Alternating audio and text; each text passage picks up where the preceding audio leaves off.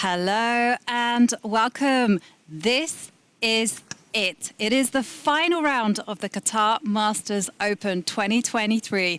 At the minute, there is one leader, Arjun. He is on 6.5 out of 8, but there are 6 players waiting in the wings with 6 points, ready to steal the glory. I'm your host, International Master Jovanka Houska, and it is going to be a great pleasure to be calling the action alongside, for the last time, International Master Irene Sukandar and our Grandmaster in the corner, Evgenij Miroshnichenko. So, Evgenij, what do you think of early rounds? I just literally said that, or rather shown the sign. It's not easy on the players, it's not easy on us, but yeah, there is no choice because a lot of games to be still, like a lot of results at the very top that will define will we or will we not have the tiebreak, which is, of course, very, very exciting. It is the big issue of the day because there will be one champion declared. And if there is a tie, we will see a tiebreak. So let's check out today's standings because this is very important. As I mentioned, Arjun, just 20 years old, he is in the lead with 6.5 points out of 8. But 6 players waiting to steal that moment from him. And here we can see it. Oh, that's from 11 to 20. Place 11, rather, yes. But we just need the other page. So, we let's can definitely see. There it is. Narayanan is in shared second alongside 17-year-old Yakubboev, Sindarov, Hikaru Nakamura, Karthikeyan and Yakubboev, as well as Abdusattorov. And then we see David Paravian and Paramasulu and Anish Giri. They are on 5.5 points. They need to win if they want to be up there in the prize list. And let's check out today's pairings because that is the most exciting thing today. And at the top of the table on a fixed board, it is Magnus Carlsen, but he is only on 5.5 points. He will be facing off against 23-year-old Abhimanyu Puranik. And, well, here is where it gets critical. Hikaru Nakamura against Narayanan. Both of these players, if they want a chance of the first prize, they need to win. And then board 3. That is where we will be focusing all of our attention today. Arjun with the black pieces facing off against Abdusattorov. We will also pay close attention to Yakubboev against Karthikeyan and, of course, Sindarov against Anish Giri. So, guys, what do you think? Do you think we will see a tiebreak today, or do you think Arjun will manage to clinch it? Wow. Yeah, it's almost like a toss-up right now because we don't know for sure. Erigaisi may be winning the last round and then there is no more tiebreak. But it is also very likely that that game ends with a draw since Arjun is playing with black pieces anyway and the other 6 pointers catch up with him. And so it is mathematically impossible for our world number 1 Magnus Carlsen to win the tournament. Right, yes, Jovi? we will have Impossible. a new champion. Yeah, absolutely. I don't think it's even possible for him to be on the podium because that will be decided obviously either by tiebreaks or by performance rating. And Magnus has not had a successful event so far. But there we can see the magnificent playing arena. The players are getting ready, starting 2 hours earlier than usual. And here we can see, can you feel the nerves? Do you, just to ask both of you, do you usually get nervous before final rounds? As the commentator. As the commentator? Nervous of missing my flight, perhaps. Yeah. Yeah, well, totally, because everything is at stakes right now. Arjun has won so many open tournaments before. I think I can also remember when he won the strong Abu Dhabi Open last year. And so it is not a foreign concept for him if he's winning this one. But of course, I don't think he's ever won any title ahead of Magnus Carlsen. Or Hikaru Nakamura. Yeah, yeah. I mean, number 1, number 2 rated in the world. I did check out the individual scores between Abdusattorov and Erigaisi, and I can tell you it's actually 4-1 in favor of Abdusattorov. Wow. Okay. But are those games rapid, blitz, or classical? They were classical. They were Classical, yeah. In terms of rapid and blitz, it's a little bit more even.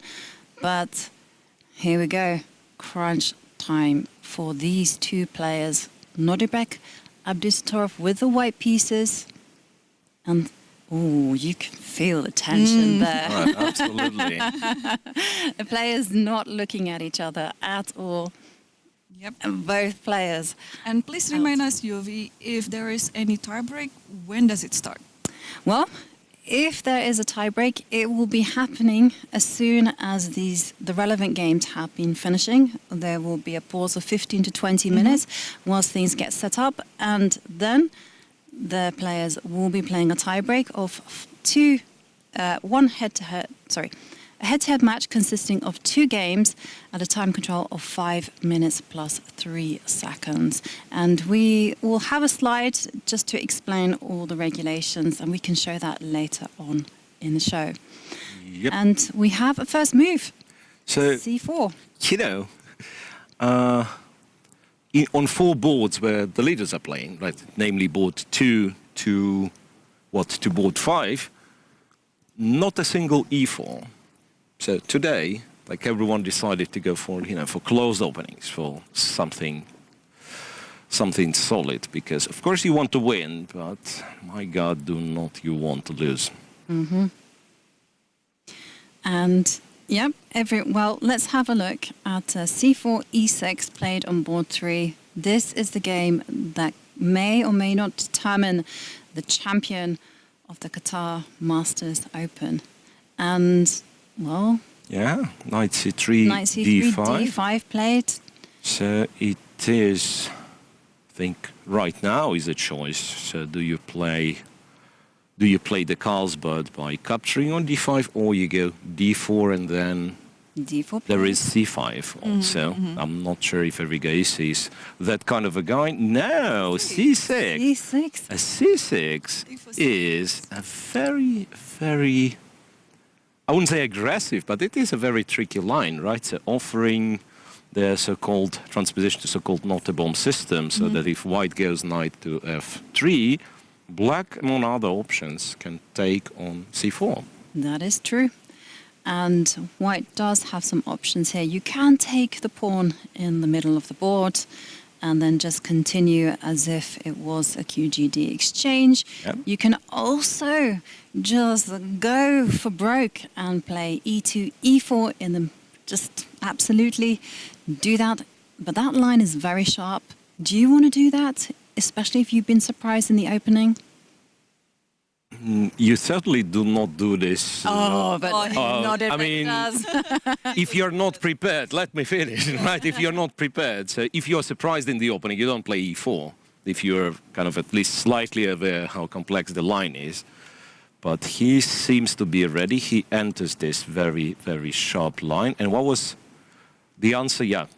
So Takes, yeah. takes on e4 and bishop b4 check. So they are entering this, what's it called? The Slav gambit, right? Bishop d2, queen takes on d4. Bishop b4 check, queen takes the knight will be played. And then, yeah, bishop to e2. I believe the move is knight to a6. Yeah. So the board's lagging behind, yeah? Bishop d6. And yeah, after knight a6, there are 3 moves, I think. Yeah, like bishop c3 is a move. Bishop f8 is a funny move that white can play. I think, wasn't bishop f8 somewhat inaccurate? It is funny. It cannot be Yeah. taken because queen d8 checkmate. Yeah. Yeah, bishop d6 is, of course, the main line. So knight a6. Knight a6, bishop d6, and honestly, Well, I'm putting it up on the database, and I can tell you Black's main moves are queen takes g2. You know, why not go the whole hog and grab all the material? And there's other alternatives, like Black has tried e5, b6, bishop d7, f6. Right.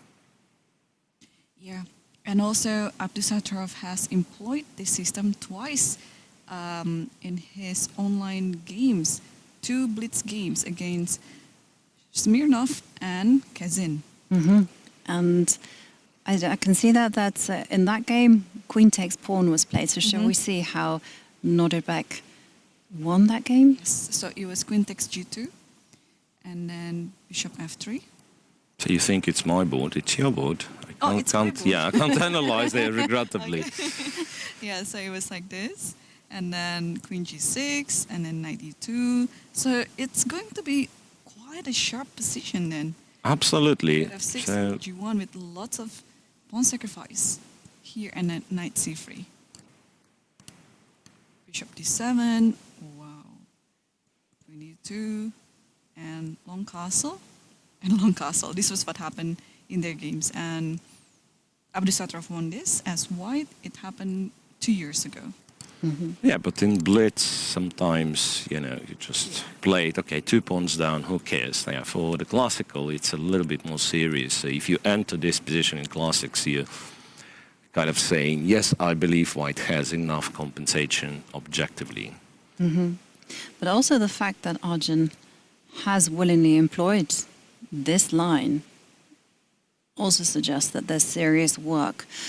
Queen to behind the g5. background. Yeah, queen g5 is one of the main responses as well. Played Right. more often than the queen g6 actually. What does white do? Still goes knight e2. Knight right? e2. And Black there's been 5 games on my database, and Black has always responded with knight to e7. Yeah, knight e7, knight wants to go to f5 to disturb this bishop on d6, right? 'Cause that's a huge part of white's compensation is the bishop on d6, which stops black from castling short and restricts a lot of black pieces. So this is a crazy game, but you know, sometimes all those crazy opening lines, if they are studied well by both players, they actually turn to peter out to something like, you know, simplifications around move 20 and a draw that also, you know, cannot be ruled out just yet. Yeah, but this is... what do you think about this in terms of Norderbeck's chances? Because obviously if he wants a shot at first prize, he has to win. Right, but this is how it works. Like you have two options, 2 strategies to go for something like this, very sharp, very unbalanced. But in modern reality, you pretty much ask your opponent one single question, like, do you remember this specific sharp line? And if the answer is yes, very often it'll be just a draw, right? And the other thing would be to kind of go Anish Giri approach, knight f3, d4, e3, or, you know, there's something like very slowish, not imitating any fight for an advantage, but just get some position playable, I'll play you later. And, well, the second part does not always work. Yeah. Well, we can see that Abdusattorov, he is thinking now. He has some moves at his disposal. He can attack the queen with his rook. That's been tried. Also, the knight can relocate itself to a more aggressive square. Whilst Norderbeck is thinking, let's look at some of the other matchups where the players are on 6 points. So Narayanan? First up, Narayanan against Hikaru Nakamura. Okay, second board, yeah? Okay, so this looks like... Okay, we have Queen's Indian.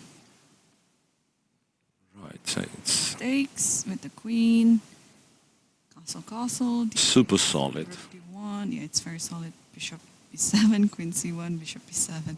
Okay, queen c2. Super solid. Oh, no. No, I'm just kidding. Queen c2, bishop e4 again. Oh, that's a super solid line, seriously. Okay. But bearing in mind that Hikaru or Narayanan, if they want to win the event, they also are in must-win situations. Well, Hikaru kind of just silently offered a draw with bishop e4, bishop back to b7. That's what I was. He's not forced to repeat if white once again goes queen c2. Sometimes you do this to clarify your opponent's intentions, right? So you say, okay, if you want to repeat, repeat. But if your opponent says, yeah, I do want to repeat, but yeah. And then you play the other move. You say, I'll think about it. Okay. Shall we look at other games while they're still thinking? Right. So this one, anyway, this one we can say it's not as sharp, like nowhere near as sharp as Abdusattorov very easy. Yakubboev, perhaps, against Karthikeyan. Wow, this is, this is serious stuff. Indian. King's Indian. Let's take a look. King's Indian, and now quite a fashionable system was bishop e2, bishop e3, which honestly I'm not sure about the name of it. Does it have a specific name? Because usually, like in the King's Indian, you have lines named after chess players. Like you have the Samish, you have the Trojan line, Averbach line, bishop e2, bishop e3, Gligorich? Is it? No, not sure. I'm really, really bad at names. And then maybe I can tell afterwards what's the name. Wasn't Gligorich was the knight on f3, I think. Yeah, like after knight f3 and then black playing e5 and then you'd go bishop e3. I thought that was Gligorich. No. But once again. On the subject of names, do not trust. What is it? King's Indian, Averbach. Nah. Alphabet variation. That's wrong. That's wrong. Are you arguing with That the is, database? the database is wrong. Let me, be a kind of knowledgeable person. So Averbach system is bishop e2 and followed with bishop g5. Bishop e3, yes, it is kind of somewhat similar, but it's not the Averbach system. Okay. I like it when the human mind disputes. Yeah, but I mean, it's not the technology, it's that someone was wrong in putting the names. I mean, it's still like whoever did it for whatever program you're using was wrong. Yes. So contact people on ChessBase, say, and now it will change its mind and say it was a Makagonov system after H3, because there's also like anything with H3, it is a Makagonov. Semi-Averbach. Semi-Averbach. Okay, I can live with this. So you do one with bishop e2, which is Averbach, but yeah, you don't play bishop g5. Semi-Averbach works. Yeah. That's why it says Alphabet variation without 6c5. Okay. We're just having fun here, winding up Right. Miro. And okay, so are you experienced in this particular line, Miro? Not at all. I mean, Yeah, I play this as white. it's white. But usually they would put a5 or e5 first, and then after the pawn structure in the center is fixed, then you go knight a6. So I don't know if knight a6 happened immediately, then okay, h3. Knight a6, h3. Now, as far as I understand it, the whole point is of white's play, like bishop e3, bishop e2, you are getting ready for these structures. So if black goes e5, d5, you did not commit the knight on f3 just yet. You can go g4 and so on. So knight a6, playing it kind of flexible, makes a lot of sense. Right? After h3, Yes. e5 was played. e5, d5, yeah. e5, d5. This allows black to play knight c5 with a tempo, I guess, because it'll be too late. Right? So knight c5 is the tempo, say queen c2, I would guess. And a7, a5. That's one way of playing this position. And actually interesting, both Yakubboev and Karthikeyan have had fantastic tournaments. You know, Yakubboev has been gaining like 13 rating points. Karthikeyan is 14 rating points. And let's just, he beat Magnus Carlsen, he drew with Maksudlu in a super sharp game. Yesterday's game, Narayanan, was also very tactical. Yakubboev has also beaten Aniban and Jumabayev. So Great tournaments for both these players. They have somewhat different styles, though. Karthikeyan really, excels in the complications. We saw this complicated game that he had against Max Sudlu, where, he really went for break very early on. And he said, in an interview after he defeated Magnus Carlsen, he had one plan, and that was just to complicate matters completely. Whereas Yakubboev, a lot more restrained, I feel. But still, a very aggressive universal player. Right. Yeah. Yeah. This battle will be interesting. Also, what do you think about their choices of openings approaching this last round? And I don't know whether they feel in need of winning the game, or maybe they just have like a normal approach that they'll be just playing their chess without really worrying about the final result. Miro. Like for the openings, I don't know. I mean, I don't know what they're playing normally. Like, yeah, as far as I remember, Murali, he does play the King's Indian. He played already a few years back. There was a brilliant game against Firouzja in the King's Indian Makagonov with a queen sacrifice, positional queen sacrifice, and so on. So must have been kind of his regular opening. Perhaps he has something more solid, quote-unquote more solid, if he needs it, but you don't need more solid, you need kind of fighting position in order to get the chance to win, right? C6, by the way, is a funny move, because b4, you would think, like drives the knight away, but after b4, black can actually take the pawn on e4. Ooh, okay, let me show that. Yeah, so that's quite b4, common trick in like these this, lines, yeah. Like this, and yeah, and bishop, yeah, knight takes, queen takes, bishop f5, and the rook is hanging. Bishop f5, the only square you have is on f3, and then it's e4, and the rook is gone on a1. So white has to be careful with b4. After c6, I'm not sure what the move is. And you could consider castling long, but very likely it's something like a bit more modest, like rook d1 maybe. And, or maybe this knight f3? Or maybe I'm just trapping my own queen after knight f3. No, you don't, because knight f3 guards h4, and you will be able to run to h4. Yeah, knight f3 is also a thing, yeah. Yes, so c6, knight f3 is a main move. Another move that's been tried is actually quite typical King's Indian move these days, g4. G4 is, yeah, G4 is possible. Well, the thing with knight f3, you said it's a main move. I think it transposes to like very popular position, but I don't think it's been played like many times exactly like in this position. So you could have it as like in Makagonov with earlier knight f3 and so on, and then you'd have the same position on the board. But here perhaps, yeah, like g4, it's not that white wants to, to attack on the king's side. It's more of a prophylactical move, right? So stopping knight h5 and fighting against f5 and so on. Yeah. I kind of call those moves space grabs. Yep. Just fair enough. So here we can expect kind of a huge battle.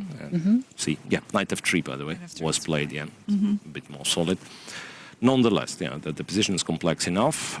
Black takes strategic risks for sure. As well, pretty much in any game you play the King's Indian, you accept strategic risks. But yeah, let's see if it pays off. Okay. And finally, we do need to check up on Yakubboev Sindarov, who's been having a fantastic tournament. Mustn't forget, just because he has this massive rating of 26.58, that he is just 17 years old, part of the Uzbek team that won the gold medal at the Olympiad. And Anish, he is following his policy of ducking and diving and simply dodging opening preparation. But this is an opening that I have tried myself. Third knight bd2 is a very clever move, yes. Yeah, well, until people cotton on to the fact that it's in your repertoire and they prepare good lines against it. It's actually quite a difficult move to play, in my experience. So d5, yeah, so this move I really like. The whole point is that you just grab as much space as you can on the queen side. So you're going to back that up with c4, a4. Wow. Yeah. The b4, yeah, well, knight bd2, I would say it's a very clever anti-Grunfeld move, right? So if your opponent, say, plays the King's Indian, he wouldn't care if it's knight d2 or pretty much any move, because Black's next move in the King's Indian are bishop g7 and castle, right? There is, after knight d2, there is like some c5. After knight d2, there is c5, and then might look a bit confusing, but I think White's supposed to take on c5. I think you are, yeah. And, Yes, and then you kind of... And then say queen a5 to win the pawn back, and it's a3, queen c5, b4. And if you kind of look at the position a bit closer, you'll realize that it's a Catalan with colors reversed. Right? So it's like if black plays with white, so say queen c7, bishop b2, and just to build the Catalan like entirely, let's put black pawn on d4 later on. Or d5, yeah? Bishop b2, bishop g7, then e3, d5. Yeah. And here is your Catalan with white being a tempo up, as like black side of the Catalan, but with tempo ups, and no problem, and perhaps even like some potential to get more active position. I don't think black plays d5, by the way. I think they go for setups with d6 instead. But just to show that it can be a reverse Catalan. And then, and after d5, the whole point was that you go b4 and stop c7, c5, the typical Grunfeldish approach. Yep, so that was it. Yeah. Yeah, but this is kind of like the mind games that Anish actually told us, the three of us in the bus, right? He's trying to play this type of line that is also very useful when it is reversed. So just trying to trick his opponent out of the order of moves. Okay, so far it's still in the opening phase. Should we see how is Magnus Carlsen is doing? Yeah, Yeah, let's check. take a look at the world number one. Ooh. Yesterday seemed like he relaxed a little bit and just played to his strengths, you know, just putting pressure on Kaidanov, both on the board and the clock. And No, he's having fun today. Knight i5. Some funny, yeah. isn't this the Norwegian variation of the Ruy Lopez? Let's consult. I don't know about this name because it is one of the sidelines, like very rarely played, unless you're playing Blitz or online Blitz, something like that. So Knight i5. Norwegian. It is the Norwegian, yeah, I thought so. Norwegian and delayed Schliemann. Uh-huh. Okay, Norwegian. No, he's being original now. Norwegian variation played by a Norwegian. Yeah. So d4 pawn. E4 was played, and then e4, queen d4, and bishop e7. So we perhaps should mention that e5 pawn was kind of Hanging. hanging, yeah, but perhaps it's not. Let's show. It's not that tasty, right? I remember I prepared this line for some tiebreak of the Women's World Championship. It's actually very tricky rule up as with this knight i5, but now I cannot recall what I prepared. So if knight a5, knight e5, I think it should be some sort of like queen e7. What was the move here? Let me consult. For now, f7 is hanging, so I guess you you have to take take the first. bishop on b3, right? A b3, and then I don't know, honestly don't know, like queen g4. queen g5 looks sorry. relatively attractive, right? Queen g5, and who knows what's that? Yeah, there is also queen e7, and just trying to win the pawn back. There must be theory once again. Yeah, let's again. It's queen g5. It must be queen g5, and it is queen g5. Also, queen e7 has been played, but everyone is playing queen g5, and then after knight f3, you take the pawn. Yeah, rook g1. And well, Queen h3. I'm just. I find it difficult to believe that black is in problems here, and they're not actually. Yeah, this looks reminds me of the game. Okay, it's a bit different, but reminds me of the game between Shimanov versus Oparin Yeah. having this sacrifice on g2 and then queen goes to h3. Yeah, so this is a very playable opening, of course, and especially if you are not prepared against it, it's very easy to miss many lines. But I believe Abhimanyu Puranik, he's quite well prepared. Yeah. I played Puranik once, I think it was in Qatar Masters, and during my preparation, it just shows that he is very capable in roulettes. It's very hard to catch him out of his roulettes. Okay. And yesterday, we mustn't forget that Puranik played Anish Giri, and well, he knew about this queen sacrifice, but it was a very nice miniature drawing variation. And Puranik, they're thinking, let's go back to tournament leader Arjun Erigaisi's game against Abdusattorov, because remember, if Arjun wins, that is it. He walks away with $25,000 and a lovely trophy saying that he is the winner of the Qatar Masters Open and also all the glory. But if it's a draw, then we could be looking at tie breaks. Right. And how is it looking now? We saw the position after knight e7 and knight g3 was played, e5 and queen b3.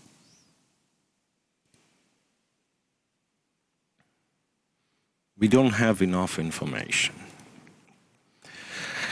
And I'm saying that because the time that we have on the clock displays that no one spent some time. But in reality, since it's already half an hour since the start of the round, yeah, that means that someone has spent some time here. And it really depends. I mean, I cannot really judge this position, and no one can, I believe, without kind of either spending some time with computer or a lot of time moving the pieces, trying to understand what's going on. Yeah, so unclear would be my kind of the best guess. And then the one who is kind of surprised first is at the disadvantage, of course. Yeah, so I took a look at my engine here. So the move of e5 here is a bit surprising because usually it's just castle, and also engine shows the castles would guarantee an equal game. But e5 is I don't know how to evaluate this move, but it's more interesting. It gives more a fight to this game because castle and everything else, it would be just equalish. And Noteback replied it with queen b3. I think it's clear that e5 you want to get the bishop on c8 out so that you play queen b3 to stop the bishop on c8 from moving. Right. So yeah, it's still. Yeah, kind of in ideal world, as far as I understand, white wants a long castle.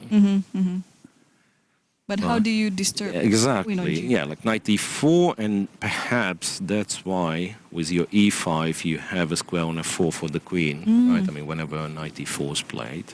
But again, these are like very. Let's not panic too much and get obsessed with castling queenside, because what moves does black have at their disposal? I mean, you can't move the light square bishop, you can't castle. Right.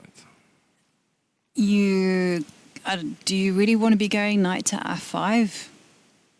Just to clarify the position somewhat? Yeah, like e5 is, on the other hand, yeah, right, you are. e5 is somewhat restricts black's options, right?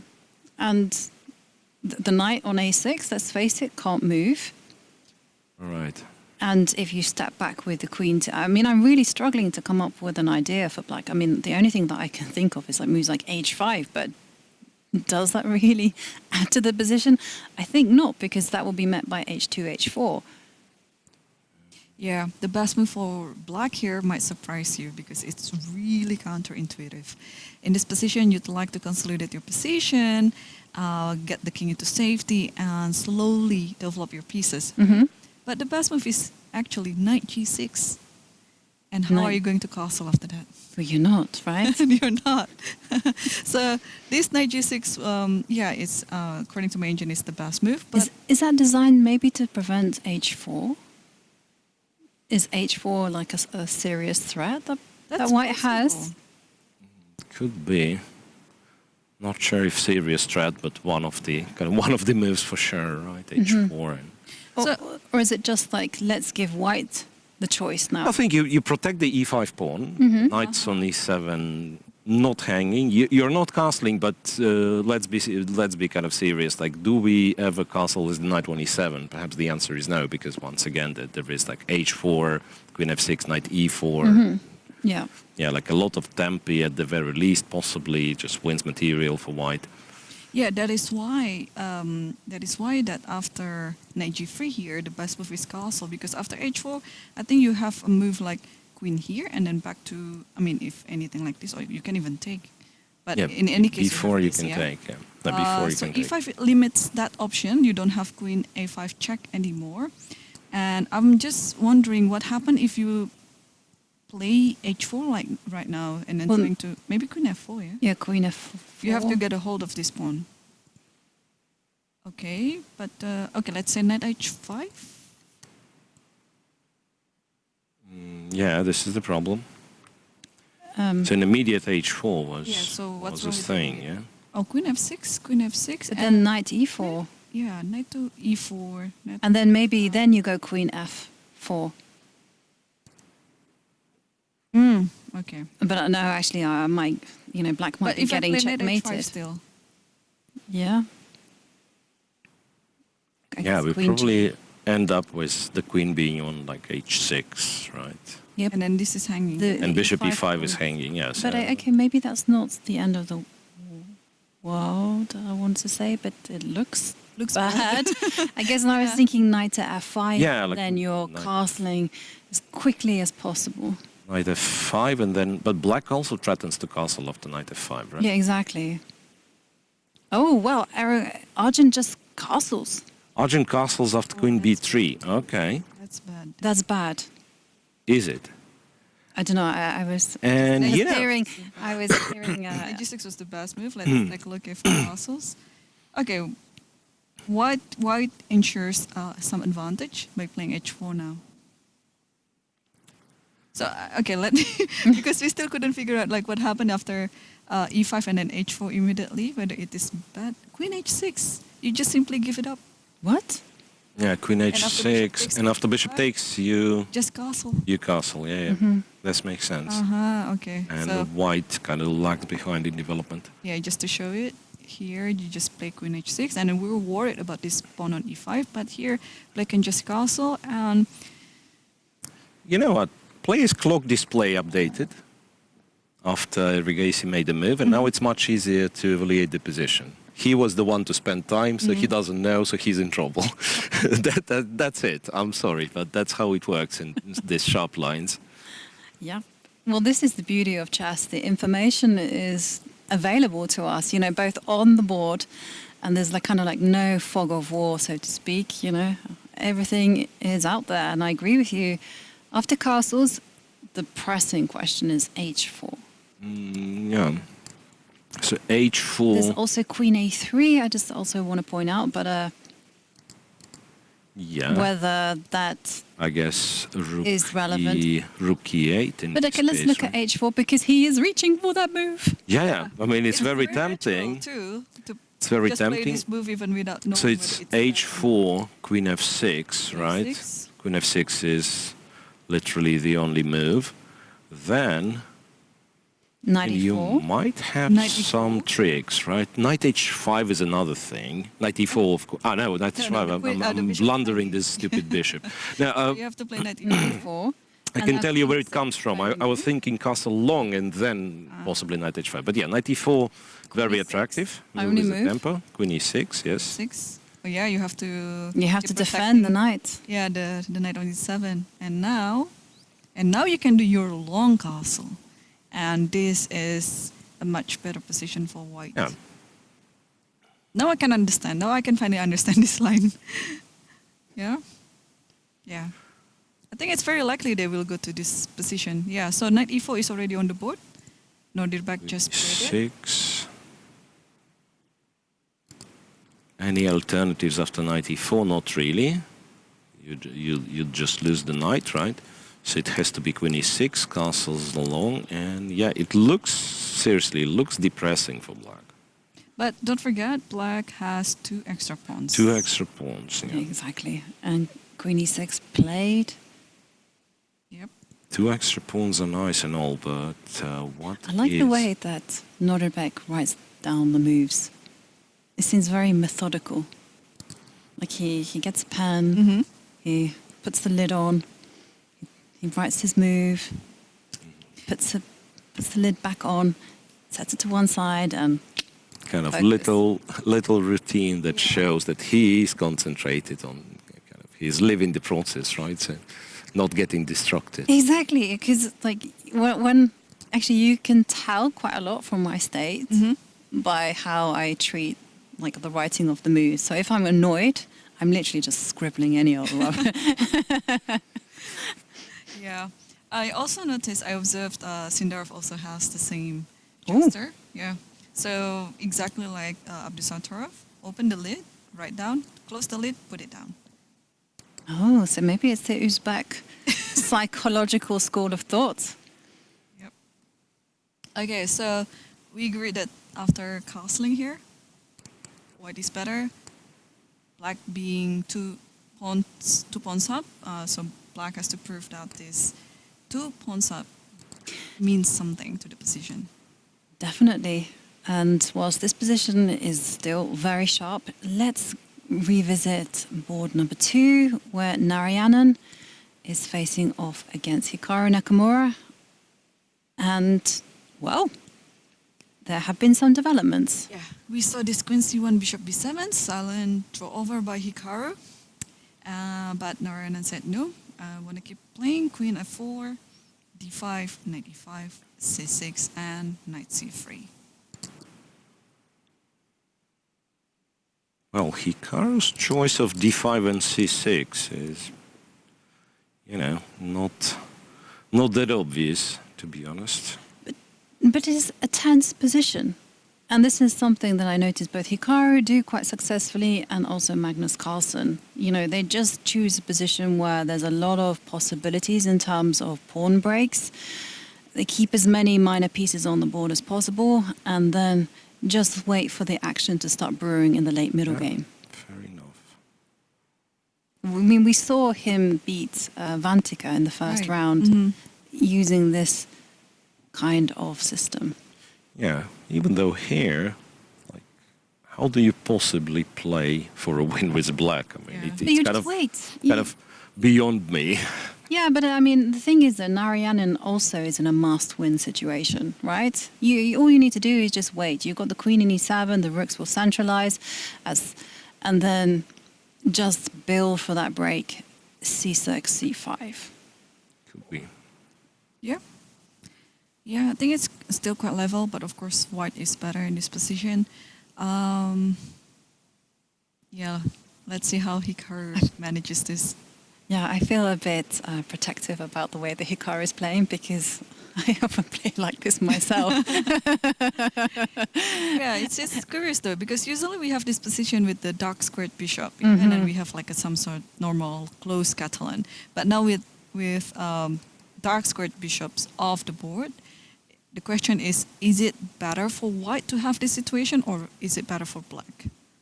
Yeah, I mean, I think it's better for white. It's better for Yeah, white, because often it's a problem with the white pieces, you know, where to put the dark square bishop, what role is it going to play? So it's actually better that it's off the board. And it's a quite simple plan for white, you know. White will be pushing for e2, e4, or maybe even doesn't need to do that much. Maybe it can just go b3 and just solidify the pieces. You know, also has a2, a4 as a pawn break. Yeah, like e4 is The main yeah. kind of idea for this structure, right? But we'll see. how do you do it? Okay, it could be that after queen e7 he can immediately go e4. Like this here? Yep. And then e4. Yeah, that's possible. Yeah, so Hikaru has to work it out how to anticipate this e4. It cannot be stopped, so he has to prepare against it. So one thing about dark square bishops being exchanged in a line with black capturing the knight on e5 and white taking with the pawn, I think should be beneficial for white, right? So that potentially there is an outpost on d6 and Yeah, like Yeah. dark square bishop would help black to control this square. And if we do see a tiebreak for first place, between all the possibilities, who would you have as your favorite? Okay. So the time control is 5 minutes plus 3-second time increment. So we have as a possibility Arjun. Arjun's a fantastic blitz player. Yes. Is Hikaru? Of course, I've heard he's not bad. Yeah, Hikaru's I've heard he's not bad at blitz. I heard he's only second best after Magnus.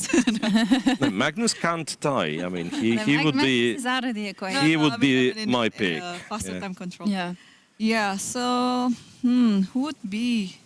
I think I would go for Hikaru versus Abdusattorov. That means Abdusattorov has to win against Arjun. And Hikaru has to win as well. And Hikaru has to win. But of course, we should not forget about board number 4, Yakubboev and Karthikeyan. And also Sindarov. Sindarov, yeah. Sindarov. If he wins with black pieces against Anish Giri, Wins against Giri, it's impossible. I think come back to this question after 2 hours, yeah, and then we can see the progress of Yeah, this. and maybe we will also take a look at the tiebreak regulations as well once they are Sure. a looming possibility. But maybe we can take a look at the tiebreak regulations right now. Actually, we Let's do do have the slides for it. And remember, if there is a tiebreak, So if it's two players, If I it's a think it's pretty simple, It's pretty right? simple if it's 2 players. yeah, if it's a two-player, then it's pretty simple. They will play a 2-game head-to-head match, and if the match is still tied, then they will play a second match. And if there is still nothing that will separate the two of them, then it will go to something which I've kind of nicknamed sudden death, which is the first player to win a game will be declared the winner. Now, if it's 3 players, if there's 3 players in the tie breaks, then the person with the highest tournament performance rating gets seeded immediately into the final, and the other 2 will be playing what we would kind of call The a minimum. semi-final. and Under the same rules. under the right? same exact rules.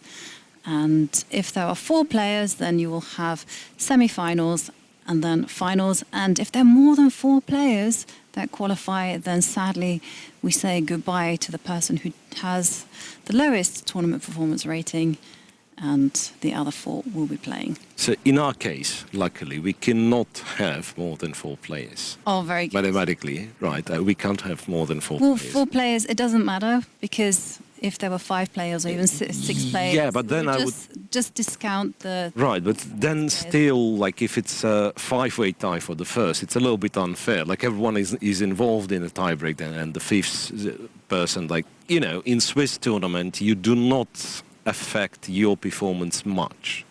Rating performance, that is, right? I mean, yeah, it could be that you sort of started slowly and had, you know, weaker opponents, but sometimes, like, your rating is, say, 10 ELO points higher than mine, so on average you'd get just slightly better opponents, and therefore, kind of in this performance rating tiebreak, you're just tiny bit ahead of me, and then you are involved and I'm not. And I'm, of course, very sad, right, in playoffs. So But what can I say? Yeah, Mirror, but life it's is how it unfair. yeah. life's unfair, yeah. So that's why I'm saying it's good that we won't have More this than the 4 thing. players Yeah, in the tiebreak. that's mathematically impossible to have more than 4 players. Okay. Well, let's go down to board 4, where we have some Yakubboev against Karthikeyan. Both of these players are on 6 points. And we saw Karthikeyan employ King's Indian defense, one of the most compromising, aggressive responses to the move 1d4. Queen e8 is interesting. And Miro, Yeah. I can see you muttering away that this is interesting. Yes, it is, because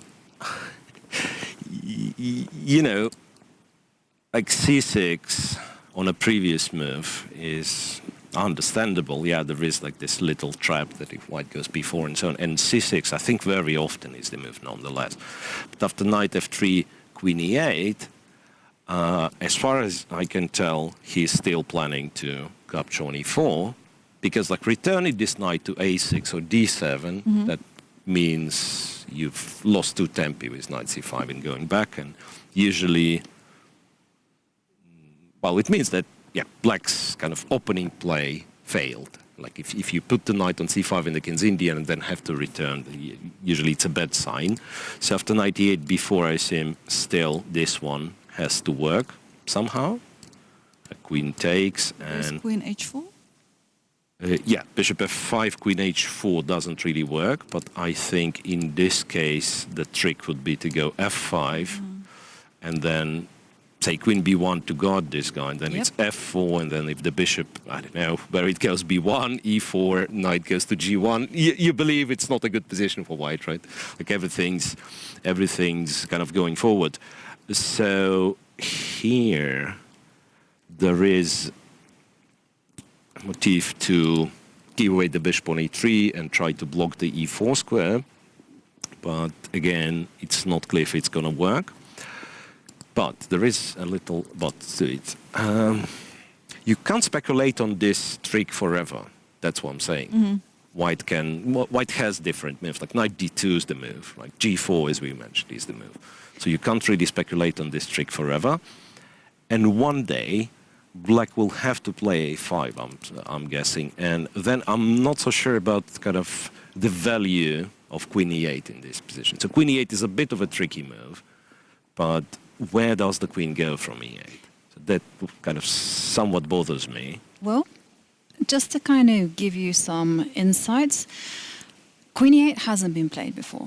So you kind of hit the nail on the head there. Also, when we look at the clock times, we see Yakubboev is down to he was like 1 hour and 25 minutes, so relatively well prepared. But Karthikeyan had been using up time on his clock, and he's now down to 1 hour 10 minutes. Could this just be an attempt by Karthikeyan just to freestyle things in order to take Yakubboev out of preparation? Yeah, could be, but you still do it with kind of strong moves, not the weak moves. I'm not sure if queen e8 is the weak move, but what I'm saying, it's like it's very demanding. So you have to continue kind of playing tactically. You have to rely on this knight takes e4 trick. Yes, all for the the time, time. for the moment, right? Yep.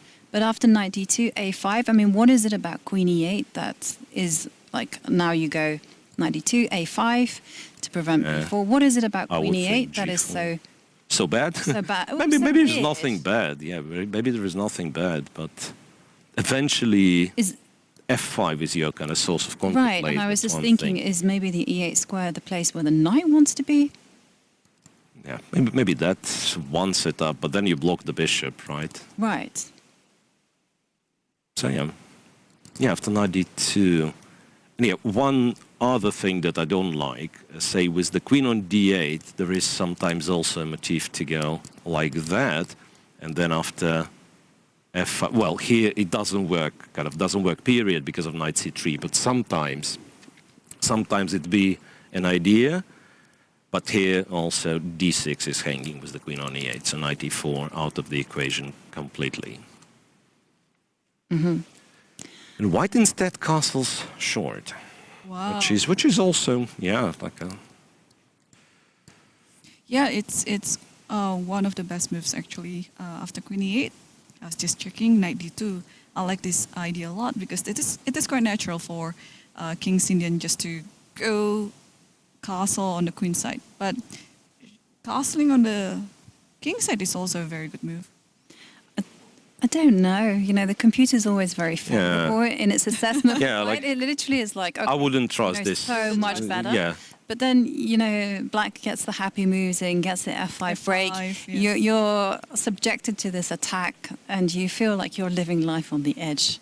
Yeah, exactly. I've seen so many games in King's Indian where white is actually +2, +3, but black managed to escape to make a draw or even win the position. So yeah, it depends on how you continue the game because it's going to be a very complex game for the next 20 moves, for example. Okay, I agree. This one will be complicated. And let's move down to Anish Giri against Sindarov. Yeah, and Anish... Evgenij is pointing out knight h5. Knight h5 is also an option, right? Here, though, knight h5, you have to, once again, answer the question of what do you do after b4, right? So maybe still you kind of go back to a5 plans. Anyway, very complicated stuff. Giri with Sindarov. Bishop Last b2 was met with a5, b5, a4. If there is anything to pay attention to, yeah, well, the position is quite original, but also just look at Anish's clock. So, still prepared. It's still b1, yeah. Yeah, it's Bishop f5 stops c4 for quite a while. So the question would be, what does white do? I was wondering whether, I remember discussing this with someone and we were talking about putting the bishop on a3 at some points. Looks very sensible to me. Like the bishop is relatively active here. So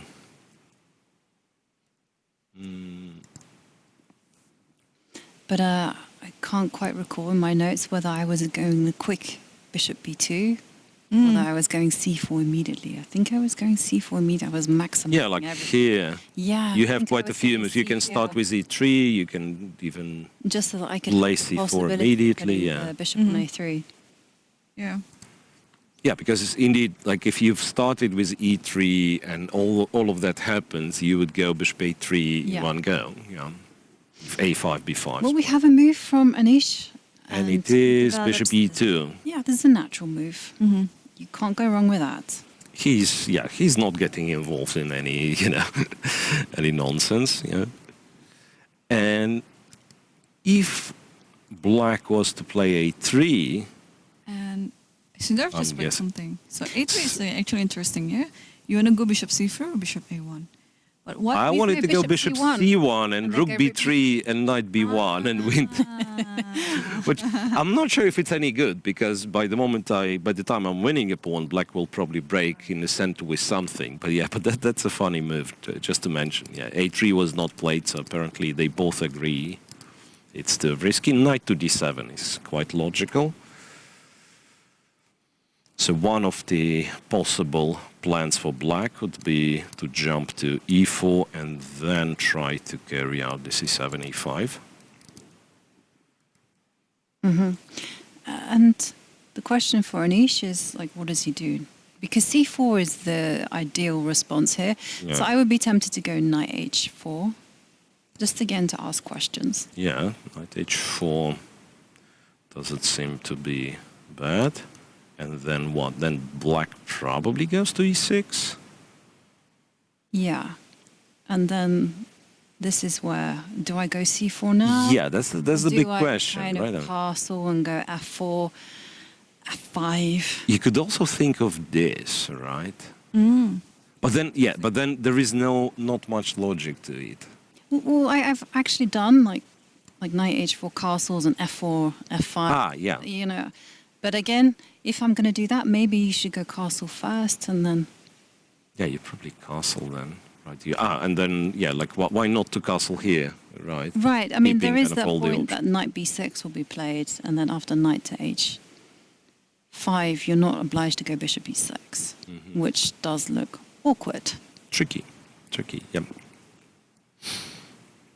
Yeah, so many tricks on this original position. This is why I like chess, and also to see these two players come up with something that maybe they don't prepare at home. And talking about original tricks, before we take our first break, let's revisit the game between Magnus Carlsen, who did employ the Norwegian variation of the Roy Lopez. Has that been a success for him? Knight Looks like c3, white is just better. d6, bishop g5, knight e7, and knight to d5.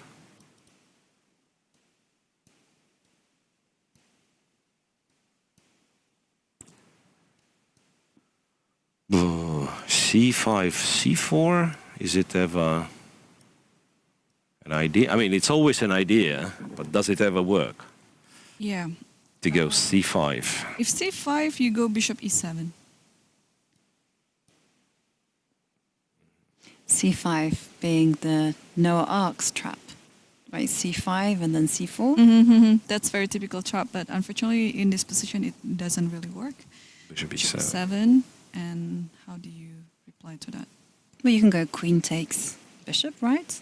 Queen takes bishop, and then you take the queen. You take the queen. Yep. And knight goes back to d5, and white is having a wonderful pawn structure. Yes, he does. d4 is going to be fallen very soon. Yeah. So C5 is not a move then. What is the move though? Because bishop E7 is a threat, right? Yes. And Well, Is it- c5 is the move, or knight b3 also. knight b3. Knight B3, yeah, I thought. AB. Knight takes, pawn takes. And then Now c5, right? knight c6. Knight c6. Ah, Knight C6 I liked, yeah. Well, white is still C6. better, of course. That position, yeah, only white can be better. But this is the best way to continue as black. Knight C6, and what's the move? Because I would kind of expect this to be playable for black, right? Knight Any D4. queen moves is good. Yeah, yeah, but what I'm saying, like this endgame would be playable for black, somewhat passive, but with two bishops. Oh, that endgame is better for black, actually. Yeah, yeah. So any queen move. I say queen after D2 6 is good. and Queen c3. yeah, it's really queen awkward, E3, right? Queen d2, queen e3. To such an extent that I might be forced to play f6, which I don't like. Bishop e7. Bishop works, E7. actually. f6 also works, yeah. I feel like an expert here. I'm just consulting today. Right. So The spectator sees everything. Actually, we have a nickname for them, program patsers. program passes. If anything, this looks super exciting, but Oh yeah, okay. Yes. I really wanted to check out this one, and then so after queen e6, castle's long. Yeah, castle's long. Rook to e8 was played well, unpinning the knight. Understandable, moving the rook away from the pin line. Rook to g1, knight f5, and bishop went to h5.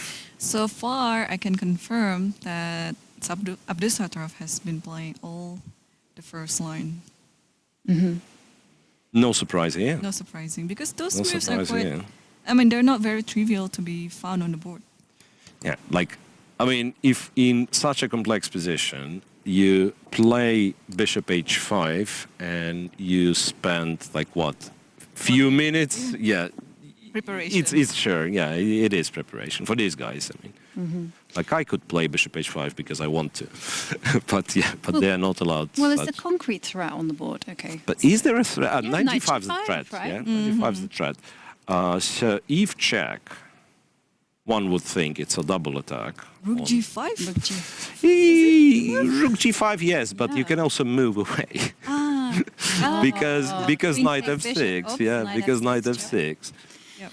So it's not. Yeah, rook g5 kind of guards the bishop, and but even king b1. King b1. King b1, natural move. Yeah, and please take. Yeah. Okay. Okay. And What does black do? okay, but I think Queen h6 makes a lot of sense. Check. Drive the king Okay, we away. go here. And now knight attack the queen. Knight d4. Yeah. And this is, I guess, where we sacrifice an exchange, I want to say, but Let's do it. Go for it. Yeah. Let's see what has up their sleeves. something Yeah. like that, right? Bishop e6, you take on b7. We take it. Yeah. Bishop yeah. e6, yeah, like takes on b7. no, I'm not no, very no, happy bishop- with this one. Not very happy You want to with play this bishop one. f5? Yeah, I want to go bishop e6. Yeah, how to do it? How to No, do it. bishop e6 is I don't think our sacrifice was any good. We shouldn't take on d4. Knight d4, we could shift the queen to, say, g3. Yeah, but now the bishop gets out. And Bishop f5, yeah, right, Yeah. you are. That's why. Maybe we try this crazy looking rook g5. But then again, then the queen is very safe on h6, and there is no knight g5 threat. And what is the situation after knight to d4? Are you just... Yeah, here I was hoping for some tricks like this. Once again, don't ask me where the tricks are. I feel like I'm just actively ruining White's position with all my moves. No, Yeah, because you can go bishop f5 now. Yeah. And I'm unraveling because rook takes knight can just simply be met by pawn takes Yeah, rook, and I'm yeah. attacking the queen. No, that's super silly. So a check, and if king goes, we said knight d4, right? Well, yeah, that was just my suggestion because otherwise, what is black doing? You know. What about queen e3? Could be, yeah, and probably is very strong. Attack the queen, Attacking the knight later on, and knight and f6. point is, yeah, like this just And kind knight f6 is deadly. Bishop f5. Oh, that's bishop f5. This is bishop f5. Oh, it's yes. always a Oh, problem. yeah, I forgot right? about the Yeah. pin. But still, this is nice position for white. Even if you take on d4, takes on e4, king a1. Nice, but But you're how two pawns nice? I mean, we down. are 2 pawns down, and there is bishop g6, right? I mean, Yeah. he'll guard the king. No, we certainly want, as white, we certainly want to keep the queens on the board. But maybe, Again, so this check. yeah. What else white can possibly do? Because here, was it the end of the line, the one with rook d4? Because I still feel like there is some potential. I'm just not sure. So bishop f5 was the trick, right? If I go like really crazy mode and do this, king What? takes, goes Take c5, kind of using the fact that black is undeveloped. There is no guarantee that it's going to work. I'm currently a rook down. Yeah, bishop e6, and the plan was to capture this And one. then king to g8. King g8 and bishop f4 to say that I'm attacking the queen and it cannot take, but you can counterattack my queen. I'm accepting no responsibility for the evaluation of this position, but it looks interesting. I mean, that's what I'm saying. Yeah. Yeah, you probably have some trick like knight c5, and then Okay, queen guys. f6, but that's, yeah.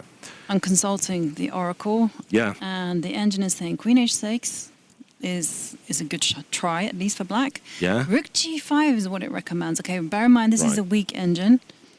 And here, what we were considering knight to d4, Yeah. right? And knight to d4 would be a huge mistake because now you can do the sacrifice that you mentioned, Miro. Uh-huh. Like rook takes knight, and now bishop takes pawn.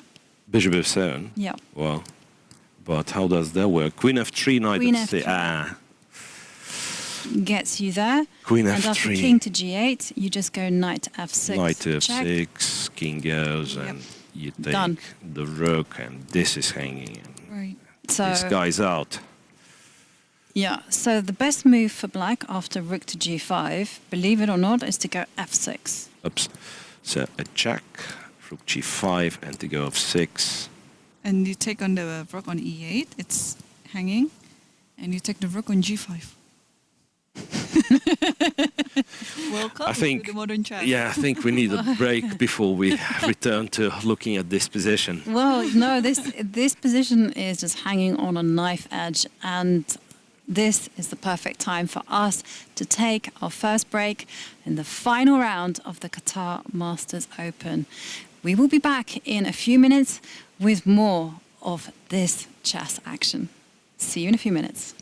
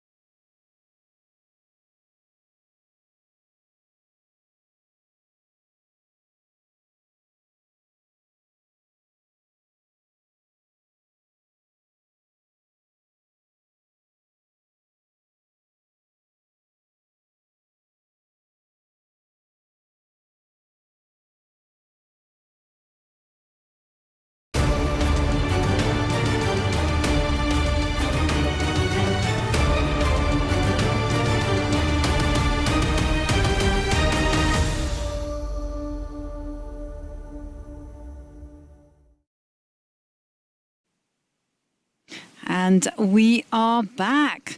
Remember, it is the final round of the Qatar Masters Open. Today, a champion will be declared. And so far, Arjun Erigaisi is in the lead with 6.5 points out of 8. Chasing him are no less than 6 players. Anything can happen today. My God, it's so exciting. And we did see before the break that Arjun Erigaisi with the black pieces had a difficult position against a very well-prepared Nordibek Abdusattorov. No progress in that particular game. But let's take a look at those players on 6 points. And first up, we have Narayanan against Hikaru Nakamura. No big developments here, Jovi. So after knight c3, Hikaru went for rook c8, and e4, queen e7. There you have it. But it's quite tense there in the middle. I mean, we see Hikaru instructively not just relinquishing the tension in the middle of the board and instead just developing the queen. Presumably, he will centralize the rooks and keep asking White, how are you going to push forward? Yeah, there is a funny tactical motif here for White. If Black would have played, say, queen e7, so different moves order, and then after e4, let's say, would have gone for rook d8, which kind of looks like it makes sense, or rook e8 something. But yeah, rook has to be on a8 for this, and then White goes kaboom, knight c6, and pawn takes pawn. So, and based on this d5, d6 idea, White gets the material back. So e takes, c takes, the bishop has no squares to go but to b7, and then d6 kind of wins for White. But yeah, you can trap someone else for this one, but not with this one, but not Hikaru, of course. And yeah, it's hard to tell how does White make progress here, if he does at all. Well, knight d7 though. What is a big plan? Now that I'm said all that, yeah, but and then e5, is he just gonna retreat the knight to e8? To e8. The knight is happy on c7, and then well, looks passive, huh? Yeah, just for the time being. Right. And then say c takes. F6 at some point later. Yeah. C takes. And then I have to go c takes. C takes. Or I guess if I were feeling ambitious, I mean, is e takes? Yeah, like e takes and then knight sometimes c7, is the knight move, e6. but I'm a little bit scared. Like bishop h3 and the f4, f5 comes relatively quickly. Okay, I was so just for this testing structure, you. yeah, like for this structure, I think Black has to be kind of a bit better organized to come up with c5 earlier and so on.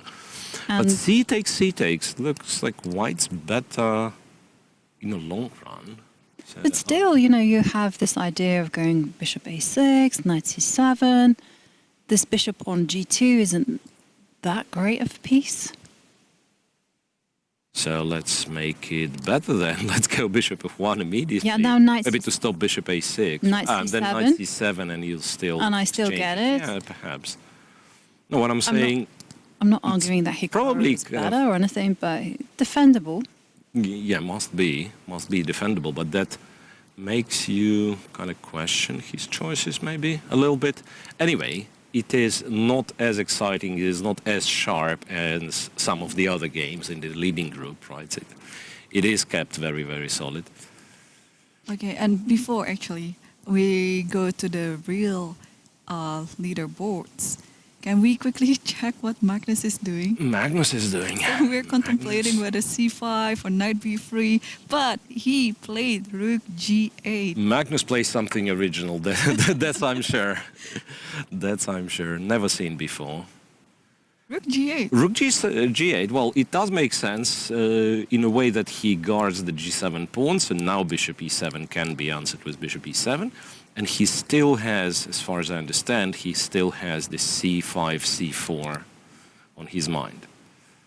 So, still, yeah, looks terrible. optically looks very, very strange. But it's concrete though, Yeah, because it's very c5 is coming next with c4. How does White react to that? Castle.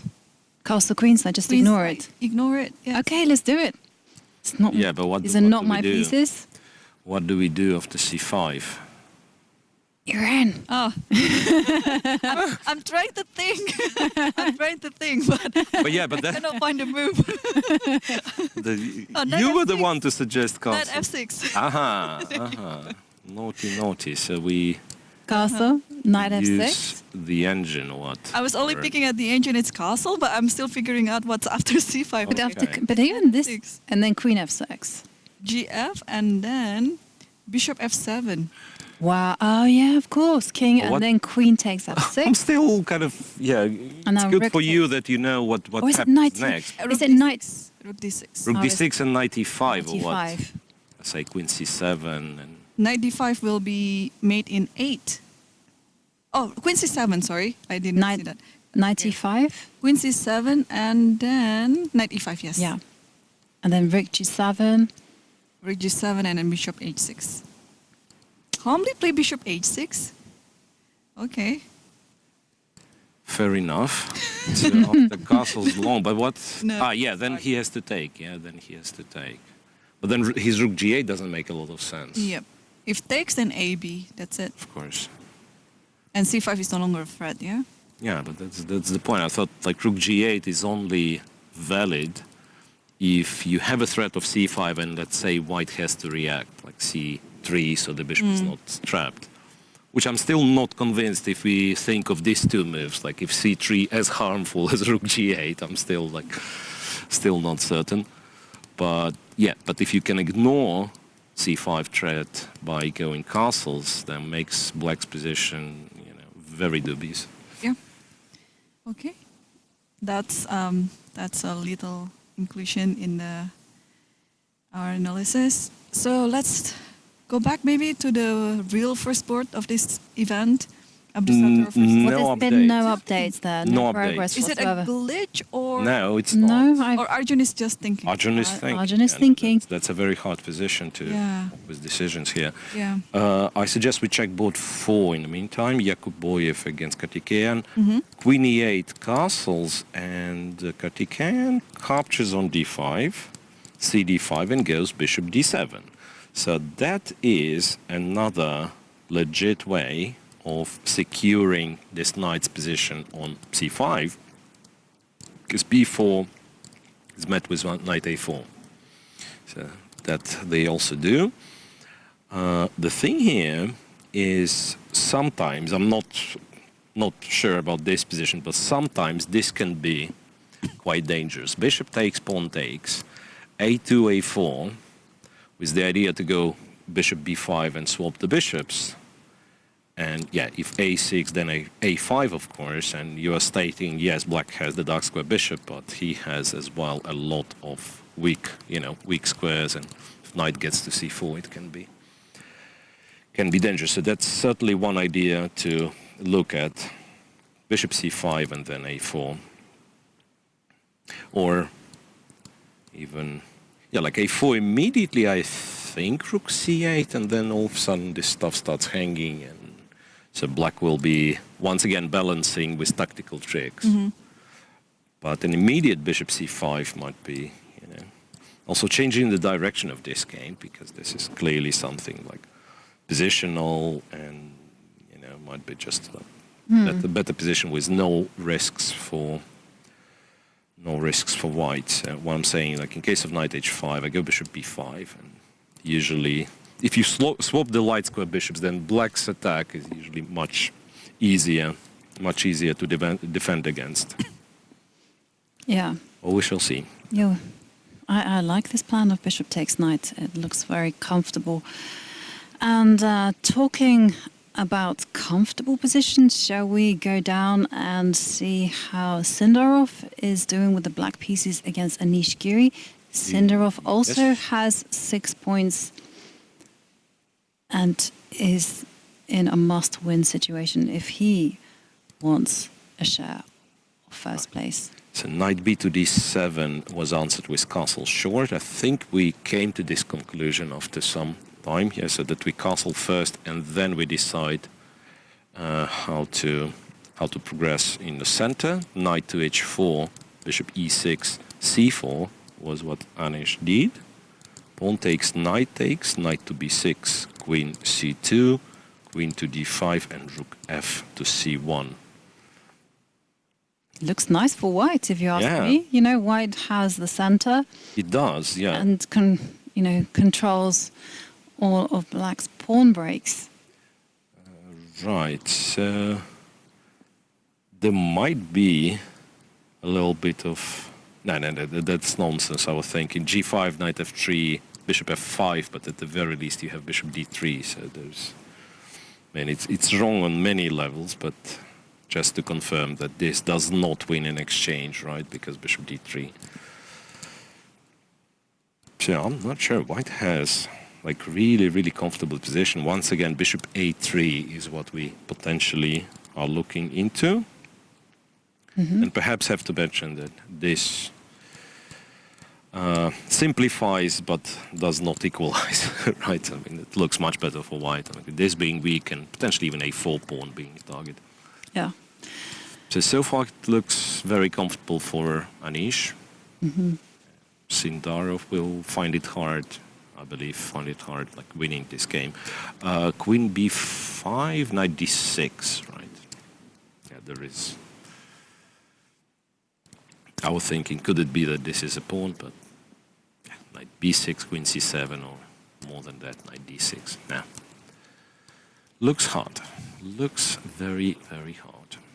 It does look tough, and we have some moves. Yeah, back to In board the one. Yeah, but I also just wanted to mention one thing about yesterday. We saw that Vaishali secured a draw, and we were speculating as to whether she had already gotten her GM norm. And just by showing up today, she has got her third and final GM norm. All that she needs to do now is pass the 2,500 rating mark, and then she will be India's third female grandmaster. So congratulations to her. Which is a long-awaited one because the last one was Harika. She made it in 2011. So it's a 12-year wait for the Indian chess to have their third female grandmaster. Yep.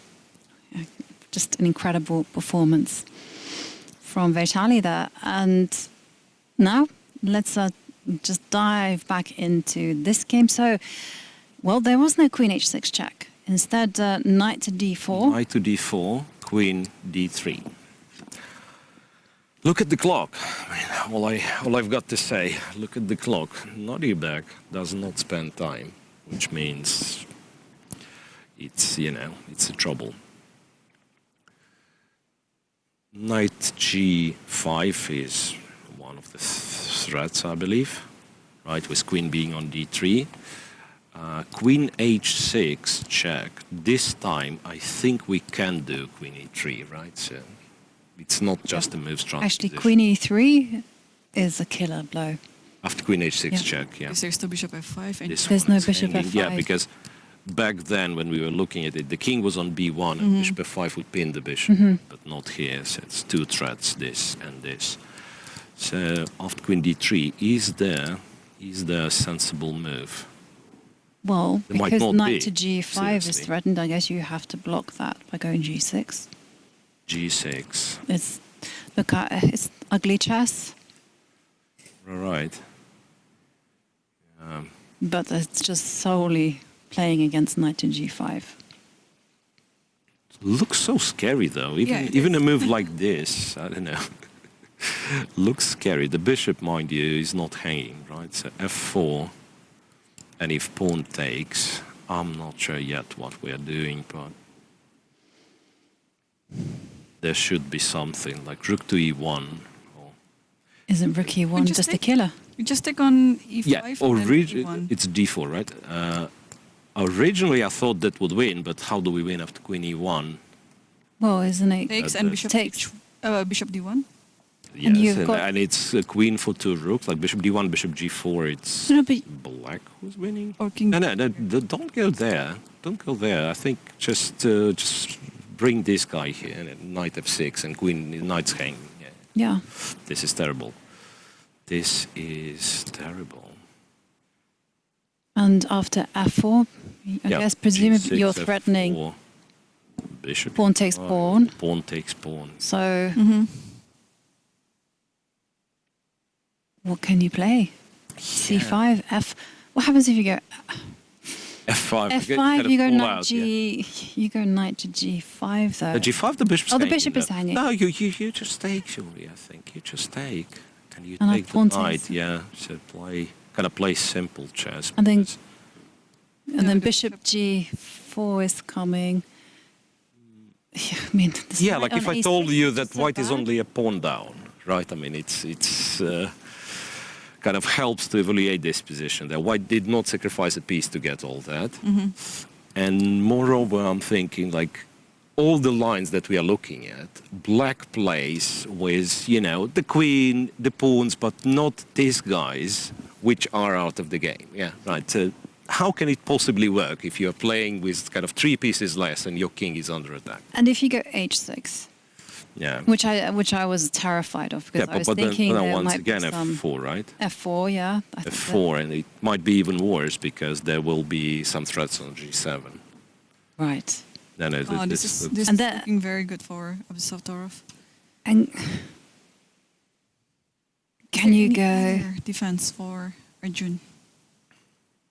yeah, I think we have to ask for computer help. Okay. Because this one looks Okay, hang looks on. terrible. I've got the weak engine. I've F5, inputted is it. F5 ever a move? Now, so in this particular position, it is saying this is bad news. G6. G6 is the best. If you move. play F5, you can resign almost immediately. It says after rook takes G7. Like, Wow. what is that? Aha. So if I play F5, Yeah. then rook takes G7, king takes G7, a check here, right? Rook to G1, yeah, King H8, and then knight to G5. knight to G5, okay. Knight F7. And if queen H6, must be like queen E3 or something. Oh, well, You've bishop got knight E5 is... F7 as. Oh no, sorry. Bishop E5 is good enough. No, queen E3. Isn't Queen bishop- E3. Queen E3, yes, but isn't this enough? Bishop E5, rook E5, queen D4. I guess I should guess win. bishop E6. But take this guy with a... Yeah, I mean, no. This is just. No, this is winning. But, This is still winning. This but is- right you are. Right you are. Like queen But E3 is... This queen was E3 me, is faster. like that knight from Monty Python, you know, that gets his legs cut off, the arms cut off. It's like, I'm still "Come fighting. back." You will I'll not bite ya. pass. So G6 is the only move, according to machine. And Yep. then after F4, is black still alive? C5. Yeah. Like, can try to be alive by playing C5 after F4.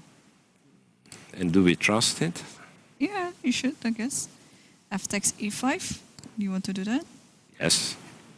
And knight B4. Knight B4 and queen goes. And there's only one queen move that is going to be winning for white. Other than Oh. that, this is going to be tricky. Depends on where you move the queen. Yeah, but okay, tell me. I mean, if you are looking at the engine, just tell me where to move the queen. I mean, what's the point? Yeah, F1, Did right? it loses to queen C4. Queen C4, Queen F1. Oh, I You have guess. to go queen F1. Yeah, you have to protect the C4 pawn. Yeah. But this is resignable, absolutely. I mean, I don't know what the engine says, but you can't play this position. It's terrible. Yes. Still, these guys are not participating. It's only, what, one pawn, and who cares? Like, you could take A2, but then knight F6. Opening catastrophe, there is. Move, what? Move 19. And the position is really, really bad for Riga. And he's running out of time as well. Oh yeah, 23 minutes left, and they are still on move 19. So more than 20 moves to be made. And G6. yeah. G6. G6 played. One has to do something. Yeah. Oh, but Nordebek seems to be barely using any time. 100 and Right. 100, 1 hour and 25 minutes. And look at that. G6. This feels like complete preparation for Nordebek. yeah, totally. Like what Miro mentioned, you don't play bishop h5 less than a minute if you don't know this variation at all, you know? So this is still prep, and in the spirit of the game, f4 is Is it the only move? It's not the only. Oh, I think it. It might actually. It might actually. Yeah. Mention any other move. I'll check it. But Miro came up with this move instinctively because you want to get I rid mean, of the that's, knight. yeah, like the only good piece that black has, the knight on d4, right? So you try to undermine the knight. Okay, if you want me to come up with the other move, okay, let it be rook g5. Rook g5, but that would only be slightly better for. Gotta for trust white. it much less, this one, but... And f5. F. Oh yeah, then it's f5 and it's getting tricky. The subject of being slightly better. Black is no better. Black is better. Okay, that's fair, because that's why I thought, like, white is either winning after f5 by, I don't know, sacrificing on g6 and checkmating, or his position is not great. No, I think f4 is... he'll find it. Okay, and after f4, what happens if you go f6? I'm just trying to think in Then humans. bishop g6, I Sacrifice guess. is happening. Okay, let's show that sacrifice. Bishop out. g6 and the rook takes. And where the king's gonna go? 7. but then you got rook takes. Yeah, so... Or not the very Yeah, least. otherwise there might be some mate along the h file. And there's also knight to. There is knight g5. G5. There is, but yeah, maybe there is no need to be flashy. Just take on f6, right? And it's Knight g5 is the best move. also- Knight g5, yeah. Knight g5 is the best. Okay. And after takes, The takes, rook takes. just takes the queen. Yeah, and that's it. Yeah, the king is just so. But these are like very simple lines. I mean, for this kind of players. So Yeah. I he's would double actually say checking. Yeah. For most players, it would be relatively simple. But let's not forget the tension and this moment when you realize, I have now, like, it's my hands, it's in my hands pretty much, the win. And could be, could be a Messing hard, around with like mine. a little bit hard not to, not to get overexcited. But once again, Nodi Black, despite young age, he won tournaments, yeah, so I guess it's a fair chance he will find it. So shall we check what else? Yakubboev, another Nodibek. Yakubboev with Karthikeyan, because bishop takes c5 was played. Bishop c5 was played, dc5, a4, and black went for queen e7. This is exactly Yeah, like avoiding, what you perhaps planning to avoid the bishop's trade if it's offered, like bishop b5. C8. I guess bishop c8. You're not very happy with this move, but you have to do something. And then the plan would be to go to e8 and d6. And the knight is actually nice on d6. So maybe still not a disaster, but if I had to guess, I would still say that white is the one who has better chances here. And is white's plan just to put the knight on c4? Oh, there you go. Knight is relocating to d2. Yep, knight d2 Knight immediately. c4, so that if a knight appears on d6, you can apply that old Nimzovich philosophy, which was like change the blockader. Knights are the best blockading pieces. Oh, well, so you kind of have a couple of factors going for you in this position, right? So arguably a better structure, at least until the time where black gets something like that, a6, b5, which is very hard for black to get. And the other thing which is important is the bishop on g7 currently is not doing an awful lot. So I guess, yeah, like knight d2 to c4, you could consider moving the a pawn, and so on and so forth. It's not easy to organize like any meaningful counterplay with black. Right? Oh, I guess you go knight e8. Knight d8 and then look put the for- knight look for a on fight. d6 anyhow, and then look to the f line. Yeah, it could be this. Knight to d6 indeed. And then here, you don't rush with f5. But you just use your... Well, the centralize your thing rook. after knight e8 though, they might go here, And take the knight. and after bishop c8, God knows, maybe I'm taking the knight. Okay, but then It's the somewhat position is... over-optimistic, right? Then you go rook takes e8. Rook takes and knight c4, yeah. Yeah, and then now Yeah. you really have to This start. one's not a great piece. But it's got a lot of potential. Got a lot of potential, but yeah, now White, I'm afraid, has this kind of a very concrete threat of going D5, D6, knight D5, and like these knights will be, way too threatening. These knights, yeah. Keep the position close. These knights, yeah. Yep. Keep the position close. Okay. We'll see. We will definitely see, so quite a tense strategical battle in this game. Can we actually go to the Anish Giri Sindarov game? This one. Because the queens have left the board. In a little bit different fashion. So Sindarov went queen e4.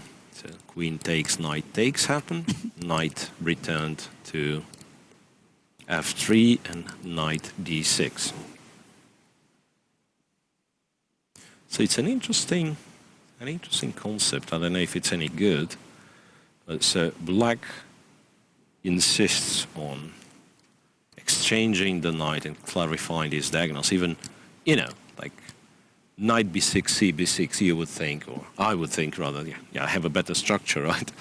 So these pawns do not mean much, but the fact that a2 is constantly hanging might be a little awkward, or a whole lot awkward. You don't want to go rook a1. So... Can you just give up the b3 square and just go a3? Yeah, a3, possibly. Bishop c3, bishop b4. Mm-hmm. After all, it's not such a big deal that a bishop gets to b3. Absolutely, could still be better for White. But what I'm saying, thinking that after knight d6, like apart from this, which is a legit line, you can also sort of insist on your terms to go knight d2, and then if black exchanges everything, he doesn't solve the main problem, which is the bishop on g7 being passive and the c pawn being weak. Still looks very nice for Anish Giri, and almost an extra half an hour on the clock. And okay, so looking nice for Anish there. But let's go to board 2. Yeah, Narayanan some changes. against Yeah. Hikaru. The position has simplified, I guess. Yeah, let's Rook let's a take to a look. c1 was played, so keeps the tension, and then Hikaru went knight b8. And you can try to convince me all you want that this is like what he was planning to keep the tension, but it doesn't look good. I mean, seriously, it doesn't look any good. No, it doesn't look good. I agree with that. Knight takes, bishop takes. Okay, yeah, some pieces getting swapped, but still, queen f5, and then he's presented with a choice. Do you trade on c1 and then... Yeah, like you keep the tension, but it's not the kind of tension that White's not enjoying, right? And Hikaru just shaking his head. I mean... He's in trouble. He's in Yeah, trouble, yes. he is in trouble. But this pawn structure is pretty solid, right? The knight's not moving. I think that's kind of the big issue. Well, you can go queen e6. And you don't need to force... Completely missed this one, to be honest. But okay, Queen e6, but it does have the consequence that you do allow a knight to remain forever and ever on e5, which probably is not a good thing, actually. Yeah, then... But then, the whole idea is you move the rook across... Okay, well... Yeah, like you probably try to crown as the king all the way to king, e6, and then maybe knight d7. Knight d7, and I'm just like, it's a long plan, right? Hikaru went with rook c to e8, but that means the knight is not moving anytime soon, right? So Doesn't participate. No, I think you can just play what? Rook c3? Rook c3 is one thing too. But I get what Hikaru is trying to do. He's trying to go f6 and then queen e4. Yeah, the knight d3, knight f4 is something. Yeah, but if you go knight d3, I'm just immediately going to put the queen on e4. Yeah, but that's why we play some move. I don't know which one yet. And after f6, I'd say go knight d3 and not possibly like go here. Also maybe if you're careless, I just wanted to point out. So say for instance you go rook e1, rooks opposite queens, then you do have to watch out for queen b4. B4 attacking 2 points. Like attacking these guys, and also keeping an eye on the rook. Yep. Although, this position looks nice, but I'm still trying to make some attack work after that. But okay, it's there's no point on calculating something like rook e1, yeah? Yeah. Yeah, I like the rook lift. You want to control the c file, maybe doubling the rook, and it can also be met with, after rook c3, f6, the knight can safely return to the third rank, and after queen e4, then the queen is not forced to trade.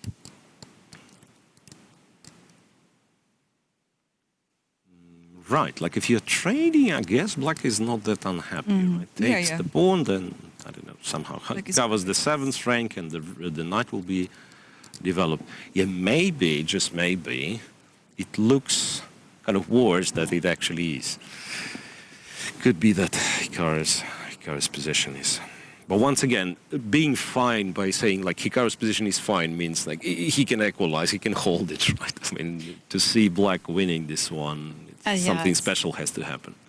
Yeah. Or maybe I was just thinking queen f3 so that you don't move Queen d6, right? Queen d6 is there too. 6. If you go queen f3, you also have moves like knight d7. Although I might be Knight c6. pushing it a bit because, knight c6 or something. C6 But I saw, I was only looking at rook takes c7 and then I was like, oh, look, I got you on the tactic. This. Yeah, That it's more works. appropriate, right? That works. That works. But yeah. No, I guess queen d6 and then still with intent to play Yeah. f6 in the right moment. What did he do? He did something. Something h4, I think. That, Yeah. Oh, does guys, look like- guys. Yep. Right. There has been some moves in the Abdusattorov Abdusattorov against Ergaisig.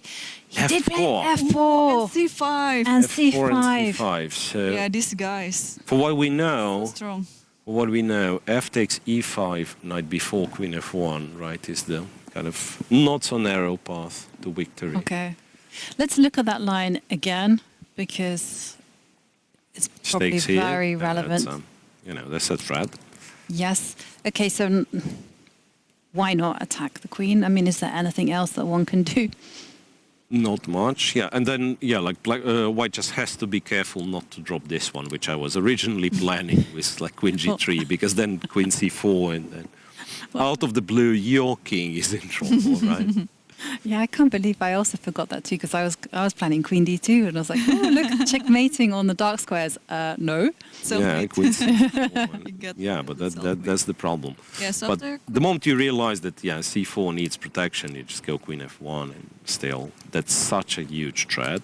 Bishop g4 is, well, maybe not so huge, but let's threat. take a look at knight takes a2 because that's like a That's a pawn, yes, we know. direct attack. And after Oh, queen b1, Can you actually still be tricky by going here?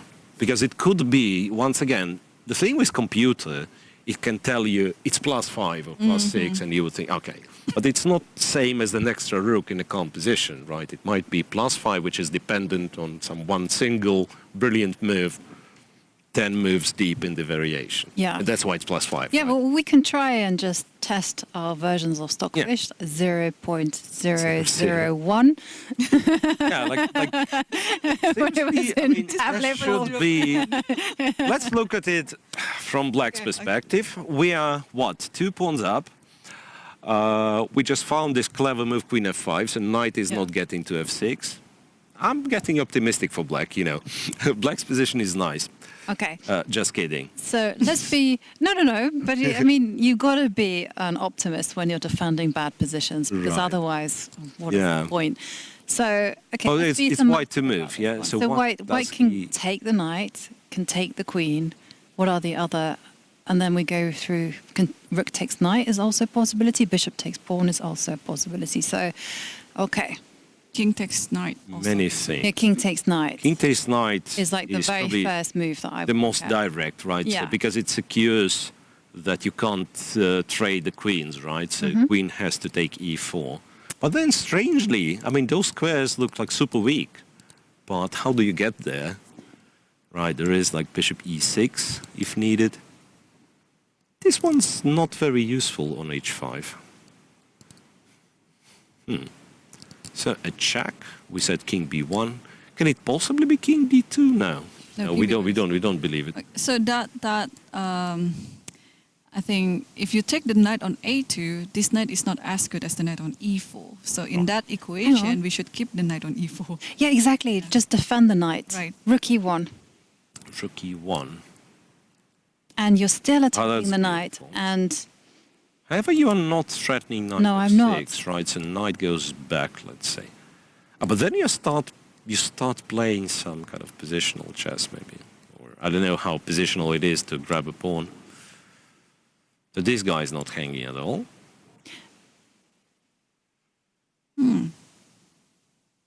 well, he's reaching for something. What's Pawn going takes- on?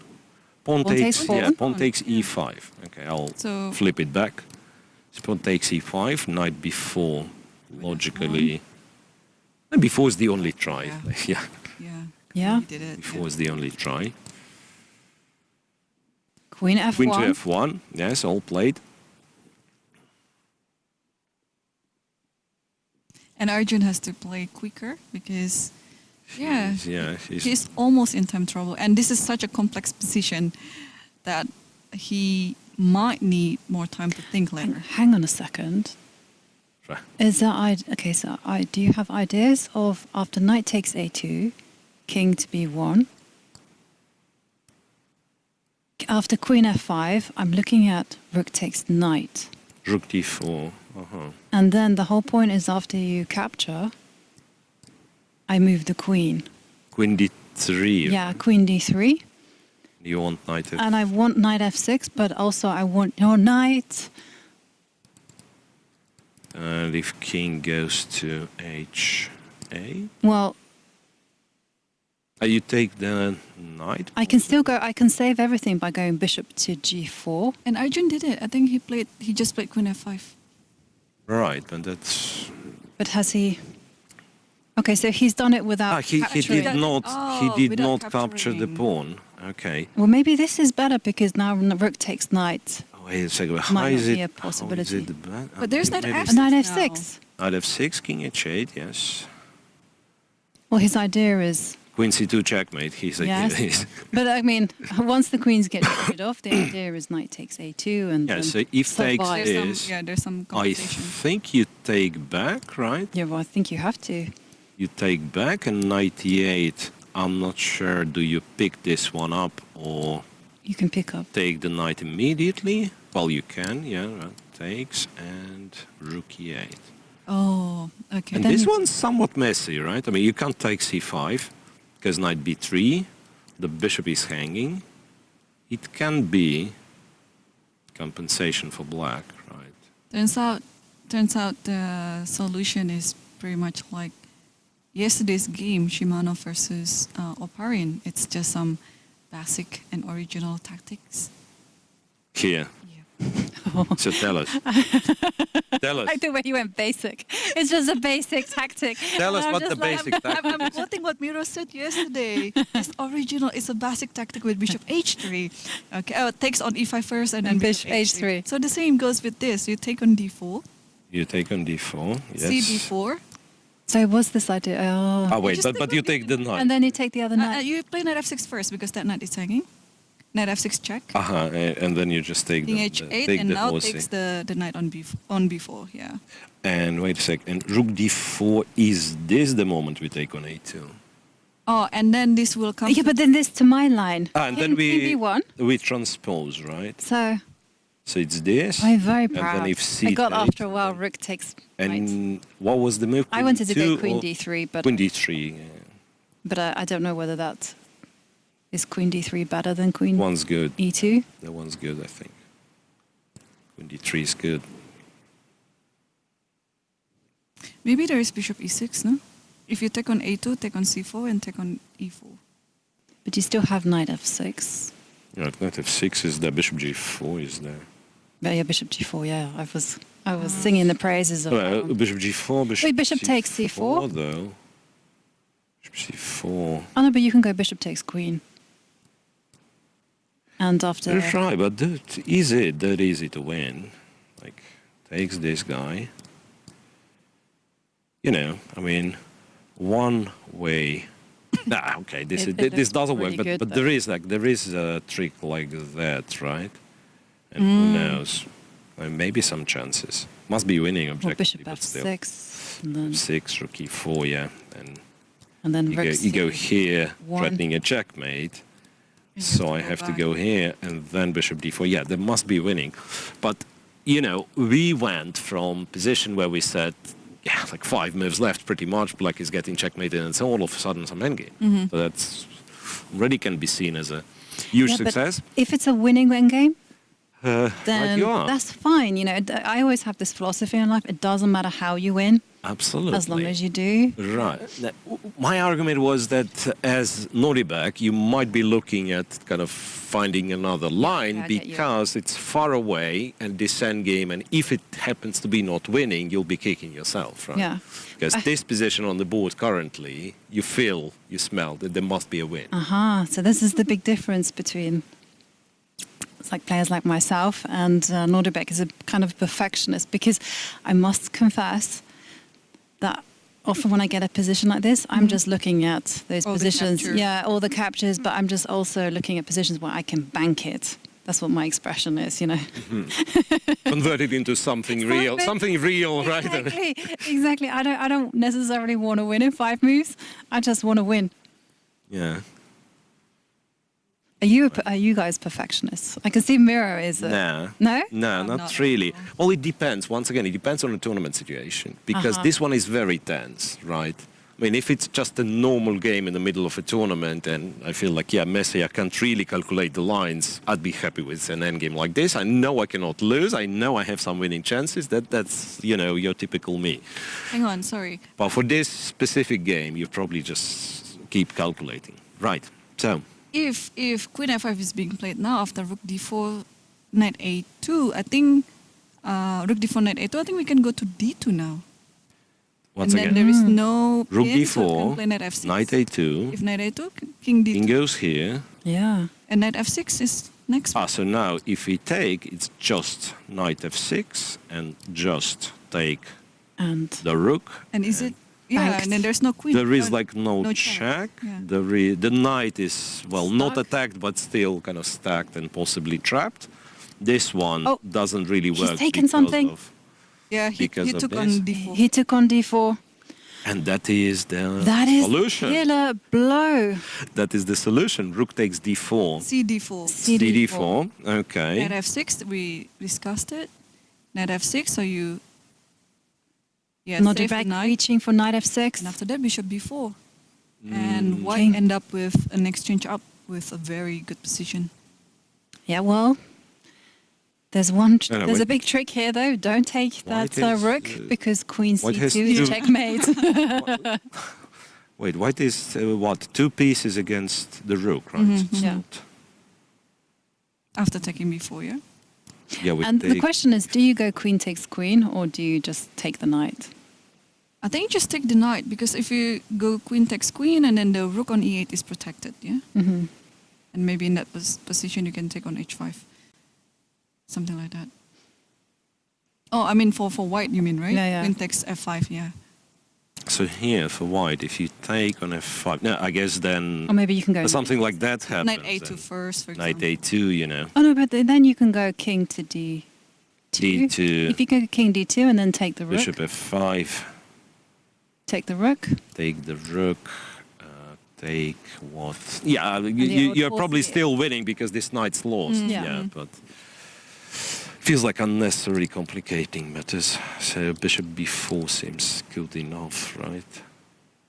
Is there like such thing as good enough though? Yeah, I think so too. And also that knight is quite a dangerous knight. Oh, wait a second. So queen f1, rook f1, rook takes e5. It's... How winning is it? It's all like... How to say? Good and all, but... There is no checkmate anymore? Right? And black, interestingly, is good on material. It's 2 pawns and the rook. So I'm not saying black's position is fine here. He's probably still much worse, but again, by the same logic as I've already mentioned, I would look for something kind of more convincing. So knight f6, king h8 played, and that's what... again, what was the other line? Take this guy, right? Take this guy. Yeah, maybe it's better, you know. Maybe it's better, in fact. Oh, but here you can go bishop takes. Yeah, bishop takes. But you don't and know then if it's still right. we take the rook. But then take the rook, yeah. Takes again with on e8. And if you take the knight, then take the bishop. Yeah. So we take on e8. And if we take the knight, you take the bishop, and right you are. Once again, what's not winning? Also, knight d3, maybe we can also insert that one. Yeah, something. Yeah, so I think it has to be bishop b4. Has Yeah. to be bishop b4. And then figure it out after rook takes e5. Bishop b4, Takes queen queen. f1, rook f1, rook e5. But then, yeah, where is our win? Yeah, where's the win here? Where is our win? Like, wanted to say bishop f3 and we kind of have the advantage, but even this is not clear because rook f5. Bishop is The bishop d6 or... Bishop d6. or even rook e8. Rook e8 works. Rook e1, sorry. Takes and then rook e8, king g7, bishop f8, and it's King going to f6. be- No, Well, if you take rook e8. But if I take the bishop, you take the bishop. if I take the bishop, no, let's be serious. Right, right. No, I mean, I played rook f5 because I thought it was a decent move. I mean, funny enough, I'll probably lose this You will one, lose right? that one because I go bishop e5. And then you I'm just gonna take take on b. and take, B7. yeah. Because I was hopeful, like, you'll move something, I'll play bishop f5, right, which is also bad. But yeah, bishop f6, bishop b7 is very, very brutal. And if bishop e6 is played, well, I'm saying, like, you can start doubting yourself as white, right, in this position. Because it's not clear-cut win. It's not clear-cut. Let's rewind. We must be missing something. We'll see. Okay, so here... You have the computer assistant, so maybe. I can do it. Okay. Yes. Let's... So after king h8, Knight f6. King so far h8, our tries were to Four. take the knight or to take the queen. six. It's bishop f3. Bishop f3 is a good move, but after... No, it cannot be. After In the current position, bishop f3 cannot be because queen c2. after rook e5, and that was the critical position, right? Bishop b4, queen f1, rook Okay. f1. Okay, so this is fine, yes? Mm-hmm. Rook e5, bishop f3, And then if you go rook f5, f5, you can calmly play bishop g2. only play bishop g2. Eh, I know. Right you are, but It then doesn't- and how sure are you that this is a winning Yeah. position and this is the best you have? I mean, that's what I'm arguing. Yeah. It's not easy to decide on this, where 5 moves earlier you had like, you felt, yeah, maybe a couple of moves left and I'll checkmate the guy. This one, there is no doubt why it's better, probably winning, but still some work to be done. Wow. But actually, this is probably the best that white can get. Yeah. Just, Even though the position felt like yeah, we felt like white's You know, winning white is lately. winning 20-move miniature, but no. So he's probably much better in this line, though, right? After Yeah. bishop g2 and bishop f1. But again, how easy it is to believe that white is... Also, something that is a little bit unbelievable is after bishop b4, instead of taking on f1, Rook e5 is rook stronger. e5 is the best try for black, and white should reply with bishop d1. Bishop d1, yeah. Fair enough. Wow. So you just have knight and the bishop against rook and 2 pawns, but the knight's very strong on f6, and it's almost impossible to kick it away, right? So that's the trick.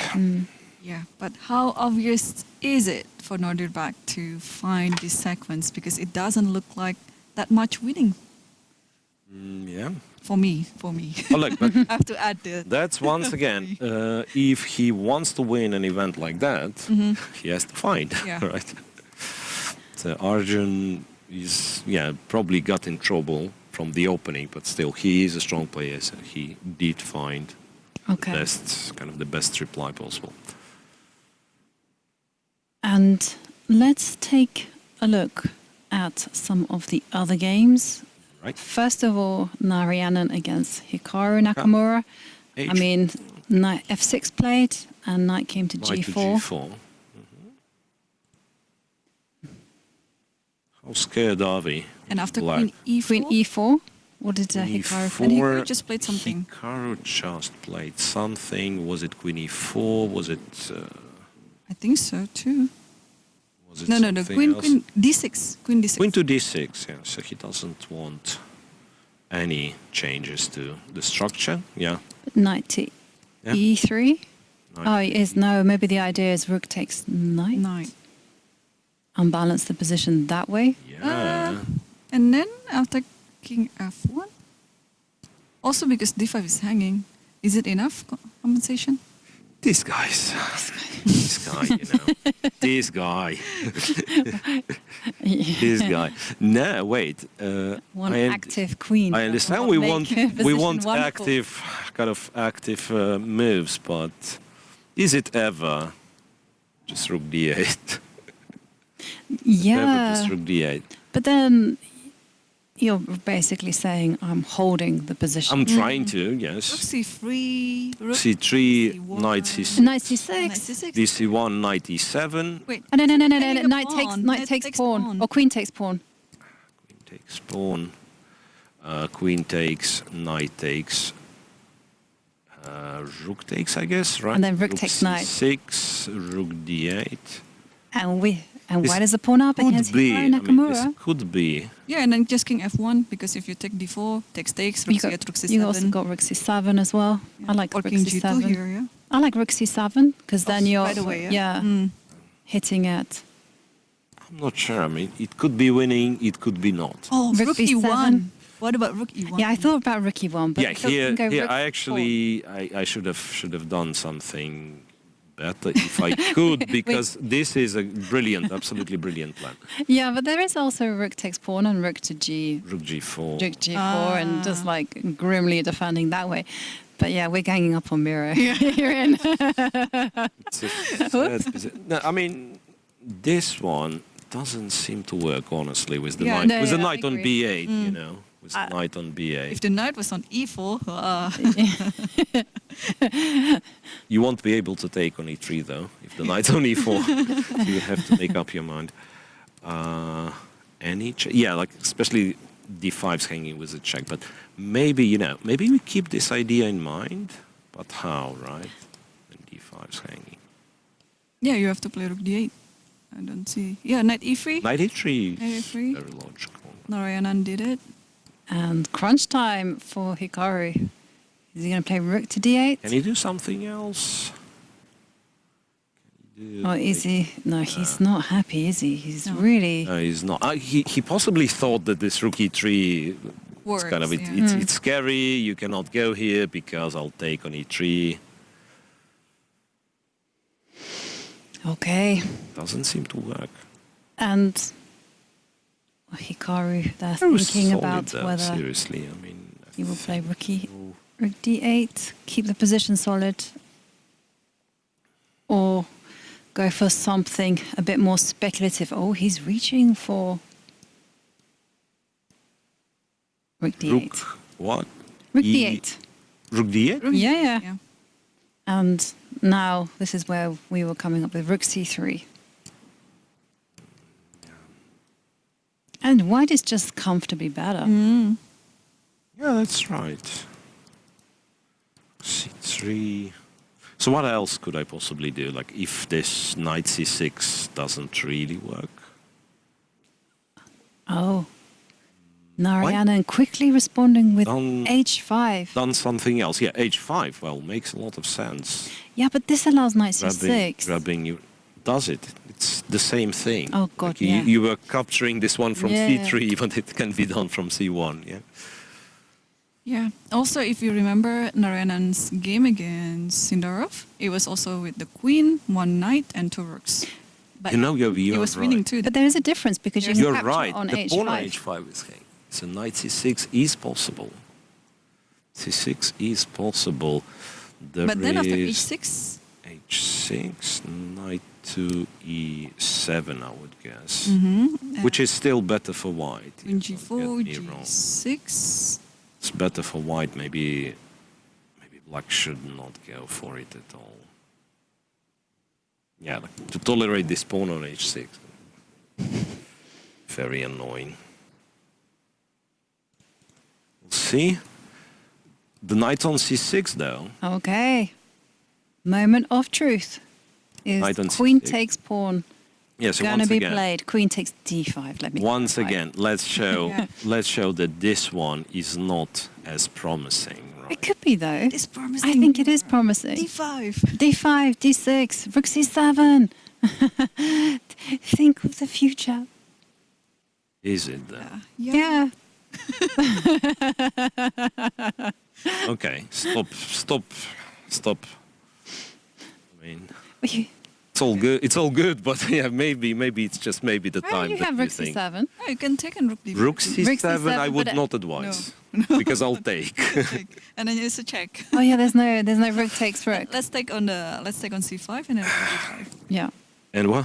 But then this is just a draw. Yeah, this. Yeah, That's the- what This is just a saying. draw, but okay, actually But it's, maybe it's this not is- good news for both No, sides because D6 was a bit premature. Maybe we can throw in rook C7 first before D6. yeah, but C7, yeah. Wait, but then Oh no, not now. Oh, but if rook C7, rook A5 maybe. no, that's fine. That's irrelevant. Yeah, because then you go rook E1. so what they do? So rook C7, Rook C7. rook's on the Rook F7. dream line. Rook F7. Mirror is being stubborn. He is, but it's very good though. I mean, That's his job. Right. I mean, you might be right that white was better here, but I like your, kind of persistent that trying to outplay me exactly in the rook endgame, which technically I'm supposed to be kind of knowledgeable person. And no, you don't understand. No, it's this. and No, this. no. Like tactics, I kind of raise my hands. Yes, I resign. Yeah, tactics, please do whatever you want, but leave me something that you kind Yeah. of accept. I have some expertise. Okay, another alternative. We are still not finished with Queen D5, but Of course. I like this Queen C2 idea. Win. C2. Yeah. Also, let's not forget that there is H6. Hang on. Let's Yeah, go back. yeah, Let's the- go back. We can honestly, refine H6 our idea. is, H6 now, and after G6, then rook takes. So it's not rook takes. Queen takes pawn. Well, no. You tricked me. 97 was. Yeah, 97. we looked at this. We looked at Yeah. this. Yes, 97, Queen G4, and then G6. Okay, which might be a very pleasant position for white to play. But you're right. Like if after H6 I have to go G6, then this should Yeah. be absolutely overwhelming. Because after rook d8, what you do, you actually take this one. You could also go rook c7. This is terrible. I have an idea in This this is rook and terrible. pawn endgame. Hang on a second. So Which one? because just let the Back- original one. Back here. Yeah, right? I know No, that no, we're being you stubborn regret- about yes, this, okay. and I I'll do agree with you that. I'll take this. But guy. now you go rook to d6. Rook to d6. You want to stop rook D8? I want to stop rook d8, and then I will What? just. Like, tell me what's your What's kind my of final plan? Yes, so that. Well, I want to promote the pawn. So, Makes sense. I never thought of it. Yeah, promoting the pawn works. it's the little things in life, you know. Mm-hmm. And then the idea is like rook c8 or rook e8, and then I somehow. Okay, so I go here. And here I'm almost tempted to just let you have the a2 and b2 pawn, because I feel Like that- rook c1 and double on Yes. the seventh. Yeah. Yes. It makes a lot of sense, by the way. Maybe Yeah, no, I'm rook convincing. e6 Maybe I'm convincing. Mirror. is. No, I mean, just let's illustrate that here. Like Seven. activity is much more important Yeah. than the material. You would think. Mirror. Rook d7, rook d8. It's an ugly chess. Yeah, but I'm still not convinced that black is lost. Yeah, Okay. yeah. Okay, well, we will see, because that is a critical moment. I'd like to revisit the crunch game of the round, Noribek Abdusattorov, yeah? Abdusattorov, because Mhm. I do remember that Iran said that the best move at some point was bishop d1. Yeah, after And it is if- played on the and board. Rook e5 yeah. is also the best try for black here. Instead of queen takes f1 and yeah, bishop d1. So Incredible. this position. These So the guys. quality, yeah, they the know quality of everything. play is incredible. And look, and now, if the queens are traded and rook f5's played, I'm not sure what's the best move, but now your idea of going rook e1 works. To an extent, right? I mean, so it works as a If kind of If you promised rook me cannot, you take on yeah, f6. rook cannot take on f6. Yeah. But maybe you shouldn't do this, right? Because black will develop. yeah, and bishop then- e6. So how is? Oh, one second. How does white win this one? What I'm looking for as white is like to somehow like say put the bishop on e7, knight on f6, and restrict like all that. Like the king will be cut off, and then the rook can't that easily get to my king. But I don't see how to manage this because now, yeah, now what do? I trade, right? Then Trade. can't win this for now. Or can I? Maybe I can. Rook d8, and we have a move from Arjun. Yeah. And What he did he did play? not take. He did not take. He played bishop e6. Okay. Fair enough. Yeah. Bishop e6. He's waiting for white to take. Well, that feels like a very precise move, actually. Oh, sorry, I Oh, is did it- it is- again. Or is it a bad move? It's a bad move. You have to take. You have to. Oh, actually, bishop e6. Sorry, it's a good try. But then white still has bishop d6 here. Bishop d6. Okay, bishop d6. Let's see. Asking questions to the rook, and the rook. Rook has to go, Yeah. but where does the rook go? I don't know. I'm obsessed with this one and only idea of swapping the rooks for whatever reason. But then But then I the just bishop lost the goes tempo to- compared to like you take and go to e5. You go to e5, and It's- there's not going to be any surviving that position. Yeah, takes bishop e5. Looks bad. Because you'll take this guy. Yeah. But then what's the plan? Rook a5 or what? Or you let me take the rook maybe? Could this be the case? Wait a second. Is this guy? Is this one possible to take? No, Then- it's lost, right? The queen takes. My point was that this one. But you can well, go technically, I rook have c8. three. Well, You Yeah, got there's rook rook c8 rook c8 when? now. Ah, it's guarded. I'm blind. Yeah, but then it's super cool, right? Bishop c4. Whoa. What's going on? Ah, but then you take this guy, and then you go knight g4, and you're tricky like this. Ah, very Up a nice. piece. Bruh. And after f6, Bishop takes. it still takes. Yeah. Yep. And knight There's h6 knight h6. Yeah. wins the queen back. Very tricky position. And was bishop d6 played, or is that, No, is that no. something that I inputted? Oh, It No, is. It's on the board. It is played. It is played. I'm just amazed by the accuracy Of Norderbeck. of yeah. Okay, if I do it other way around, takes, and take this guy here now. And again, you can tell me that, yes, you take the rook and it must be bad. But how bad is it? Bishop d4, right? I almost feel that. That's not the queen, right? I mean, with queen on e5 and say knight h5, queen g7 threats, but here it's annoying that I always have to kind of deal with those discovered checks. But If there is no pawn on f7, this is what I do when I was very, very young. White wins in half a move.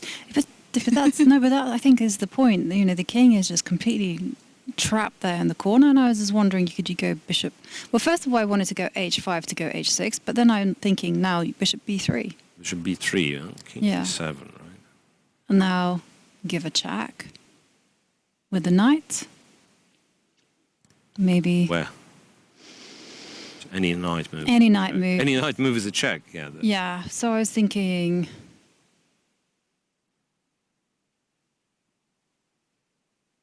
Maybe you can go h. Not so easy, right? No.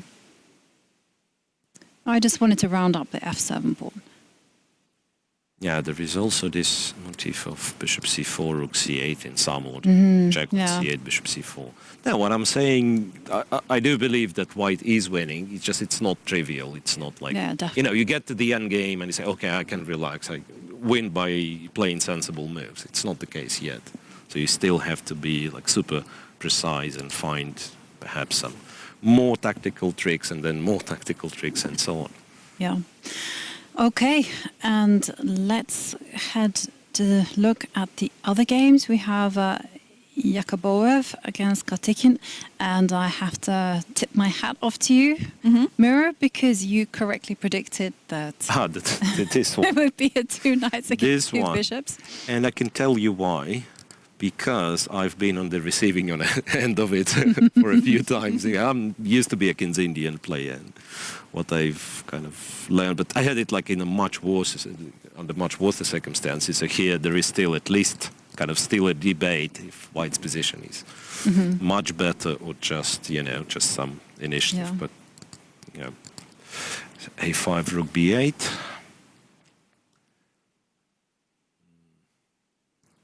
So now, there is one thing White can do, or rather try to do. I'm not certain if it works at all. But like go knight b5, and if a3 play, just go back. Sorry, a6 play. So pretty much like, if you can force this, right, it solves a lot of like you guaranteed the structure's terrible. But there is bishop d7, if I'm not mistaken, and then takes, rook goes to a8, the knight's trapped.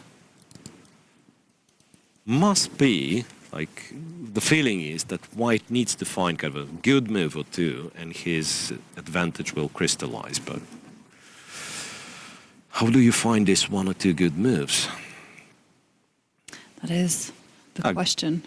Right. Okay, so this position is still very Rook double-edged A3. for the time being. Rook a3 is a very nice move. Rook b3 sometimes, rook g3 sometimes, yeah. Yeah, but What they We call will see. multi-purpose, right? yeah, we will see how this game develops. Let's check in on the game. Sindarov against Anish Giri. And I noticed that the pawn on a2 is no longer there. So Anish Has Anish captured lost control? and then said, yeah, you want the pawn, take the pawn. Bishop a3. Brave man there. No, but I don't think he did. Don't think he did lose control because I guess he's winning this guy back sooner or later. King of 1 though. Yeah, but this gives more activity to Black's pieces. I agree. At some point, He's playing against this guy, right? Yeah. He's playing against this guy. So how does Black make it happen so that the bishop joins the game? As far as I understand, Giri's plan is something like, maybe not bishop d1, but king e1, and he wants to, with king on e1, he probably wants to capture on d6, right? But yeah, you're right, looks shaky, right? It's like, you can see how White is getting the better position if everything works, like, and everything being exchanged on d6, win the pawn, not get checkmated on the last rank, and so on. Well, we see Anish with the white pieces. He does have a very comfortable position. Let's check in on Magnus Carlsen because, yeah, he's on 5.5 points, so he has no chance of either winning or being up there on the podium. But the game is still pretty interesting. Rook g8 and after c4, He did play f6, so it's incredible. Bishop d2, c5, queen c3, eventually capturing on c4. Oh, wow. Castle's long, knight e5, e5. No, looks terrible, I don't know. Yeah. Oh, I don't know really. King to f7, queen takes, some news on this game. g4, bishop c3, h5. Okay. I have some news on this position, actually. What position? After This- hg1, that's the last move that's Uh-huh. been played. Magnus Carlsen is slightly better. Because It of, just goes to because show of the this big square, right? discrepancy between the human mind Because this and square, the right? computer. There's some inaccuracy that Abhimanyu played. Wait a sec, h3. Was h3 better? Or he's still H3 fine? was better, yeah. H3 was better. Because, like, if you question yourself, what on earth he wants with h5, right? Because he kind of offers you the pawn and so on and so on. He wants the f5 square for the queen. Yeah. So H3 was better. You have to kind of squeeze position, put the queen Yeah, defend on the d7. 5, I Yeah, guess. and now it's just taking on Takes on on g4 and then put the rook you- to h8. Yeah, like if rook takes rook h8, yeah. Yeah. And you can Lift here. regather your Slightly forces, yeah. Yeah. Yeah, and as they say, bad bishop protects good pawns. Good defender, right? Yeah, very good. And Protect g7, protect this guy. well, the action is brewing very nicely, so we are going to have some very interesting, exciting games coming soon. So I think it's the perfect time to take a very short break, and we will be back with all the chess action. So don't go anywhere.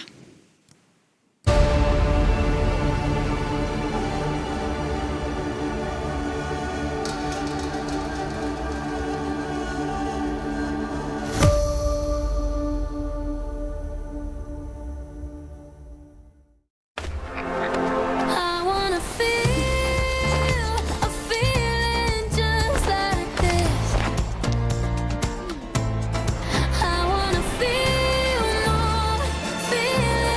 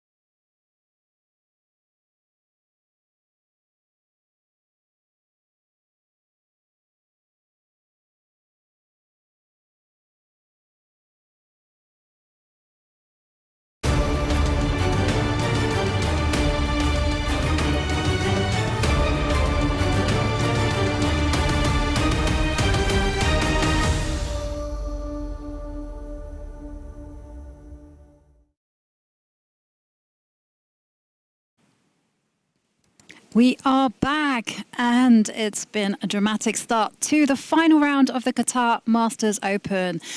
And we left you with a lot of drama happening in the game between Abdusattorov and Erigaisi, but there's been some important updates, haven't there? Yes, yes, exactly. It appears that the advantage that Abdusattorov possessed before has been gone. Okay, And show us how. Show us how. Gone or kind of decreased? 'Cause No, it's gone. It's equal. it's now. like equal. Wow. Anyway, so we've seen bishop d1, bishop e6, bishop to d6. I think was still kind of computer this was approved great. best move. Bishop c4 we thought was kind of a clever tactical trick, and white apparently had to capture on e5. Yeah, and Right, trick being bishop f1 would lose to knight e5 discovered check, and then you end up with the king on g8 and knight h6 happens, or you take on e5 and it's Just a piece just a of piece up. piece up for 3 pawns currently, but the bishop's hanging, the pawn on f7 is hanging. Yeah, white's very active, white wins. Okay. And instead he went for pretty much the same idea, but with knight g4, which is similar in this line, right?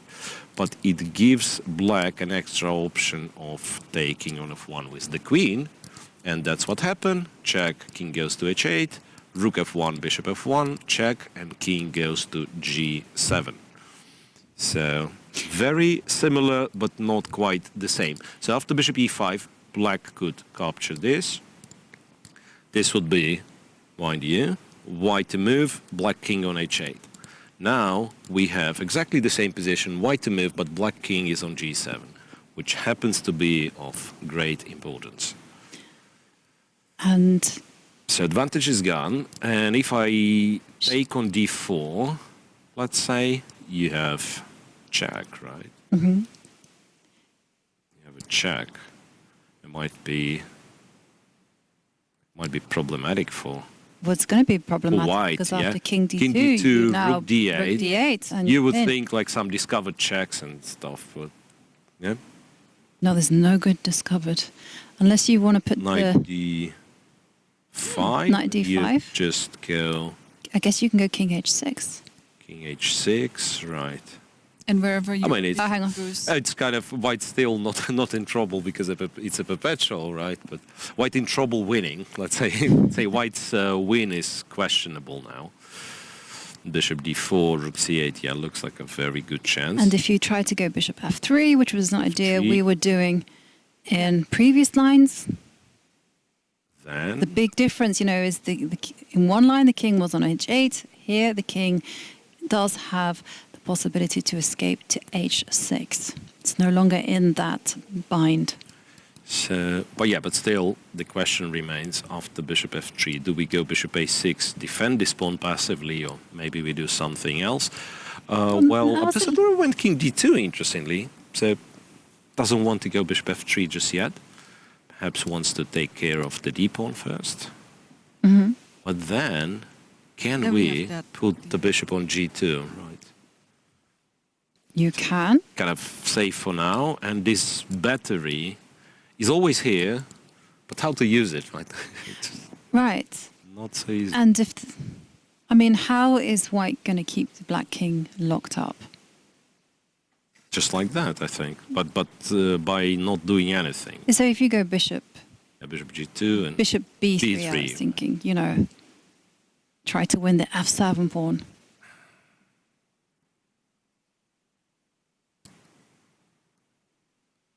Yeah, this is not too simple for black to play. Black has to be playing precisely to save the draw, and he bishop played g2, bishop Bishop g2. G2. Yeah, But but yeah, this is nice. Bishop b3, and what? bishop g2 is understandable. So now the big question is, like, you really want to... wait a second. There is, like, fun move. a5. Point being, I want to go rook a6, attack the knight, and when the knights move, I can play f6. So it's... I don't know what it is. Tricky for sure. And do you have any king to D3, Yeah, king d3. corral. Okay, king d3 is good, yeah. I don't know about a4. Let's say I go rook a6 for now. And now you can capture the bishop. Capture the bishop. How? So, not the bishop, the pawn. This guy.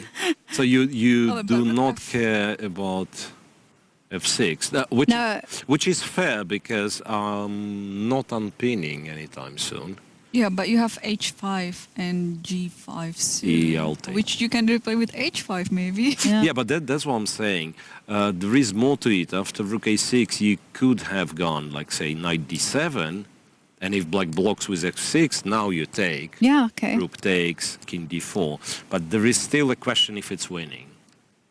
There is still a question if it's winning. Because yes, indeed, I cannot move because I'll lose the rook, but do you have enough kind of other pieces to convert this one if I'm just kind of standing still, shuffling with Well, it's the bishop? interesting, isn't it? Because I guess you'd go b5, or maybe you could just shuffle the bishop. No, actually, rather b5 than- I would prefer not to because then the king is going there. So if anything, b6, what I'm thinking of, like keep all these guys under control and then just move the bishop back and forth. Yeah. Who knows Who if it's winning or not? knows? And Arjun has, well, they're on move 32, and Yeah. he has just under 11 minutes to find moves.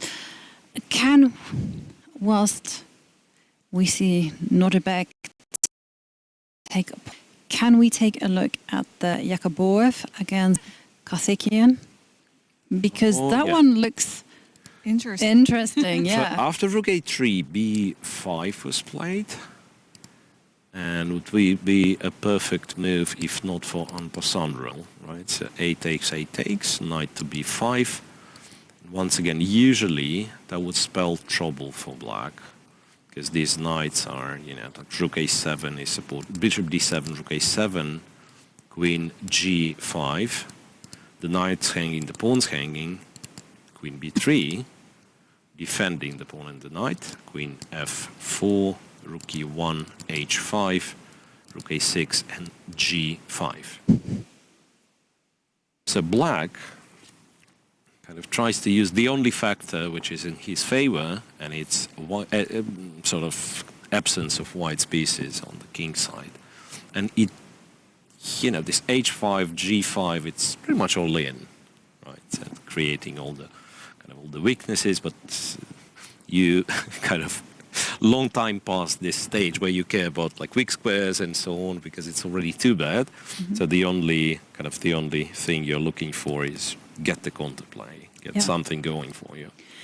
And just to remind everyone about the state of play, Arjun Erigaisi, he is in the lead with 6.5 points. So if he draws, and if one of 3 matches ends with a decisive victor, well, then there will be tie breaks. And here, I mean, we are looking at this one. Looks very interesting. It could be a decisive result here.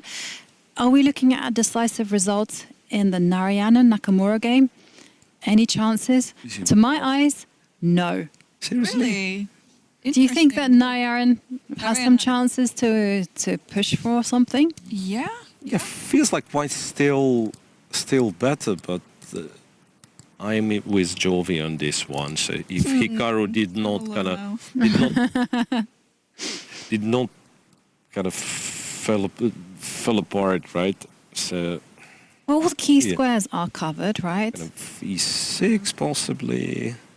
Okay, I don't want to trade. I'll put my rook on d1. So rook c d1. Puts the rook on d1. Yes, you want to play chess. I want to play We feel it. Yeah. And then you go rook c. But okay, maybe there's rook takes knight ideas that one has to be aware of. Because I was now- first of all thinking. that's the critical line. Okay, is it enough or not? which Let's one? figure it out. Which Instead one? of rook c d1. Wait, rook takes No, you have to go rook cd1. Rook cd1. Rook cd1 with the threat of rook takes knight. Yep. And then the big idea is knight takes g6. Just take this. Yeah. Yeah. okay. It's a cheapo. And I'm always down for that. Rook. Yeah. Well. Is it rook f7? But if you go rook f7, it's even tempting to go rook takes knight and then knight takes d. Yeah, right. Yeah, it could be, not Maybe even- that easy to stop this threat, right? So once again, let's highlight what the threat is. I say rook somewhere, c2, c4. So we are planning to take and take this guy and win the exchange back and be happy. However, here, queen e4, this might be kind of enough. Yeah. I'm not saying that it is enough because there is like move like queen h5 or something, but the endgame would be more than acceptable for That black, is right? why after rook c2 you play queen b5 first. Yes, rook c2 is perhaps not such a great move. Yeah. But it's actually Yeah, queen quite instructive, actually, because black, it seems like they've taken the initiative with this move. And after queen b3, the pressure is still on. Black is forced back on the defensive. And there is also one idea that after queen b3, rook fc8, and now you can take on e7 and knight takes d5. Yeah, it's actually, I'm kind of coming around to the idea that Hikaru could be under serious pressure, right? No, but wait, but again, so if rook f7 happens, how do we? Well, we How have do we moves like proceed rook about this e6. Rook e6, g5, Queen g4. Queen g4. g4. Yeah, yeah, this is annoying. Missed queen g4. And if you move the king, this is fine, isn't it? You just Yeah, it's totally fine. Where do you move the king? That's the question too. king. Yeah, but then the rook's protected, so you just move the Yeah, move the knight, knight. f5, you go Yeah. queen e2. Just like ruined my position entirely. Rook e6. Okay, that means I have to go rook c6. Try to trade more stuff. Oh, it's still rook. But it is still annoying. Yeah. You kind of double down on this one. Hikaru, did he play a move? Not yet, right? No, it's Narayanan who just... Narayanan, Yeah, who just played rook rook cd1. cd1. Well done. Yeah, go me. Yay! I'm alone, but I'm surviving now. no, you've convinced us, Okay, that's good news. Yeah, rook cd1, I like how the h file is open. Actually, my additional idea is to somehow divert all my pieces to h, but I think having control over the e file is good enough for white. How about, I know it sounds crazy, but how about g5 immediately? Point being that, yeah, like if you go knight e6, rook f7, then at least rook is not on e6, but I'm no longer happy with this. Hikaru did play rook f7, And now maybe... and now rook this e6, we looking were good. we were happy with rook f6. Yeah, in any case, you just want to play rook dE1. And Is there something to be said for stepping up with the king? king King G7. yeah. Just to Oh, yeah. reinforce everything. Again, but what did we do? Yeah. No, this looks losing for blue. Looks ugly, right? I mean, knight f5 and some queen g4 or something. We want to. Well, also, this queen takes. D5 is hanging too. Yeah, but the d4 I is also hanging. wasn't bothered all that much, but yeah. But But the now king, H5, the king okay, is the king is a problem. Yeah. The king is a problem. Yeah. And Narayanan is reaching for something. Shall we see rook e6 on the board? How vital is rook e6? Like, can you do something else and still be better? Possibly. Possibly you could go Yeah, like rook e2, right? rook e2 or rook d2. Oh, rook d2. rook d2. D2. He chose rook D2. Rook d2. So the rook guards the second rank, ready to be doubled on the e file, and the other rook is kind of free, right? Because if you put this rook on e2, and then later on you move it on the e file, then still c2 will be left uncovered. But what I noticed from Narayanan is he is a fighter. Out of all the players, like having like out of all the top scorers, he might have been a little bit overlooked because maybe others are more well known in the chess world, right? But if you see his game against Karthikeyan yesterday, even though it was a pleasant draw for black. But there was also a silent draw offered by Karthikeyan, which Narayanan didn't indulge, you know. And then in this game as well, Hikaru also made this type of silent over, and again Narayanan just kept playing on. Yeah, there is. How bad things are for Hikaru then, if we have like an engine's opinion, because we've already tried, looked equal, then looked not so equal. Now I'm starting to be pessimistic. So I want to say +1. +1. Okay, let's enter the move.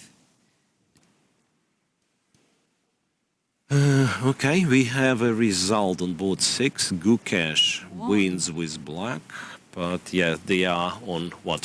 He was on 5.5, so he's on 6.5. Up there in a tournament table, but not enough to tie for the first. No. But they will get a share of the top prizes. Okay, so the rook goes to d2, and well, the engine is saying +1.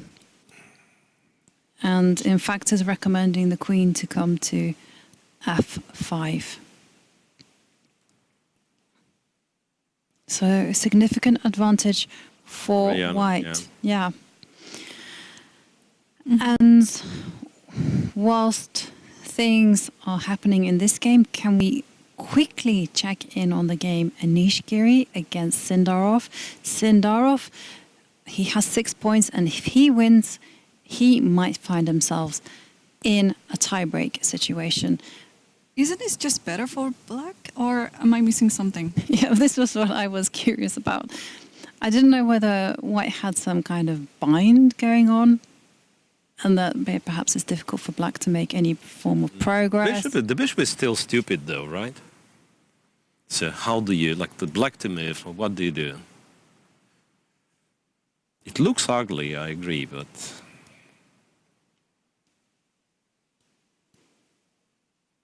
what do we do with black? It's not as easy, right?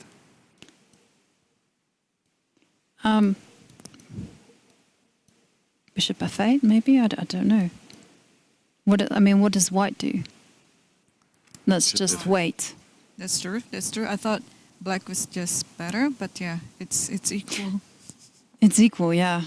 Yeah, because it's not very easy, right? The white king is going to come in if you play the wrong moves. Knight c3 here. Knight c3, a3 though, right? After bishop f8, knight c3, a3, and then knight b5, d5. But what's wrong with king coming in? King coming in, yeah. You know, the bishop is cut off. I thought rook a5, but then maybe you don't care much. Yeah, now e4 though, d4 will be weak, and it's... you know. But I have to step. Interesting, like if you pass, if you go rook a2, it's not that black has an awful lot of like plans to improve, right? No, it's one tricky position. Well, Sindarov is in a must-win situation, and at the minute he is perhaps slightly worse on account of this misplaced bishop, this bad bishop on g7. Can we go to the big game between Abdusattorov and Eragaisi, because there have been some moves played there? All right, so bishop g2, b4 was played. Black went h7, h6, bishop b3, king goes to f8, bishop takes on d4. So now that, you know, it's the situation somewhat clarified, doesn't look that terrible for black any longer.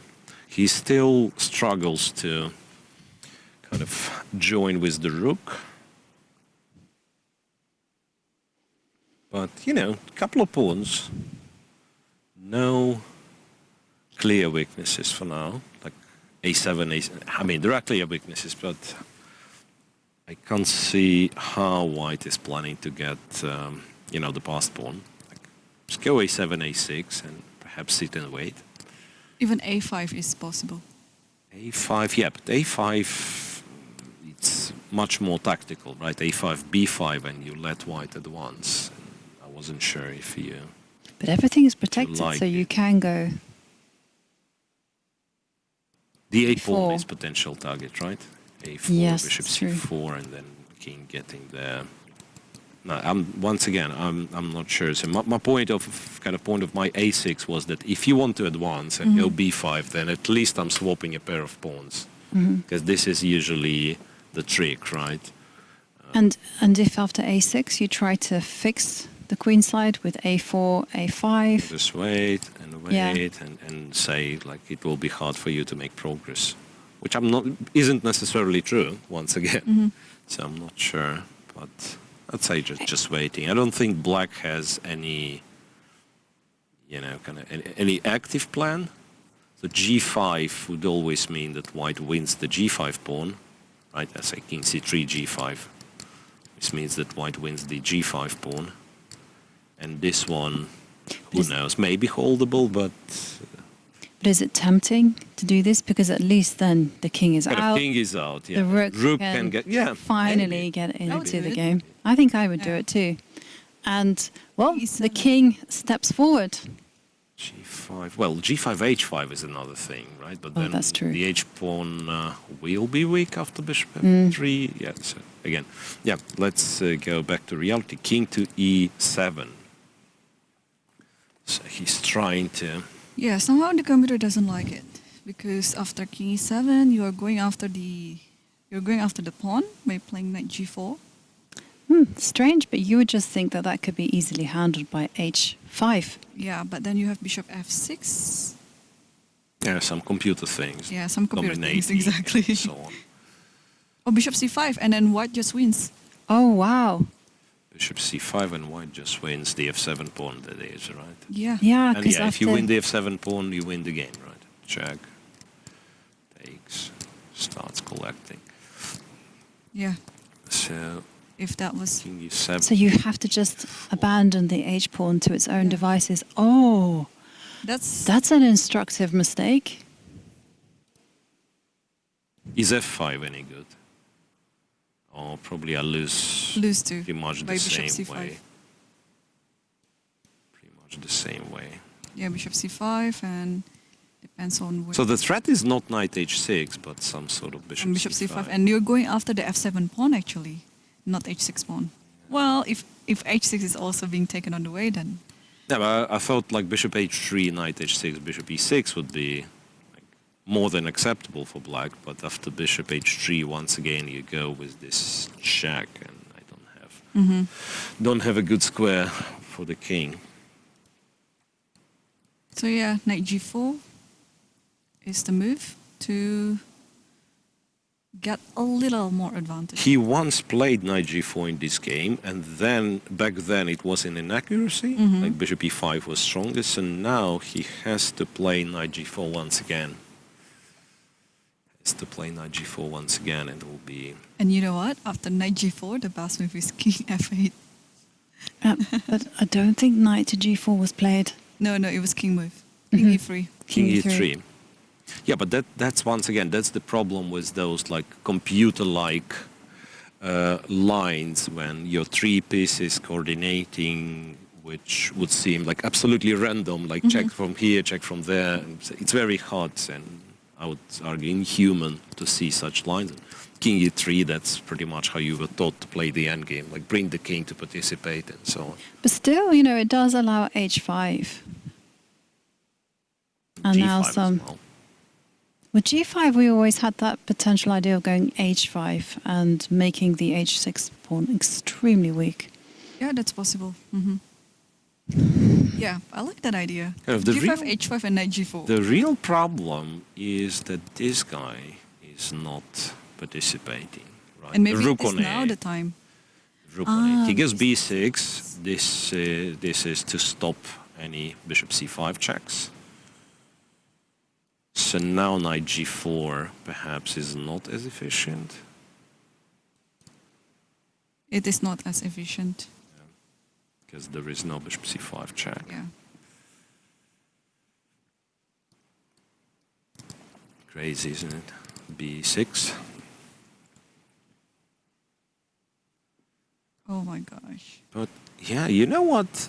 I think as much as we found it exciting from the beginning, Now it's move 36. They'll reach the time control, and it will be some very, very long endgame. Yeah, it is. Because there is no straight up way for black to make a draw, and there is seemingly no direct way for white to win. So you might be, might have this game running for a long, long time. And now knight g4, but yeah, but there's more other things. I thought bishop h3 was possible, or maybe bishop h3 and bishop f6 check is there. So what's the move after knight g4? Just simply ignore it. And play what? Bishop h3. But yeah, but that was my problem. Bishop h3, bishop f6. Bishop h3 played, but what's after bishop f6 according to machine? Back to f8. Ah, back to f8. And Now I get it. And he takes, and you go bishop e6, and if bishop e6, bishop you go e6. rook e8. Mhm. Now you go And rook you e8, survive and that. you start. This position is even Yes, slightly better for can start. Yeah, can start Mm-hmm. being better for black. Yeah, you need the two bishops on the board for white. Wow. So knight takes h6. Knight Tempting, takes bishop e6. but is maybe not also, the best. Like even Yeah, well, this is More the whole thing, black, right? yeah. It's even more comfortable for black. Wow. So Arjun Erigaisi leading the tournament. So a win would just guarantee him first place, outright, no tie breaks, a draw, and suddenly it's dependent on the other games where the players have 6 points. And talking about the games where other players have 6 points, Narayanan against Hikaru. Hikaru is in big trouble. right.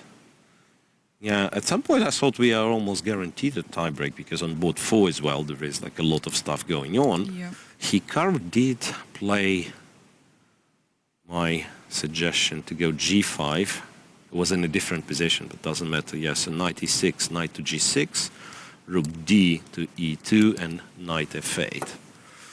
Well, on the other hand, it seems that he's guaranteed to trade the knights here, right? Which doesn't make his position like brilliant all of a sudden. It's still quite grim. Yeah. But you know, without the knights, it can be somewhat easier to. The computer has a really nice suggestion of just stepping forward with the king. King Which, g2. yeah, which is beautiful. Also, this is my idea now. yeah. H1, queen, h5 maybe. Yeah, exactly. So Takes, rook takes. takes knight, and then the queen can go to f5, rook h1, as Irene suggested. And you No, just this is- completely overwhelm the Yes, position. definitely. So in fact, yeah, exchanging the knights doesn't really solve the issue. No, I mean, could you perhaps, after king g2, could you maybe try to trade? Unfortunately not. So I was thinking of moves like rook e8, but rook e8, maybe there are tactical motifs. Such as I was thinking, f5. I was thinking knight c5, but maybe there's rook takes. Yeah, knight c5 works. I'm guessing. Right? You take this guy, you take this guy. Yep. Yeah, Does it work? I think it Probably does. yeah. Yeah, Like, probably it's does. too weak. And the black king is just too weak. And king g2 is on the board. Wow. This is just no. Narayanan is back. I mean, he had a winning game against Sindarov. Just, I think for his level, he should have won it, but he made a draw, and I think he's being merciless in this game. You know what? We might see a big tie. now I realize because, okay, there is that. Good chance Narayanan wins. And then the game between Abdusattorov versus Erigaisi, one of them will go for the tiebreak for sure. Yeah, unless Unless Arjun, Arjun wins. But Unless yeah, Arjun but wins, for yeah. now it's Yeah. still It's still up like, in the air. And Yakubboev, and board 4. Yeah, board 4. I think Yakubboev there's is been just like winning this endgame. You don't mess with the pawn structure. But there is a very nice idea with trapping the queen but giving back the piece like this. So white is sacrificing a piece in order to trap the f4 queen. yeah. So he went back knight c3, and after b5 goes g3, pawn takes queen d1, and Yeah. the queen is trapped. And the only way to save it is However- by playing bishop g4. Yeah. There was, now that I'm thinking, the queen is trapped, so was queen c2 an easier way? But then this queen goes to... Queen f3, rook F3. e3, yeah, And because there's no like funny business on b2, so yeah, it's trapped. could be really trapped this way. bc4, queen d1, bishop g4 does not trap the queen because it gets the square now, but it's probably winning still. Rook e2, rook to d6. So what's the head count? Black is up a pawn. Yeah, but not for long though, because I mean, could you try to bank things with rook takes rook? I mean, I don't even know whether you want to go rook takes rook, but the whole plan was to go knight to d1, move it to e3, Yeah, it's a terrible, terrible. put the rooks to c2 to control everything, take the pawn on g4, go back to e3, have a go at the c pawn. Doesn't look nice for black, if you ask me. So he has to look, I'm afraid, has to look for some tricks, like breakthroughs with, I don't know, f5, c3, something. Yeah. And if you just sit and wait, white will collect c4, collect Yeah, g4. exactly. yeah. I'll collect everything. There's also a juicy square on f5. Like Yeah. the taxman. Yeah, I like it. I like this position. And yeah, the rook's being traded, and the knight, he's about to move the knight. And to d1 it goes, Yeah, right? d1. Yeah. Knight to d1. So what do we do after c3 is one question. Knight takes. And then And we begin c4 again. again. Oh, actually, b takes is better. Oh, b because You takes. put the knight on e3 and then put, if anything, you have pawn on c4. So if you that's take true. like Just this, very- the Yeah, yeah. plan was to Semantic, go and you just- here. Yeah, and I was thinking rook d2. But king g2 c4. also. Yeah. King g2, why not? Here I was. Wait. Oh, but then you can't go bishop c. After rook b1, this one's hanging, Oh, sorry, right? sorry, Rook sorry. d2, c4, King g. king g2, King bishop g2, c5. bishop c5. And you have knight b2, King b2, luckily. and then Ah, yeah. But there is still like, I'm not 100% sure it's Wait, can you just push winning. d6 You could. instead of yeah. knight b2? Yeah, you could. But then, This is kind of bad news. Yeah, d6. And then- I'm not in time. Yeah. Yeah, I'm not in time. I mean, I'll have to return with the rook and then. And then after d7, rook d8, Yeah. knight b2. knight b2, and then Yes. c4. collecting everything again. But anyway, black kind of has to try. That's my point. Like, I don't know. Go f5. Go do something. Yeah, yeah, yeah. Because like, if you allow knight e3 takes one of the pawns, you just lose. So Exactly. it's not. Yeah, like not too. Well, this is another try, right? Rook b3, so to meet knight e3 with c3, so at least say I have a passed pawn. But this must be winning for white nonetheless. There is also rook c2. Rook c2 is an annoying move. Yeah, rook c2. Yeah, rook c2. And But can you go rook d3? yes, but then knight e3. What terrible pawns. That's That should crazy, be the right? heading. Okay, of the here, knight. look, I mean, you can take, that's one thing. Knight f5 is the other thing, but also you can Yeah, yeah. take on g4. Yeah. It's bad. f3, it's just, yeah, No, just over. like Irene said, you do not mess with the pawns. I mean, Yeah. it is just horrible. So is there anyone who is not involved in a tiebreak out of those players who are on 6 points? I mean, No, it's Sindarov Sindarov? needs to win. Sindarov needs to win, but But if his you take a look position at is- the last few moves. He is namely, offering some repetition. yeah, like namely king c4, Rook rook c6, back to d3, Yeah, rook and a6. d6. Yeah, that's It's not impossible. So but he it's- realizes that this there's is not a- much. this that is he a- can Something get with his happened? position. rook c6 being played. Oh, they might repeat now. I Yeah, think it that will they're be gonna. drawn. It Yeah, will king be drawn. Will be c4, drawn. check here. And there you go. The Yeah. players agree a draw, and Sindarov moves to 6.5 points, which means he will not be involved in a So- first place tiebreak. Reputable result, but yeah, Yeah, no, it's a half a great point- result for Sindarov. half a point shy of tying for the first. As of now, still, there might be, some big news in Erigaisi's game if Abdusattorov pushes it too far and all of a sudden Arjun gets some chances. Well, But Has for there been now- any updates in that game? Because Not that I'm aware No, of. the Knight knight- g4, bishop h3, and Nodibek is thinking. In Naka's game, there are like some moves played, and also I see the White's last move was something surprising. Queen a3. Wow. And followed by rook h8. You're playing on the edge. I understand. So king g2 takes, king to g7, and then queen a3 would seem clever, but then rook h8, and Hikaru's point is that he has a check. So rook e7, kind of, yeah, very aggressive move, but it does not pin the queen, right? It pins the rook. Queen e7 then. Try that instead of rook e7. Queen Does it e7, work? No, and maybe not. pass. I want to take if I can play, I want to take on d7. So I think Playing you on rook d7. f8. yeah, you have rook f8 now. But I mean, now maybe I can do something. Or maybe you can go queen d6. Queen d6, yeah. Immediately or... Or also, okay, maybe queen d7 is a bit too flashy. I can play queen d6 as well. You can play queen d6. Right yeah, away. but honestly, like, whenever we start looking at these things, I always feel like, yeah, rook endgame, even like one pawn might not be enough. Even though it does look like white wins the pawn relatively comfortably.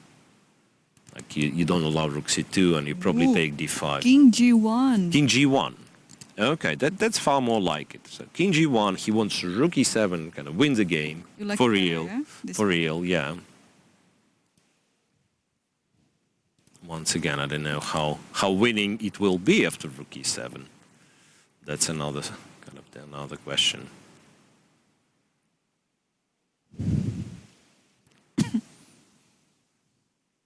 Yeah, how winning will it be? If you just curl up into... Well, actually, there's a threat of rook to d6, so you can't curl up in a ball. Rook. You have Wait. to keep everything protected. No, queen h3. Watch out for queen h3. Yeah, now. exactly. Like rook d6, queen h3. There's been some move after king g1. Hikaru just played something. Hikaru. Yes, he did. Queen Queen c8. So he is taking over the c-file. He moves away from the 7th rank, and he keeps the queen on this diagonal. Yeah, and you don't have any rook e7s because queen h3. And you can allow rook takes rook check. But that's the thing with Hikaru. It's one kind of... A win against him consists of two points. Like, you have to get a winning position, and you have to win this winning position. Each of these parts is very hard. I mean, are there also any tries with queen c2? I don't know, I'm just getting a bit optimistic here. All right. If I do this, Okay, but I know, looks like a blunder, but queen h3. check. So where is all that going? King f7, Rook e7. rook e7, king to g6, all right? Queen d3. Queen d3, And there's no more check maybe after f5, Rook yeah. e6, king f7, yeah? So it's a draw then, right? Like, you can go here. Funny enough, you might still be better because a7 is hanging, so like at the end. But yeah, but not convincing. Not convincing at all. And if queen check, it's even worse. Queen check, it's even worse. Yeah, you just hide on g6. This check you have And that's g6, and that's No game. more Yeah, funny that's game. business. No.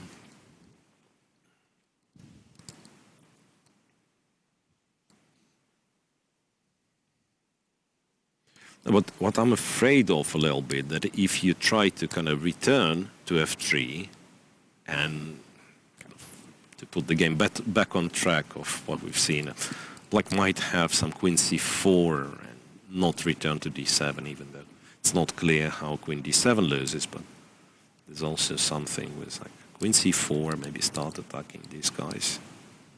Feels like the queen is stepping a little bit in a wrong direction. could be dangerous, but we'll see. Feel like Hikaru's not going to lose. Move 38. He actually left the board. Yeah, but he has plenty of time on the clock just to make those few moves. Move 38, he has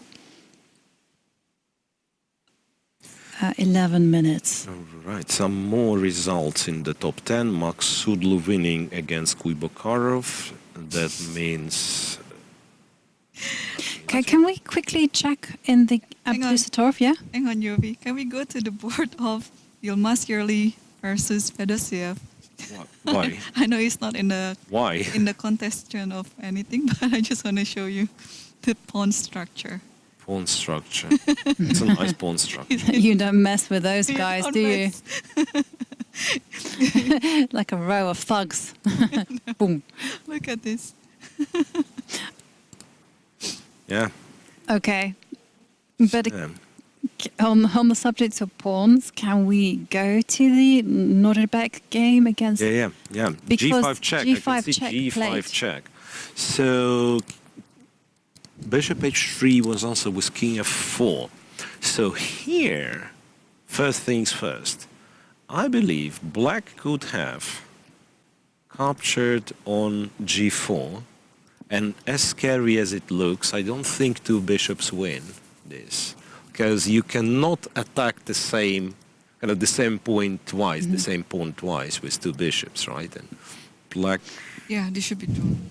yeah, and instead, yeah, g5, yeah, takes. You can't take because rook g8, so king goes to g8, bishop g4, king g4, rook to d8, and then f6 later, right? Or it's even easier than that, right? You just follow the... Oh, wait. Bishop a1? No? Yeah, bishop a1. Wow. Bishop a1. Well, I don't know, is... Why the bishop reason a1? Why not bishop? Well, apparently because if you go anywhere else, the rook So d2, mobilizes it's this itself. and this, right? Yeah. Ah.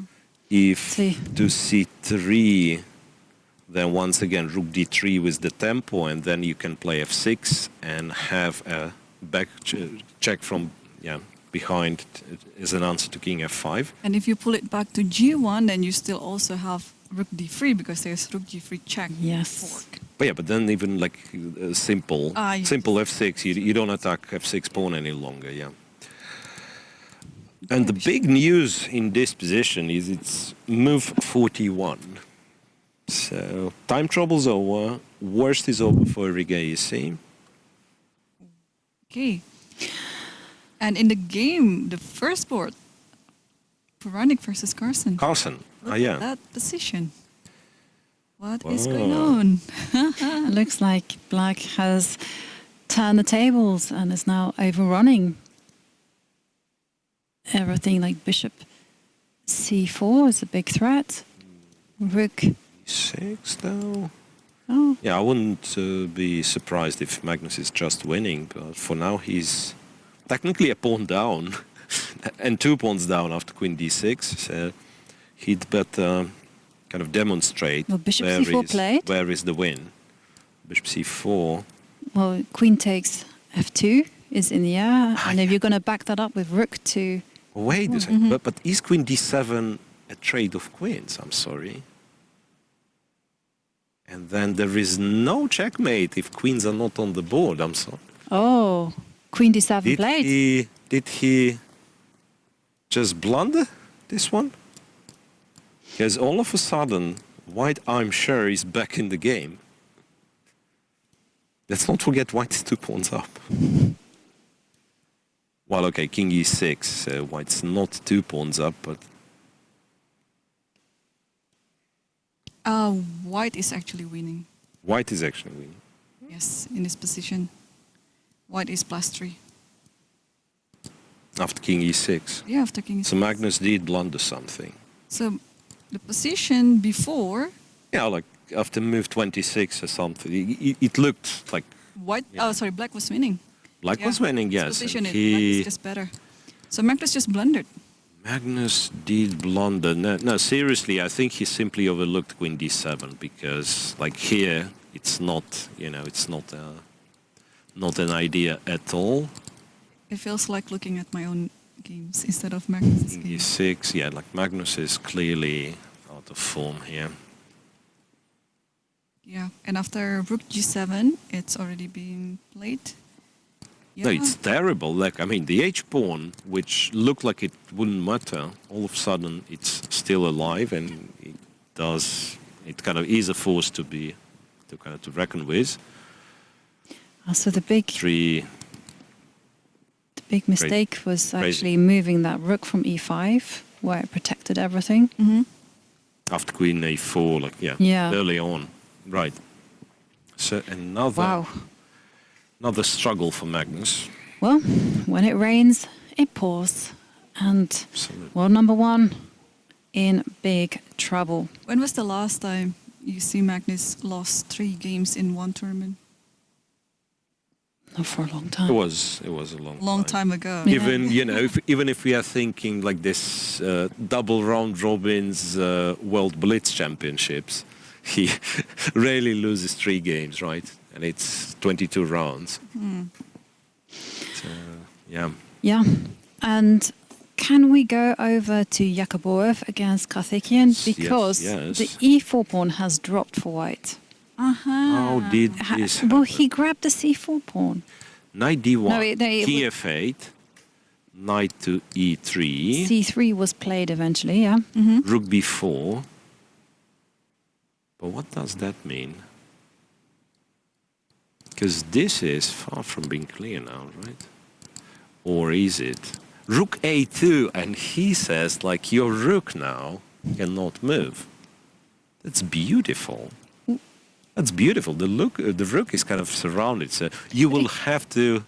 I don't even know. You have to play You have- F5. What about C5, C4? C4, Bishop C5. C4. Yeah, bishop C5. C4. I'm sorry. You go rook A4. Like if you go C4 immediately, I think Knight F5 might be problematic because there is a little threat of checkmate in one. So Oh. Hang on. After Knight F5, I can go Rook E1 and then Bishop B8. Bishop, yeah. But okay, it should But be it's still bad. winning, yeah. And then Rook A8, Rook B1. Yeah, we're... yeah, well, in fact, it might not be that bad. No, I think you can't put And it... the game between Narayanan and Hikaru just finished. Yeah, and... Narayanan, draw. Hikaru survived, yeah. Hikaru did survive, so Narayanan went Rook E7, offered a draw. And wow, what No, that's an escape for Hikaru there under severe pressure from Narayanan. But that means that they move on to 6.5 points, which is insufficient to take it to tie breaks. Okay, so it's quite likely that we have just 2-player tiebreak. Erigaisi versus Yakubboev. Yes, Judging if- from the current situation. If Yakubboev wins this one, right? think it looks like Still, he's gonna win. yes, right you are, but still. And And the camera still shows Magnus because let's he is see it. blitzing his moves. He is blitzing his moves. They're both relatively low on time, yeah. Rook 7 takes G4, and I believe this is another blunder from Magnus. He didn't realize that, he thought he's attacking. He's attacking the bishop. Well, But you know, I mean, blunder. I mean, Yeah. but it's quite a good but chance. the position right, is to get bad, to. yeah. Like when the position is bad, like Yeah. everything's, all But the after moves rook are takes bad. bishop, and you Bishop, can yes. see the anger there from Rook Magnus. takes He's C4. very annoyed with himself. there's Takes nothing else, C4. yeah? But just too many pawns. Oh wait, do you still what about have rook a takes chance, F? yeah? Or take on F2. Take on F2 first. Take on F2, right you are. Was it a blunder? Now you start second guessing Maybe yourself. just rook E4, rook E1. But Oh, I mean, it's not. Oh, sorry. There is no mating threat, right? So I can take something.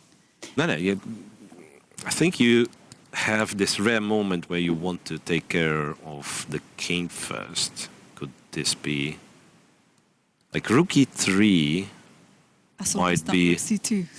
might be not a bad idea because king has to go back to F7, right? And- But once again, I'm not. Could you certain. kind of just go a4? A4, yeah, but that's what I wanted, like something of Yeah, that and then nature to after rook, for the king to be safe. yes. And if rook takes h2, we take on Yes, take on c5. c5. This one's guarded. If black doubles, Yeah, again, you this still pawn, got we rook b5. have rook b5. And then king b2, king b1, king a2. Yeah. That Must looks- be winning. Yes, it should be some winning. technique required, perhaps, but must be winning. What a disaster for Magnus.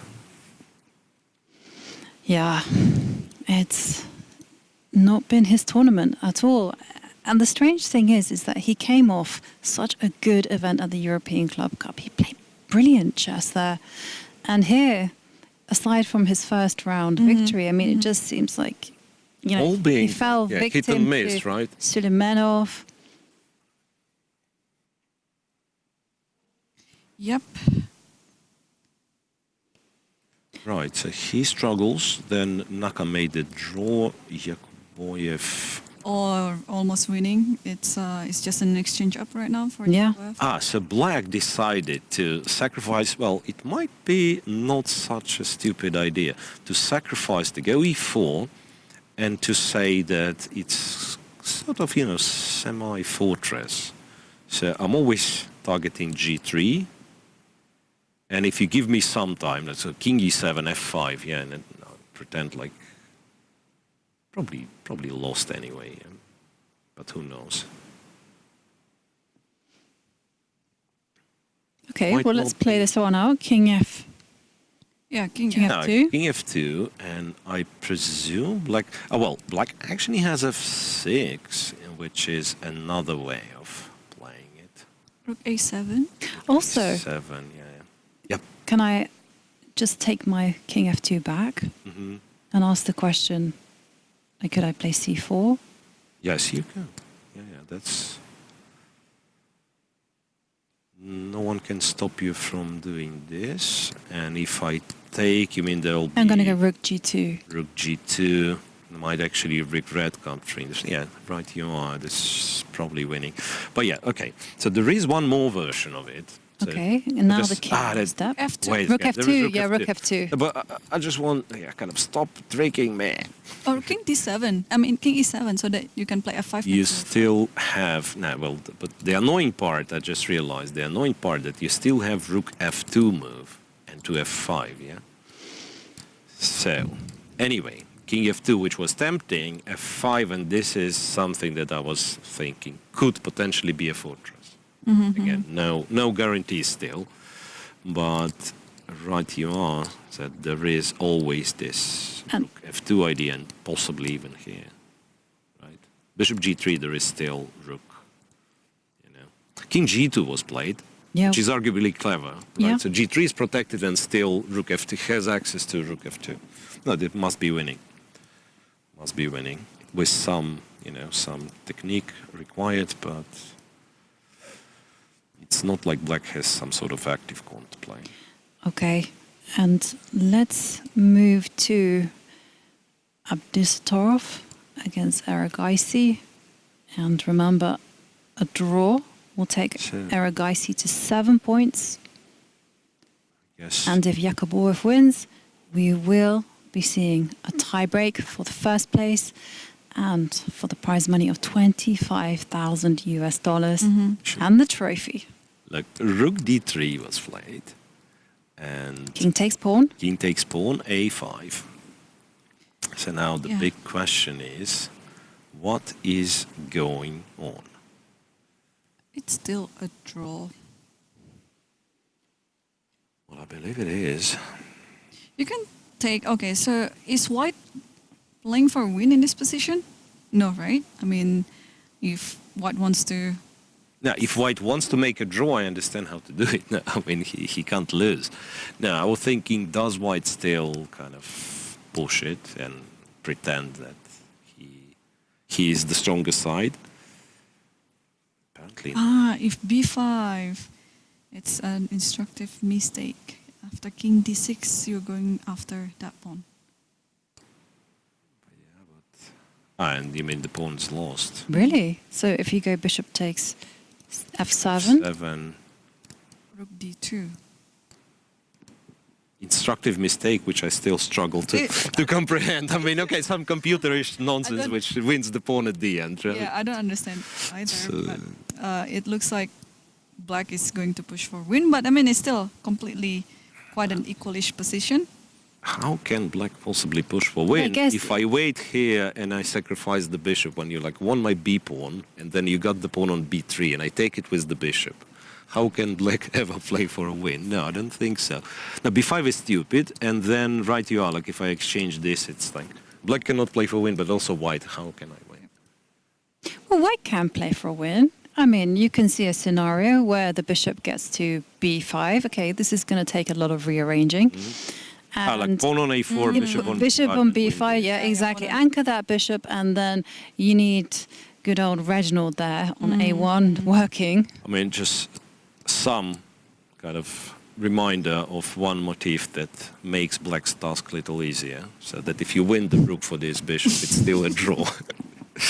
No, I mean, you won't take and you'll still try to surround the e5 pawn, but I think with pawn being kind of the rook, anyway, the only remaining pawn being the rook pawn, it's almost impossible. It's almost impossible. Yeah. Because I will always speculate that, yeah, take my exchange and I'll take your bishop and so.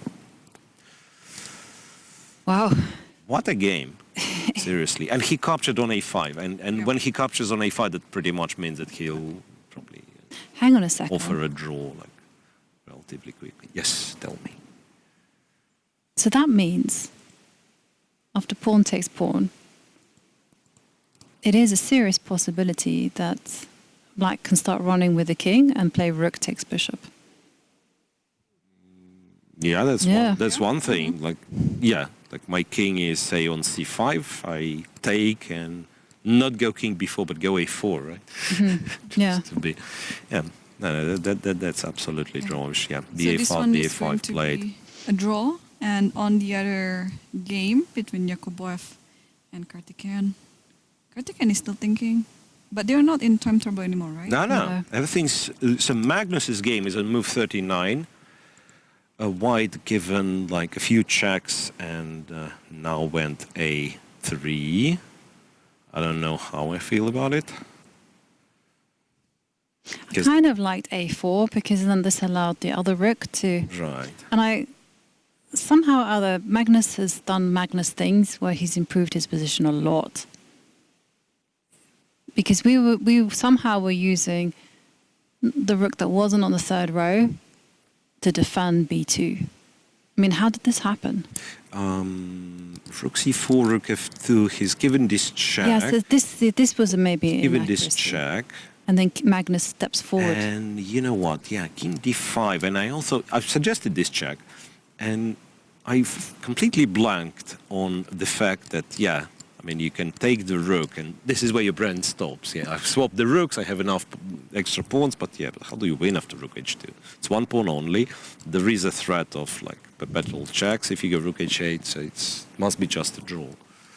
So, was it a draw or not? We'll never know, but you know, after king d5, being sure in time, white went rook h4, king to c6, but this kind of brings king to better squares, and after a3, there must be some chances, right? Well, actually, Well, this guy's going to start running, so Yeah, this that's is annoying. G8 is on rook g8, okay, big threat G8. on the board. Rook to g1 Yeah. would be checkmate.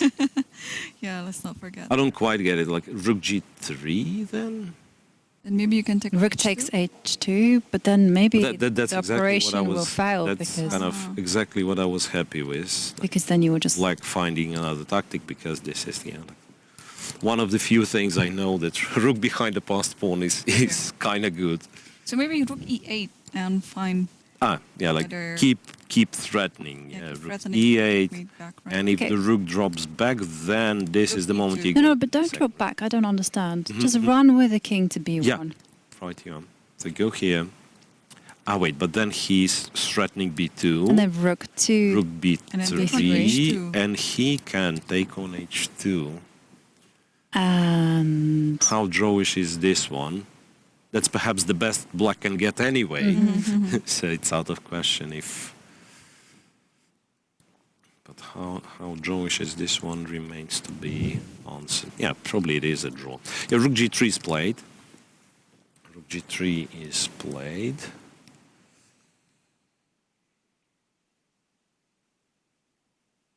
And White already entered his 40th move. Yeah. So on the 41st, he can think longer. There is like this strange rook b8 move. That can be annoying, yeah. So you attack the b2 pawn, which White probably cannot afford to give away. So b4?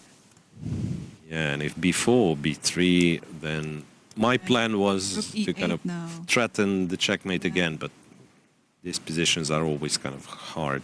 Because let's say, you always assume that, okay, this has to be a perpetual check, but sometimes it's not, right? He'll find it. This one has to be, though. This one has to be. Rook e8, yeah. And this makes us reach move 40. In all the games, I want to say, in top 10, there are not so many left.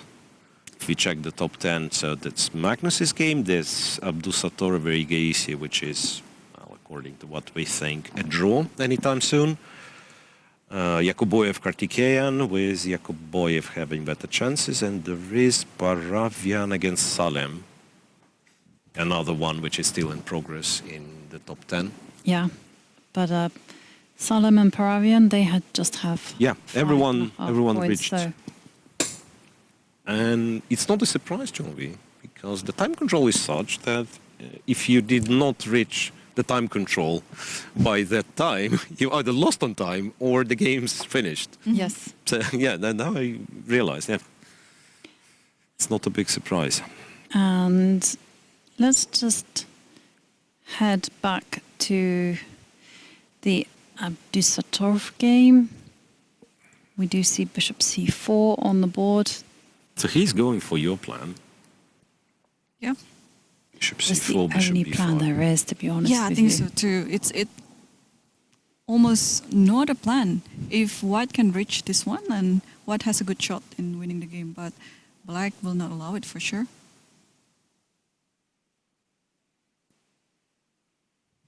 So what is the best move here? Not to blunder the rook. Yeah, the rook can go pretty much anywhere. Rook d1, rook e3, rook f3. He went to d2. Rook d2 also works. To d2. So now...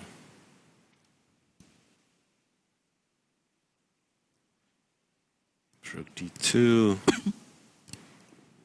And if a4 is played...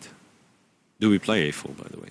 Yeah, let's play a4. Let's say a4. Why not? Thought one of the ways could be go to c2, bishop b5, and this is like very likely a draw, right? And then king steps back to f4. f4, just take this guy. Yeah, and then I was Go planning here. No, bishop. Go here is... yeah, right. It's a draw, right? There is no kind of one diagonal on which you do both, defend the b pawn and... Is it though? I thought bishop d4. Oh, no, you cannot take it. You have to play king d6 first because And his position. why? Yes. Okay, Bishop d4, a4. Bishop d4, a4, And king e3. and Ah, a3. And then, yes, the bishop is dancing at two weddings. King the king d3. King d3, and you're threatening this. Yes, you're threatening this. This is clever. This is clever. And now we've actually found one diagonal on which bishop stops the pawn and guards the pawn, but it's another pawn. So that's impressive. The king and the bishop kind of shifting roles. So if you want to do that plan, you have to play king d6 first instead of taking it Yeah, like immediately. you attack the... wait, a4, I mean, after rook c5. No. a4, this, check, here, king d4, yeah. And then, You don't have to. I just wanted to kind of show the idea, but right, you don't have to. but Abdusattorov did not play a4. Instead, he calmly stepped back with the king. So does it mean he's inclined to play this position? Yeah, why? Yeah, for sure. The stakes are high. Exactly. The stakes are If he high. wins, he will be tying for first. Well, if Yakubboev also wins, and $25,000 at stake. Yeah. May I just quickly check the other games in the top 10? Yep. So Magnus's game, King B1, yes, and here I think we said Rook E2, Rook B3, Rook takes H2 with kind of unclear consequences, possibly good drawing chances for Magnus. Board 3 is that one. Board 4, Yakubboev with Karthikeyan. So Black still kind of tries to build this fortress, but is it a fortress? I don't think so. No. Must be winning for White. Then, not sure which board it is, but certainly in the top 10, it's Paravian against Salem, which is opposite colored bishops. Looks drawish, but white is better, for sure. Yeah, White Yeah, is able to perhaps get it's, yeah, like it's White. past who is- pawn. White who is trying, but yeah, Push realistically. F4 and then get king closer. Put the rook on the 6th rank maybe or something. Yeah, And for Salem, this is an important game because there is a prize for the best Arab. best Arab Isn't player. he already winning it? Not think quite, because I think there's it's the Fawzi same Adam, right? Fawzi, Yeah. Adam Fawzi in the same Ooh. rating group. Still so many pieces on the board. Nihal. Oh wow. Fawzi. Jesus. Are you allowed to have such complex position after move 40? And they just reached 40th move. Yeah. Okay. It looks don't know like what it is. we will be in for the long haul, and as we prepare ourselves for that, I think it's time to take a short break. But don't go anywhere because we will have some incredible action after the break as we see whether players can win to reach the tiebreak.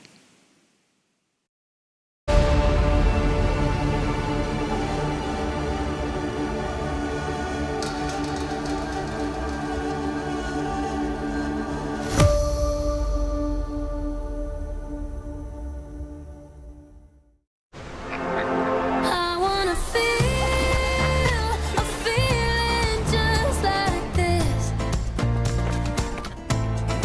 I wanna feel more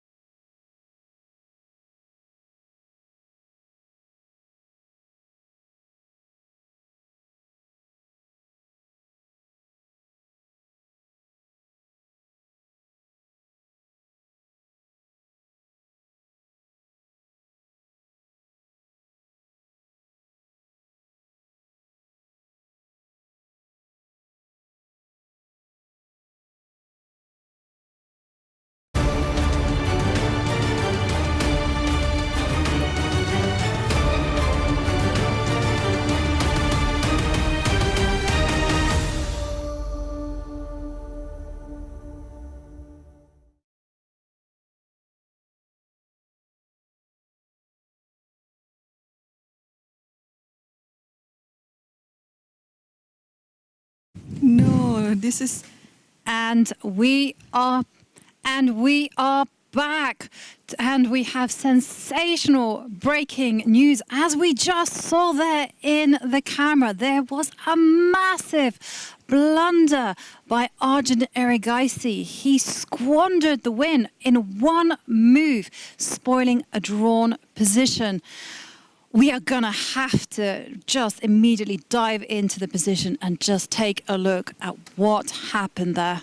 We are back and we are shocked. No. Yeah, I mean, absolutely shocked. that's I mean, what I can it was say.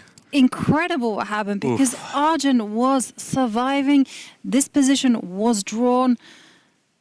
And just when he had that draw in his pocket, take a look at what happened. That's why chess is such a cruel game, because, yeah, he thought that this one little moment you think, okay, the worst behind you, because you've been in trouble, in a massive trouble in this game. And, you know, just like one moment when your brain relaxes, and it was still fine, yeah. And then king f5, rook h4, and he blunders, you know, kindergarten stuff.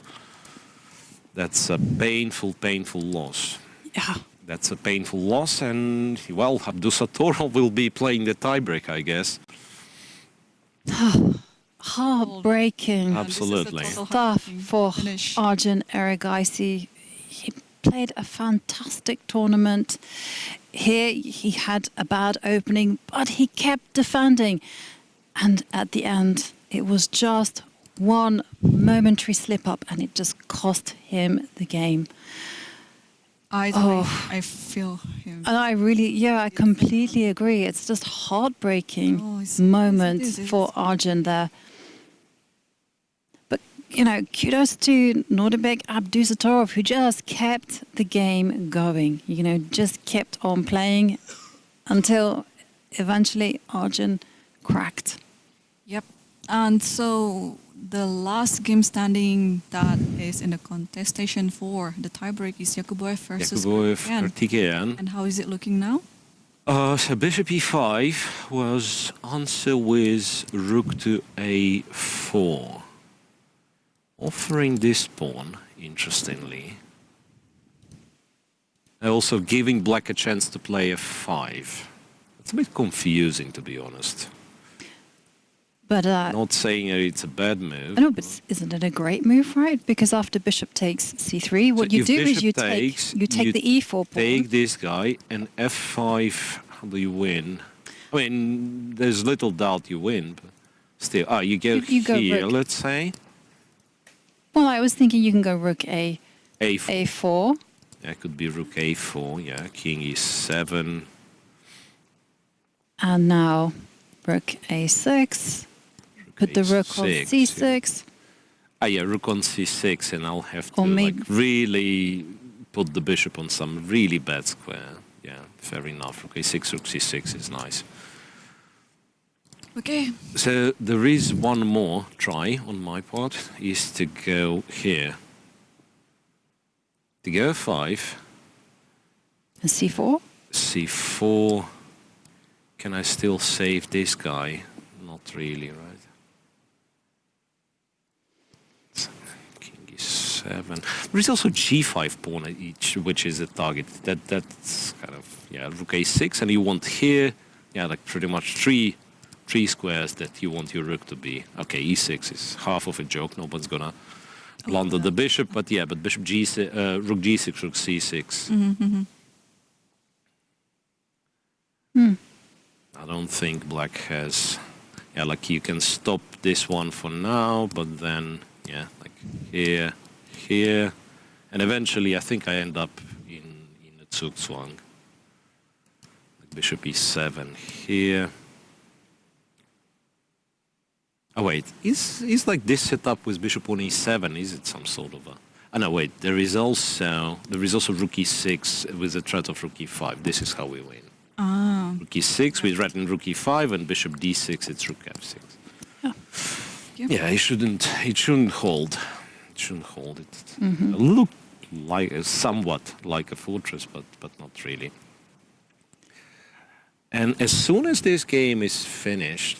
As soon as this game is finished, and if Yakubboev does win, then what will happen is that we will wrap up this stream, and in 15 minutes, we would need 15 minutes to set up a new stream, and the tie breaks will be broadcast on the Qatar Chess Association YouTube page, but it will be a different stream, and it will be broadcast live, Real time. real time. So No delay. no delay whatsoever. Okay. So shall we quickly check the other games from top 10, I don't know, top 20? Let's see Magnus's game. How has it developed? Which Yeah, one? there has been some developments there as well, Magnus' because game. look at that, the Rook White King is in B8. big trouble there. Right? Rook b8, b4, takes stakes. But this is... There's something in the water. It's a very strange turn of events, right? Right. Yes. Yes. And especially on the top boards. Yeah, well, how do you play? Well, I guess the whole idea is that if you do try to threaten checkmate, White does have a defensive He'll resource of Rook play a c3 check and then Rook and c2. Then, go Rook c2, Yes. right? Because I thought also h6 is like some... Yeah, that's also good enough. But although there you can throw in Rook to e1 check and then go back to Rook To e2. e2, yeah, fair enough. So Rook c2. And I have a little question then. Is it winning at all, this one? Like, say, we take, target the pawn. You can move it forwards, I don't know. No, you just go with the king here. Come on, I'm being silly. I thought like king has to take care of this pawn and then somehow I'll maybe destruct you with the f pawn. But no, it's No, he just completely lost. over. You just bring the king this direction, push the h pawn. It's like dead lost. Okay, so what does that mean? And h pawn will start moving. What happens if you go king to b5. b5 now? I would guess rook c3. Rook c3. And now I go for this Rook to e8 plan. But that's kind of the same, right? And what about if I drop down to Yeah, you could e1 check? e1. I don't think it matters really. Yes, it does matter. Then now Rook to f1. f1. H6. Like that. And here I was hoping For checks. for, yes, Lots of lots checks. and lots of checks Checks, yeah. until the end of time, hopefully. Okay, I check you again. This. And then unfortunately, Looks like, yeah. no, I can check you. I can Oh, check you you can from the give third me- row. The third row. Oh no, But then I block. yeah. And then I can. No, in that case, you can go to b2. There's no more check. No, but I can also block. Okay. Yeah, you can also block. Block because, yeah. Oh no, but it doesn't. Yeah, unfortunately. Rook c5. I thought I'll Rook get c2. more squares. I thought Rook c2. f2. Sorry, f2. Yeah. Yeah, but then one of the checks, rook h5 or rook c5. And Yeah, then go getting free the out of, king. yeah, the rook's protected, so I'll just run. Yeah. Check f7. Oh, sorry, h7. Wait, so again, how was it? It was this. Oh, king b5 though, I like it, and then after rook c2, could it be that we go here? Yes. Could it be that we go here? But I was afraid of h6 nonetheless. b5 b5 check. but the- king, yeah. King a5. and now King Rook A3. a3 check, king b6. At least the king on b1 is now safe. and now h6, h6, yeah, and you're too fast, right? and now Rook Or are c3. you? Oh no, but Three, but then, yeah. then we get back into that Once drawing again, kind of mechanism. establish this mechanism with, you know, Oh no, threats but of- here I can go Rook c. No. with, you know, like some threats of perpetual, and also, which is still possible, like take h2 and But I can go here Rook c6, king b5. and now there's no check. Who's better and, The- who's the better and H- why? I mean, H- that's exactly... h7, but okay, I'm actually just really playing for for the draw or something. And then here I wanted Rook c. No, here it's c4 a check. But unfortunately, Yeah. king to b5. Yeah, or and d5 you've kind of accomplished the task of promoting a pawn. Yeah, but At the still cost it's of black two who rooks. is better. Still black Like is it's- better. Yeah. Okay, that's nonsense line. yeah. But yeah, do we have a sense line? Strangely. Yeah, could it be that it's still like bad for Magnus, despite it looked to us that he's gotten some chances to save? We will find out. And the only other one game which is in progress in the top 10 Go- is Paravian. Actually, do you know this game? Which It's one? the computer says it's a draw. What? Magnus's game. Yeah, Magnus's game. Sorry. You have It's to a show draw. us. You have to Okay. show us. The king goes to b5. B5, We got that good. one right. And Rook then C- rook c3. We got that one right. King a4. Correct. And now B5. B5. b5. You just go king a5. So this last line, Yeah, remember this last didn't quite work. And king then king B6, and it works, or? Yeah. So after b5, king a5, and rook a, you just go king b6. And after rook c3, you just come back with the king, rook a5. King A5. You attack it. Yeah. Nice. So you want to take. And whenever you go h6, then you have this idea of rook e8, as we discovered. And, we kind of said it was a nonsense line, this idea of promoting, Yeah, but it it's turns actually out- really relevant. So it's on Magnus then to find this King sequence. B5. King B5 and so on. Right. But yeah, but even if he makes a draw, that means that he's far, far behind. It will mean what? 6 points. 6 for him. pointers. 6 points. So But- he will not tie for first, or even No, he would not. He wasn't even going to tie for first with for the win, podium right? place. Yeah, but then because his now tournament it's- performance rating was not as good as the others. So no, here he just wanted to win, for pride, right? And if he makes a draw, it's almost like just barely. Yep. Poor tournament for Magnus. Right, and this one, Paravian against Salem, perhaps can go for quite a while. But on the other hand, yeah, like Salem playing this rook c7, like activating the rook, planning to give checks, yeah, might be good enough. So Magnus went for something. Since there are no other updates, Magnus went for rook e8, but here we said it's a check on c3 and rook c2. And this was the problem, right? Rook c2 was the problem. And we thought it's actually bad. We shall see. Let's have a look. So rook to e8. Yes, this is a Check on mistake. c3 and Big rook mistake. c2. King b5 and now rook c2, as we thought. And yeah, and we tried some perpetuals from the first rank, but then very likely Yeah. the king's running away. Yeah, I mean, and after this move, I mean, you can go h6, apparently. Yeah, H6, but the king is safe, yeah. And the king is completely safe That's on what we were a4. doing. Yeah. That's what we were doing. Okay, bad news for Magnus then. It is bad. It's very uncharacteristic of Magnus. No, yeah, he's Not to play accurate king to moves, yeah. b5 because he's such a fine endgame player, and here it's not like him at all. Yeah, But and okay, it's nothing to panic about because it's just one bad tournament. Everyone has a bad day at the Speaking- office. Yeah. Like uncharacteristic of Magnus, yes, specifically this game, right? Because one thing, like if you want to beat Magnus, you have to catch his one mistake, because he's known to fight back, like even if the game went poorly. And here, like he blundered few times, it seems, right? He made mistakes quite a few times, and here he almost saved it, and then yet again he plays rook e8. And allows his this. opponent played rook c2. Yeah. His opponent played rook c2, and was it once again missed by Magnus Carlsen? Yeah, it's And rook F3, but then you just push, right? Push h6, yeah? Yes.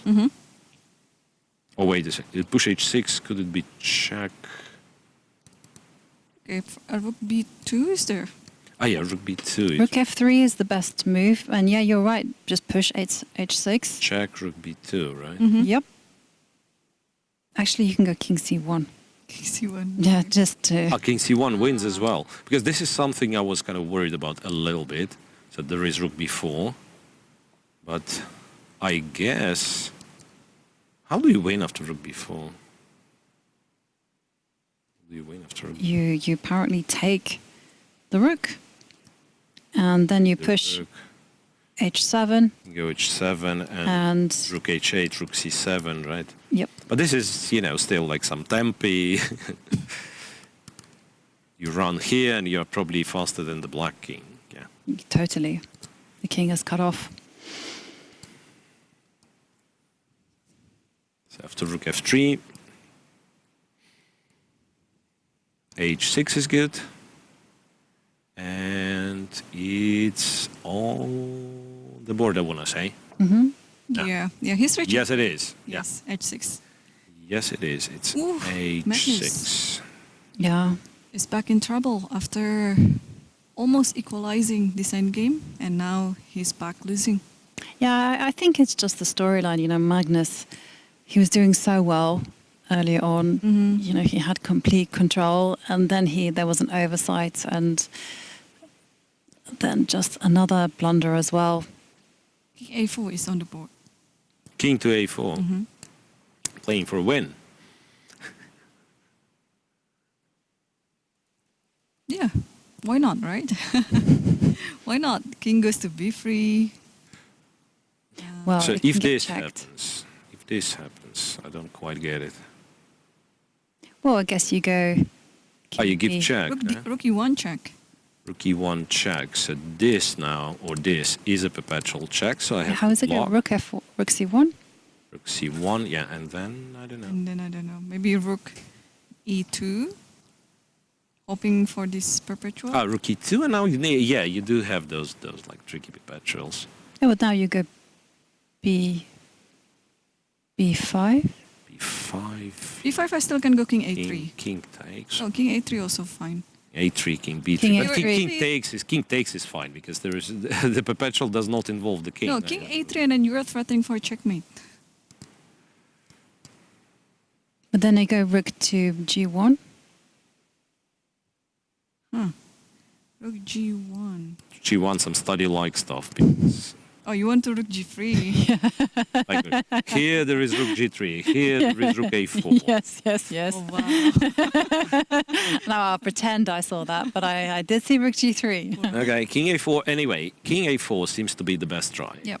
If you ask me, like king a4, at least like we all seen Yeah. these patterns where the king is getting close and they'll be Okay, but you don't need to like allow this whole thing, so you could go king b2, right? king b2, Stopping it. Yeah. After rook b3. rook b3. And now then run you with the get king to c1, and it's out of the box. And after rook d3. And I guess rook Three. d2. Ah, you're crawling like that. rook d2, rook c3, Like a king rabbit. e1, and Yeah. this. That's clever. No, I mean, it's still kind of confusing. It's very easy to just kind of go wrong, but little doubt that it's winning for me. Yeah. And in the meantime, in the very important Yakubboev Karthikeyan game, well, they've reached the position that we actually had in our analysis. Less and less chances, right? So White has gotten the rook on the 7th rank, and the problem here is there is on 7th rank there are 2 squares that White's rook is kind of opting for. Let me try bishop e7. Bishop e7, but that's what we tried, right? yeah. And then I go to 6th rank, and then this and this. And after king, King f7, f7. King f7, yes, bishop f8. bishop f8. Oh, rather, wait, can I put the rook on e6 and then just walk with the king? Yes. Because the bishop is no longer... But if you walk with the king too far, there is f. 4, yeah, Four, but followed by let's f3. see what black is doing here. Let's say bishop. Bishop f8, e7, yeah? d8. Let's do d8. Bishop d8. Oh, but then you go rook to... Yeah. After rook d6, I'll go back to e6. So But hang on, this- if rook this- c6 okay, there is isn't winning. this. Then There is this. d6, There is this move. and then after bishop, if you go bishop f8, then you simply just yeah. push You your just pawn. take this guy and this guy is falling. Yeah, No, but you can also So go simple. d7. d7 is also just Bishop wins. f8. yeah D7. d7 is of course win. And then after king e7, can You say still rook take. c8, rook c8, rook c8. Right. 7. I want this pawn. No, I'll be we fancy. I'll be fancy. Rook f6 And you want Still this. wins. You want this pawn. and still wins. Rook No, f6, bishop g7, rook f7. Just a winning position. Now you're just flexing, Irene. Yeah. He's there. Okay, and if this, how bad is to let the rook here? Oh, it looks like everything is going to drop, right? Yes. You can do the same, like go here, go like too many. Yeah, like maybe this is the position, right? And where black doesn't have a move. Yeah, you can go king f7. Yeah, like if king goes to f file, then this wins. This and d6 idea, right? I mean, I'll just pass with king f2 and looks like it's Right. a decisive zugzwang. If king goes to d7, then this idea wins. So I caught the king and I'm threatening rook e5 or rook f6. So it's just not holding this one. Okay, so I believe Abdusattorov is currently preparing already for the tiebreak against his compatriot, Yakubboev. And it will start in approximately 15 to 20 minutes After the finish of after this the game. finish of this game. So yeah, shall we revisit kind of results of the top 10? Yeah, just quickly. let's take a look at the results if we can bring them up. But in the meantime, let's take a look at the Magnus Carlsen game whilst we're waiting for the results to be ready. But no move. No move. Move from white, yeah. So that's the thing. Like we are left with 3 games in the top 10 and all of them are sort of stuck. We'll bring the results up. Well, it was an eventful final round marked by one heartbreaking moment. And there you can see it on board 3. Arjun Erigaisi, sole leader on 6.5 points. He fought so hard to get a drawing position, but right at the last moment made a heartbreaking blunder, blundered his rook, and Nordibek Abdusattorov took the point and now is on 7 points. And everything is happening in the game between Yakubboev and Karthikeyan. Yakubboev winning that game, so that means a victory will also take him to 7 points. And we see that on board 2 with Narayanan and Hikaru Nakamura. Well, Hikaru Nakamura did hold firm and did manage to grovel a draw against Narayanan, but a very good tournament for the Indian Grandmaster. What happens there? So we will have what we think, like a tiebreak for the first, and then a huge tie for the third, where if Puranik wins, he actually joins the tie for the third, right? So he'll be on 6.5 points. Nakamura, Narayanan, Erigaisi, even though he lost, but he's on 6.5. Sindarov on 6.5. Then anyone who won in this 5.5 group, which is currently Gukesh, Maksudlu, and the winner of Paravian and Salem as well will join. Yes, it's a huge tie, third to like 10th place. And the prize money will be shared. Yeah. It's only for the first prize that there will be a playoff. There will be a tiebreak. What a round, though. I mean, it's been such a topsy-turvy. And at first, we thought Nordibek came to his game like incredibly well prepared. And it just looked like he was going to blast Arjun Erigaisi off the board. But Erigaisi kept the game alive, kept finding resources. What a heartbreaking moment there. Yeah. To blunder a rook just when the draw was so close. And he was so close. And, well, if he drew the match and Yes, yeah, he was just so close in winning the tournament as well. He just needs to secure himself for the tiebreak. And now, yeah, Yakubboev realizes what's happening, and he's very, very focused right now, not to blunder anything, because it can happen. It can happen even with the best of the players. And Yakubboev has had a fantastic tournament. You know, he's gained at least 13 rating points. He was gaining that before this game. He's beaten Adiban, he'd beaten Jumabayev in quite convincing manner. I mean, really interesting games. No losses. No losses whatsoever. And I'm going to ask you guys, who is the favorite in a tiebreak between Yakubboev and Abdusattorov? Abdusattorov. I can tell you that the favorite is Nordibek. Funny enough, they are both named the same way. Yeah. Yeah. Honestly, I'm not familiar too much with the blitz skills, but yeah, Abdusattorov is like all high rated, you know, more experienced on the high levels. Yeah. Exactly 100 points. I would assume that. However, you know, like if they are training together, and there might be some like inner dynamics that we are not aware of, right? It could be that. Yeah. So this one still, like nothing changes, But this is incredible performance, though. If Yakubboev were to win this game and beat Abdusattorov in the tiebreaks, just imagine if he's won the Qatar Masters Open, one of the strongest events, ahead of Magnus Carlsen, Hikaru Nakamura, and Anish Giri. Yeah.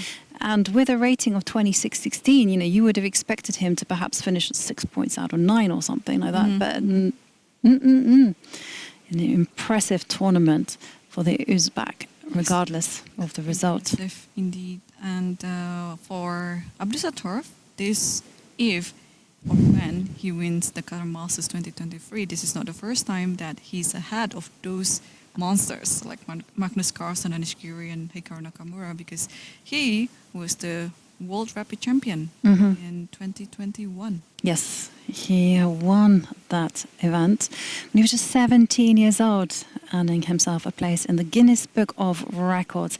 And funny enough, the tournaments don't end there for both Nordibeks. Both of them are heading to the Isle of Man to play in the Grand Swiss. Yeah, I'm sure whoever wins, Abdusattorov or Yakubboev, Uzbekistan will see a rise in baby names of Nordibek. That's usually the case. Actually, it's true. It's true. It's true. You know, there's many countries where chess becomes very popular and they name their children after chess players. Like there was a lot of Taos. A lot of Tigrans. Tigrans, yeah. After the Petrosians. Yeah. How many Magnuses do we know from Norway?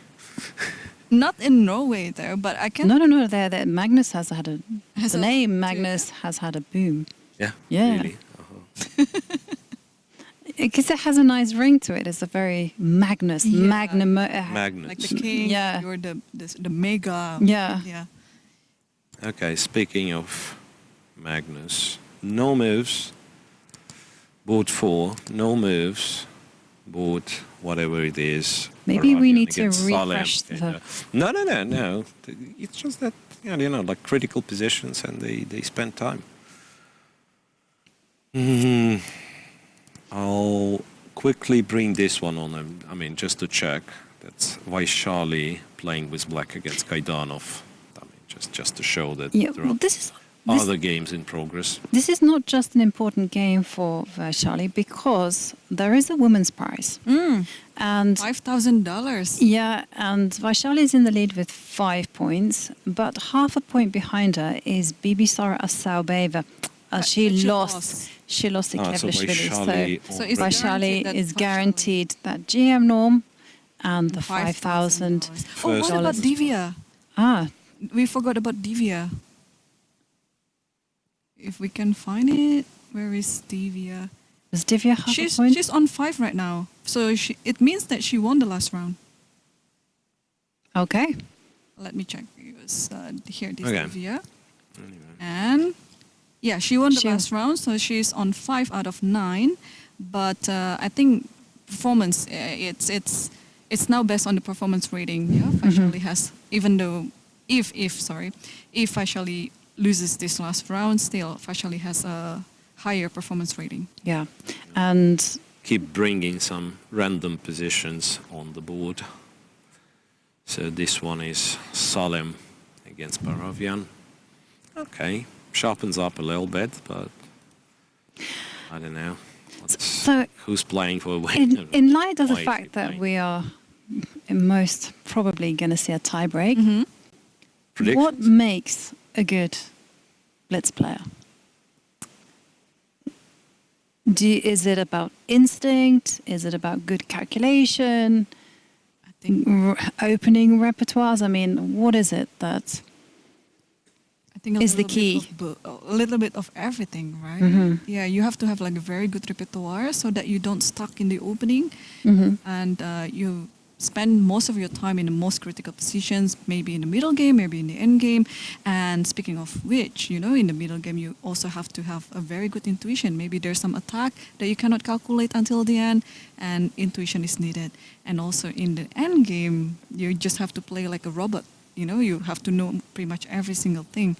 So, but in this situation, I think psychologically it's going to be very hard for both, you know, even though they're very good at it. But we see the blunder by Arjun. It's very, very uncharacteristic of him. Yeah. Having actually lots of time. It's not that he was on time trouble. No, is this a complete oversight? Yes. I think he just had that rush of blood to the head that he thought, okay, I'm going to secure the draw. And we did see in the camera, because it all happened whilst Yes. we were on a break, and we were looking at it and we were thinking, no, you can't play like that. And yeah, just a moment of blindness, and Yeah, it was like Halloween came too early. yeah, absolutely. And there we have some moves being played in the critical game rook between six. Yakubboev and E6, the Karthikeyan. King E8. How is that? King E8? King E8 and Rook E6. Oh, Rook E6. Rook A6, King E8, Rook E6. Okay, that makes sense. And King That makes F7, sense. Rook C6. And King F7, Rook C6. But that's pretty much what we Yeah, we had this position. figured out, that this should win. And then after Bishop F8, I think a passment was Yep. the solution. So that we want to play D6 with a tempo when the bishop's on Yeah, E6. because if the king steps backwards, then you give ground, right? And Bishop went F8. Bishop F8, yes. and here comes King F2. King F2.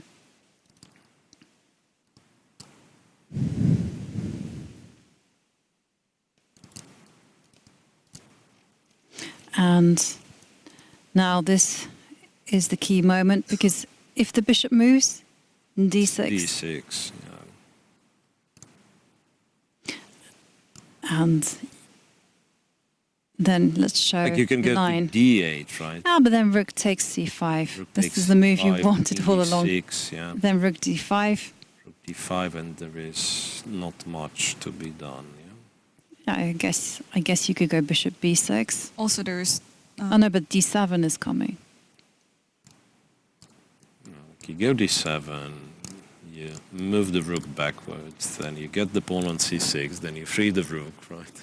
Yeah. And you don't have to promote those two. No. It's enough to exchange those two for like a couple of pawns here and then free the king. Yeah, so it's like winning with by a huge margin. Speaking of kind of what makes good blitz player, would you agree that it depends on kind of how good of a blitz player we are talking? Because like on some level, even like on my level somewhere, like grandmaster but not at the very top, let's say, there are so-called blitz specialists who would have like specific opening repertoire for the blitz, you know, and maybe like adjust their style, play solid moves quickly, wait for you to make a mistake. But on the very top, you have all kind of, you have to have all the qualities that you need for classical chess. And it's not a big surprise that when you have winners of World Blitz Championships, they are accidentally all top grandmasters. Yeah. So you have to know the opening, you have to be good at calculation, you have to have intuition, you have to have the technique. But what's interesting, though, is that the best online players Sometimes are not the best over the board tricksters. players. Tricksters. But online, like, you know, it evolved, or me as a kind of an old guy would say devolved into this like 1 minute chess, 30 seconds chess, and you know, I don't know where they stop, because 15 seconds time control apparently is a thing. And you know, you can legit play a game with 15 seconds I've plus seen it zero. in action.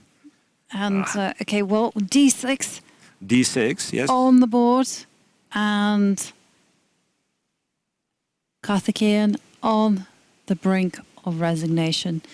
If the bishop goes to f8, We said D7 wins. On the spot. d7 wins on the spot, Simply wins. King Bishop, yeah, King moves E7. over, C8. rook c8, and it So will Bishop be D8 game is over. already played, and then Bishop d8, and now rook capture takes to the c5. pawn.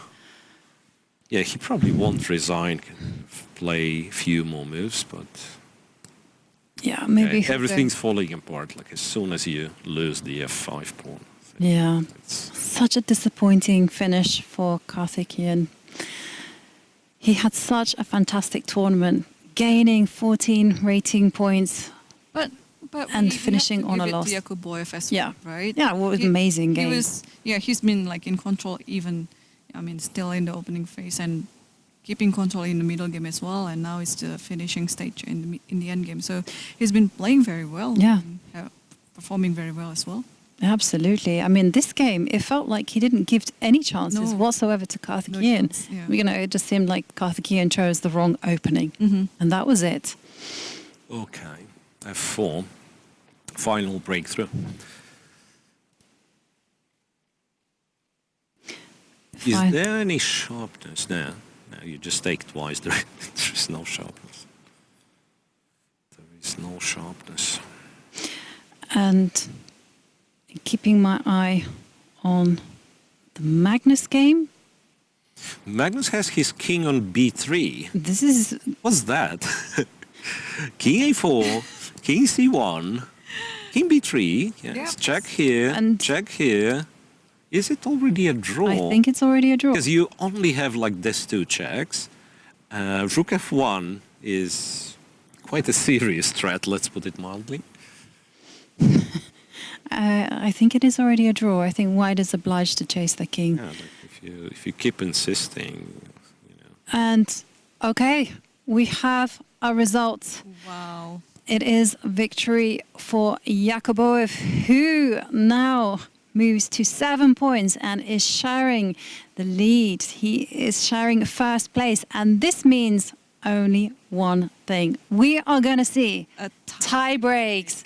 Nordebek Yakubboev versus Nordebek Abdusattorov. Yeah. So Do if, not do bad. you know, if someone's asking you who won the tournament, you already safe saying it was Nordebek from Uzbekistan, but we yet have to know, have to figure out which Nordebek it's going to be.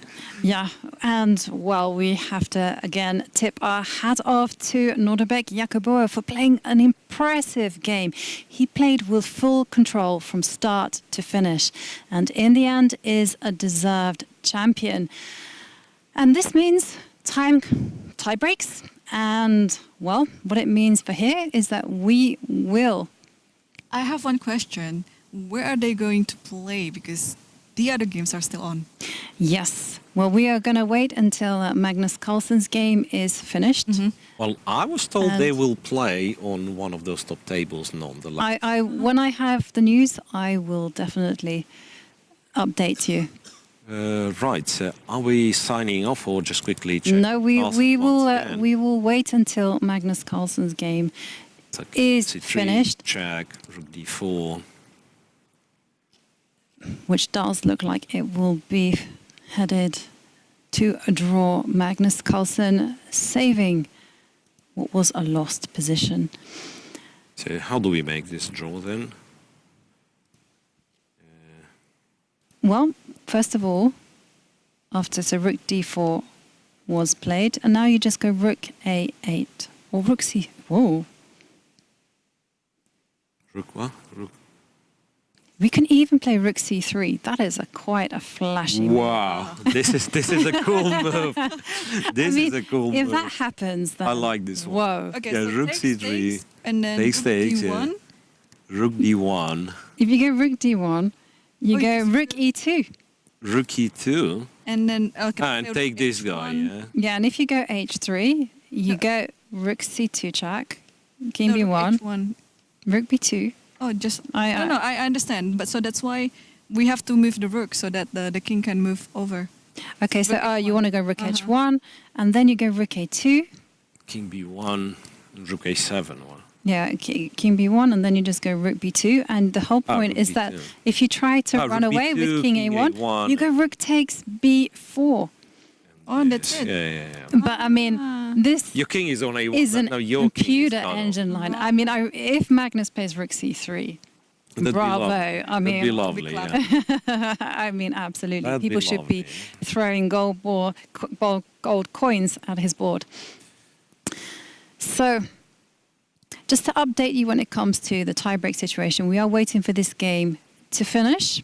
And once it's finished, what will happen is that we will then wrap up the stream and the players will have 15 to 20 minutes and we will go on a tech break just so that we can set up the cameras. And then you must go to the YouTube Qatar Chess Association And find the page, live link. find the live link. So there'll be a new stream. There will then. be a new stream and we will be broadcasting live. There will be no delay whatsoever. I think I can also send the link on the live chat when it happens, so that you can quickly Wait a second. click it. Live chat, but in order to find this link, you have to be in a live chat. Exactly. But how do you get to live chat? No, if it will you be don't know the but link. it will, they For the will live be chat, they're pasting coming it. from the future. That's what I meant. They will be in the privileged situation right, okay. that as Okay. soon as our stream is ended, they can just immediately search Sure. for the tiebreak link. So Salem's game finished in a draw. Just to update you, so Carlsen's game is the only game which is in Oh, there you progress go. I in can the share it. top. So we have the tiebreak link. I can share it on the chat. Hang on. You can, Yes. but then you're introducing spoilers to the chat who are 15 minutes behind. No. It's already okay. Only after it's finished. Only after the game between Sindarov and Karthikeyan is finished, I'll put it on the live chat. No one yet knows what happens. Yes, That's yes. confusing. Yeah. Has everyone been aware? Yes, I think that they are aware that Look, Yep. Magnus. Abdusattorov has won. Because on the chess result, it's updated. Yep. Magnus did Not our not fault. did not play a move yet, though. Shall we be Oh, it's not updated yet. worried?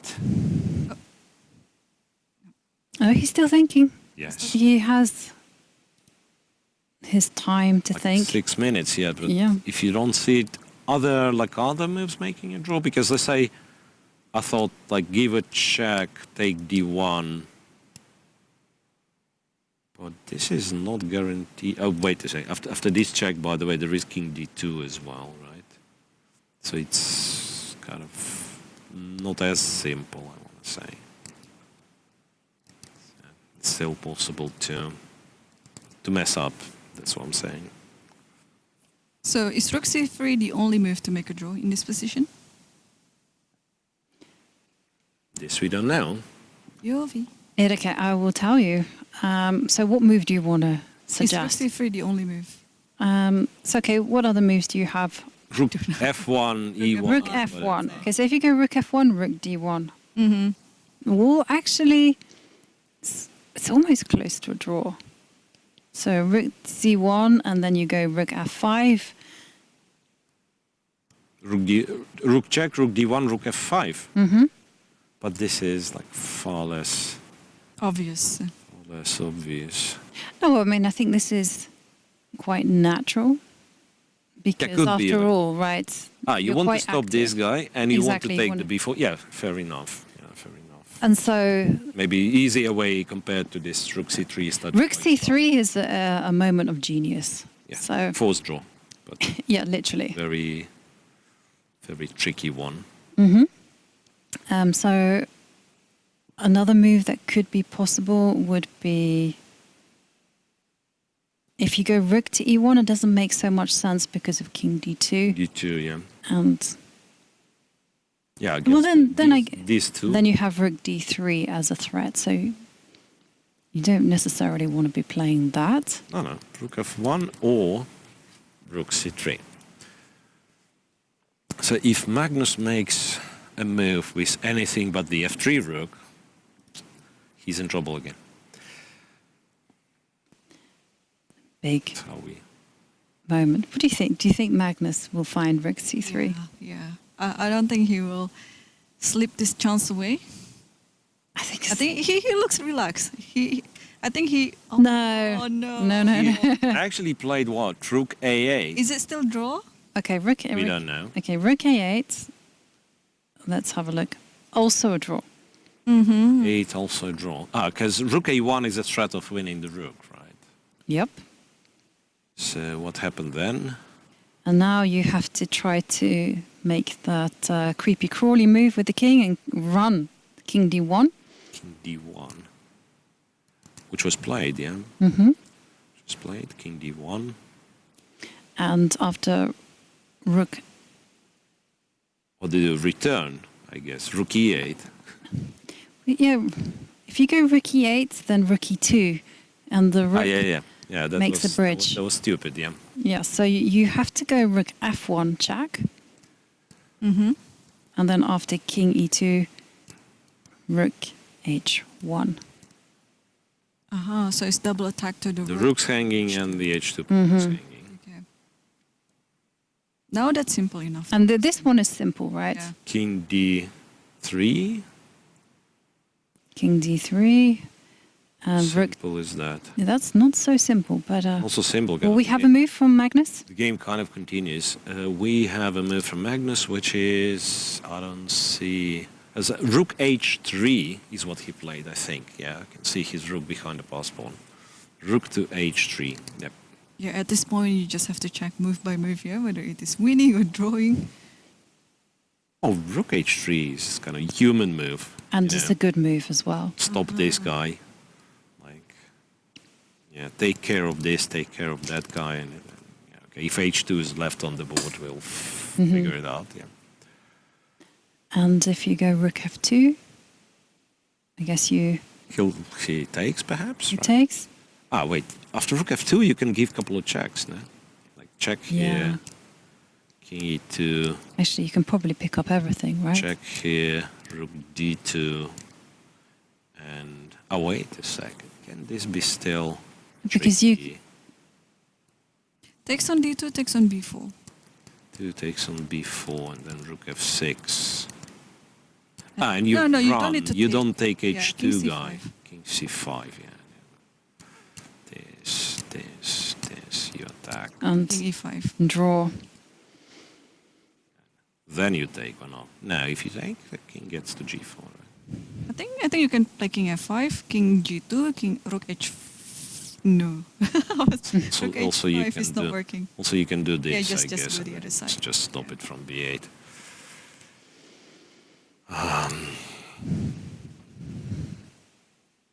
Rook h3. But we would prefer it to be rook c3, of course. Yeah, rook c3 is just amazing. Was just a beautiful idea.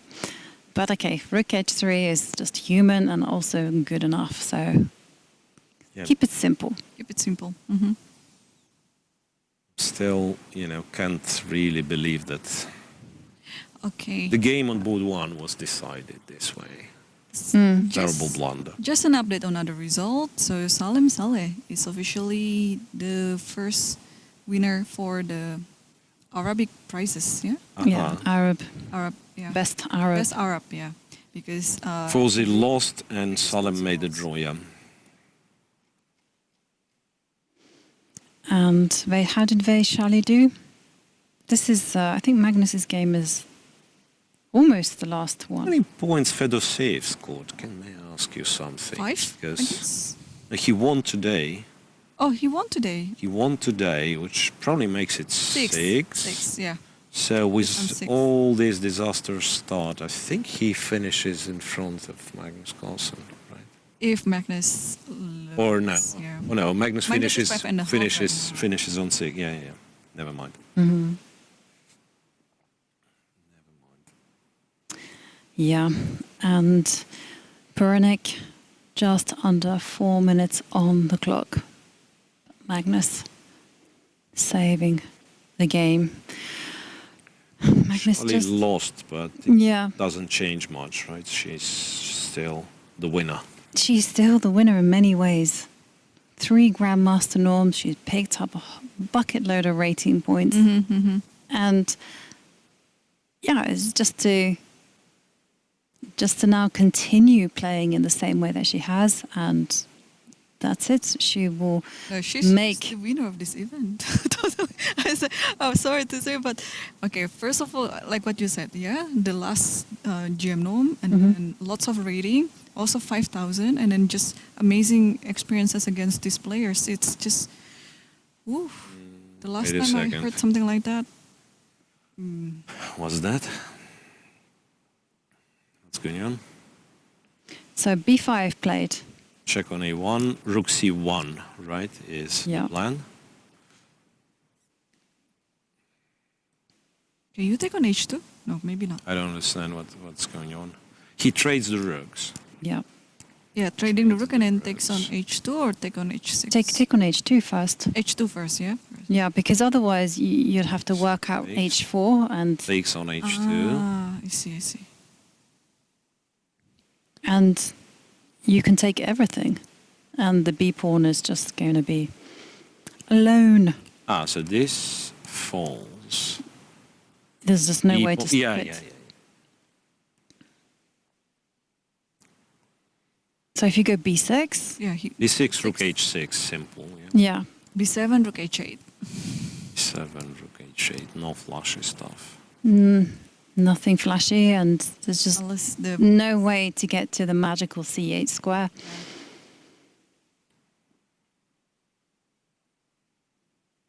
And black's move will just be rook to B8. There isn't even kind of a slightest try for white. Yeah. Mm-hmm. Okay, well done at the very end, but still was a struggle for Magnus. Yeah, it was a tough tournament for him. I mean, what would be your explanation? Is it just simply a bad event, because we can't all be perfect and play smooth chess all the time? yeah, I think so too. It's just one off moment in round. Think of What round was that?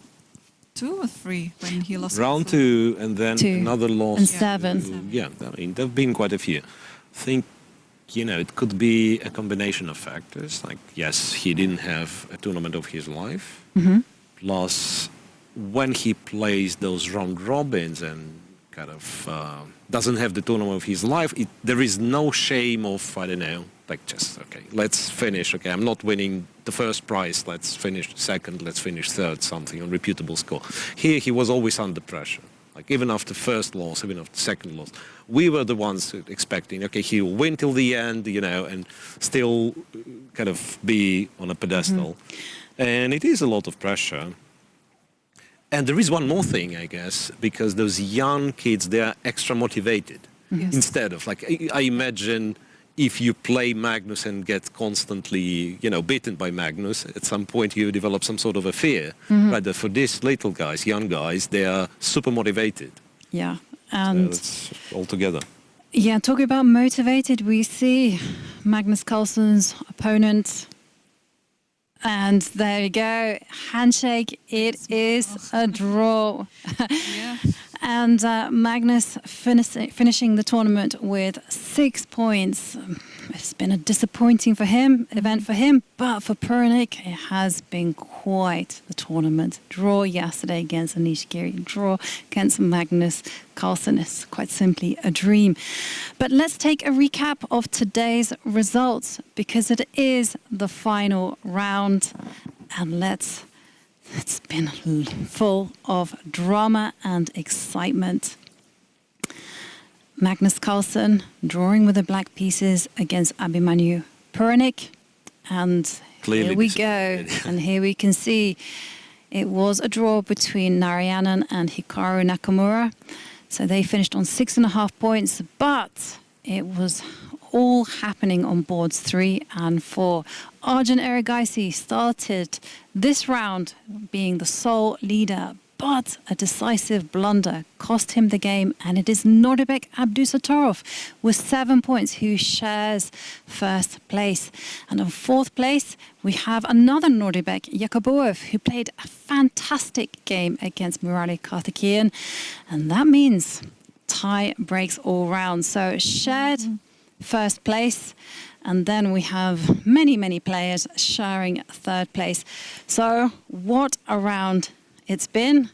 What we're going to do now is we are going to say goodbye for now, but don't forget just to go onto the Qatar Chess Association YouTube page, search for the link for the tie breaks, and that will be happening in 15 minutes or maybe even live right now. Okay, well, in 20 minutes from our time, we will be starting the tie breaks. So you don't want to miss this one. It is going to be epic. So see you soon in 20 minutes. Stay tuned.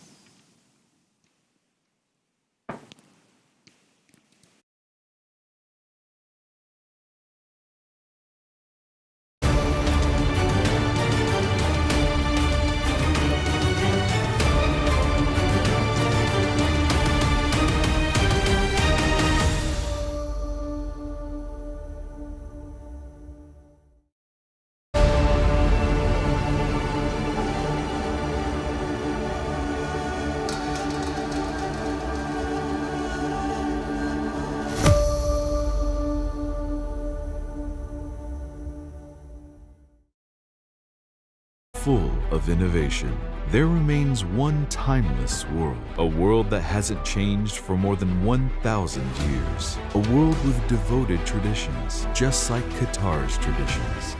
Qatar stands as a notable example of blending traditions with modernity, much like chess. Join us in Qatar Master Open 2023, where you will witness the best chess players go head-to-head in a tactical battle. If you wish to succeed, you must brave the risk of failure.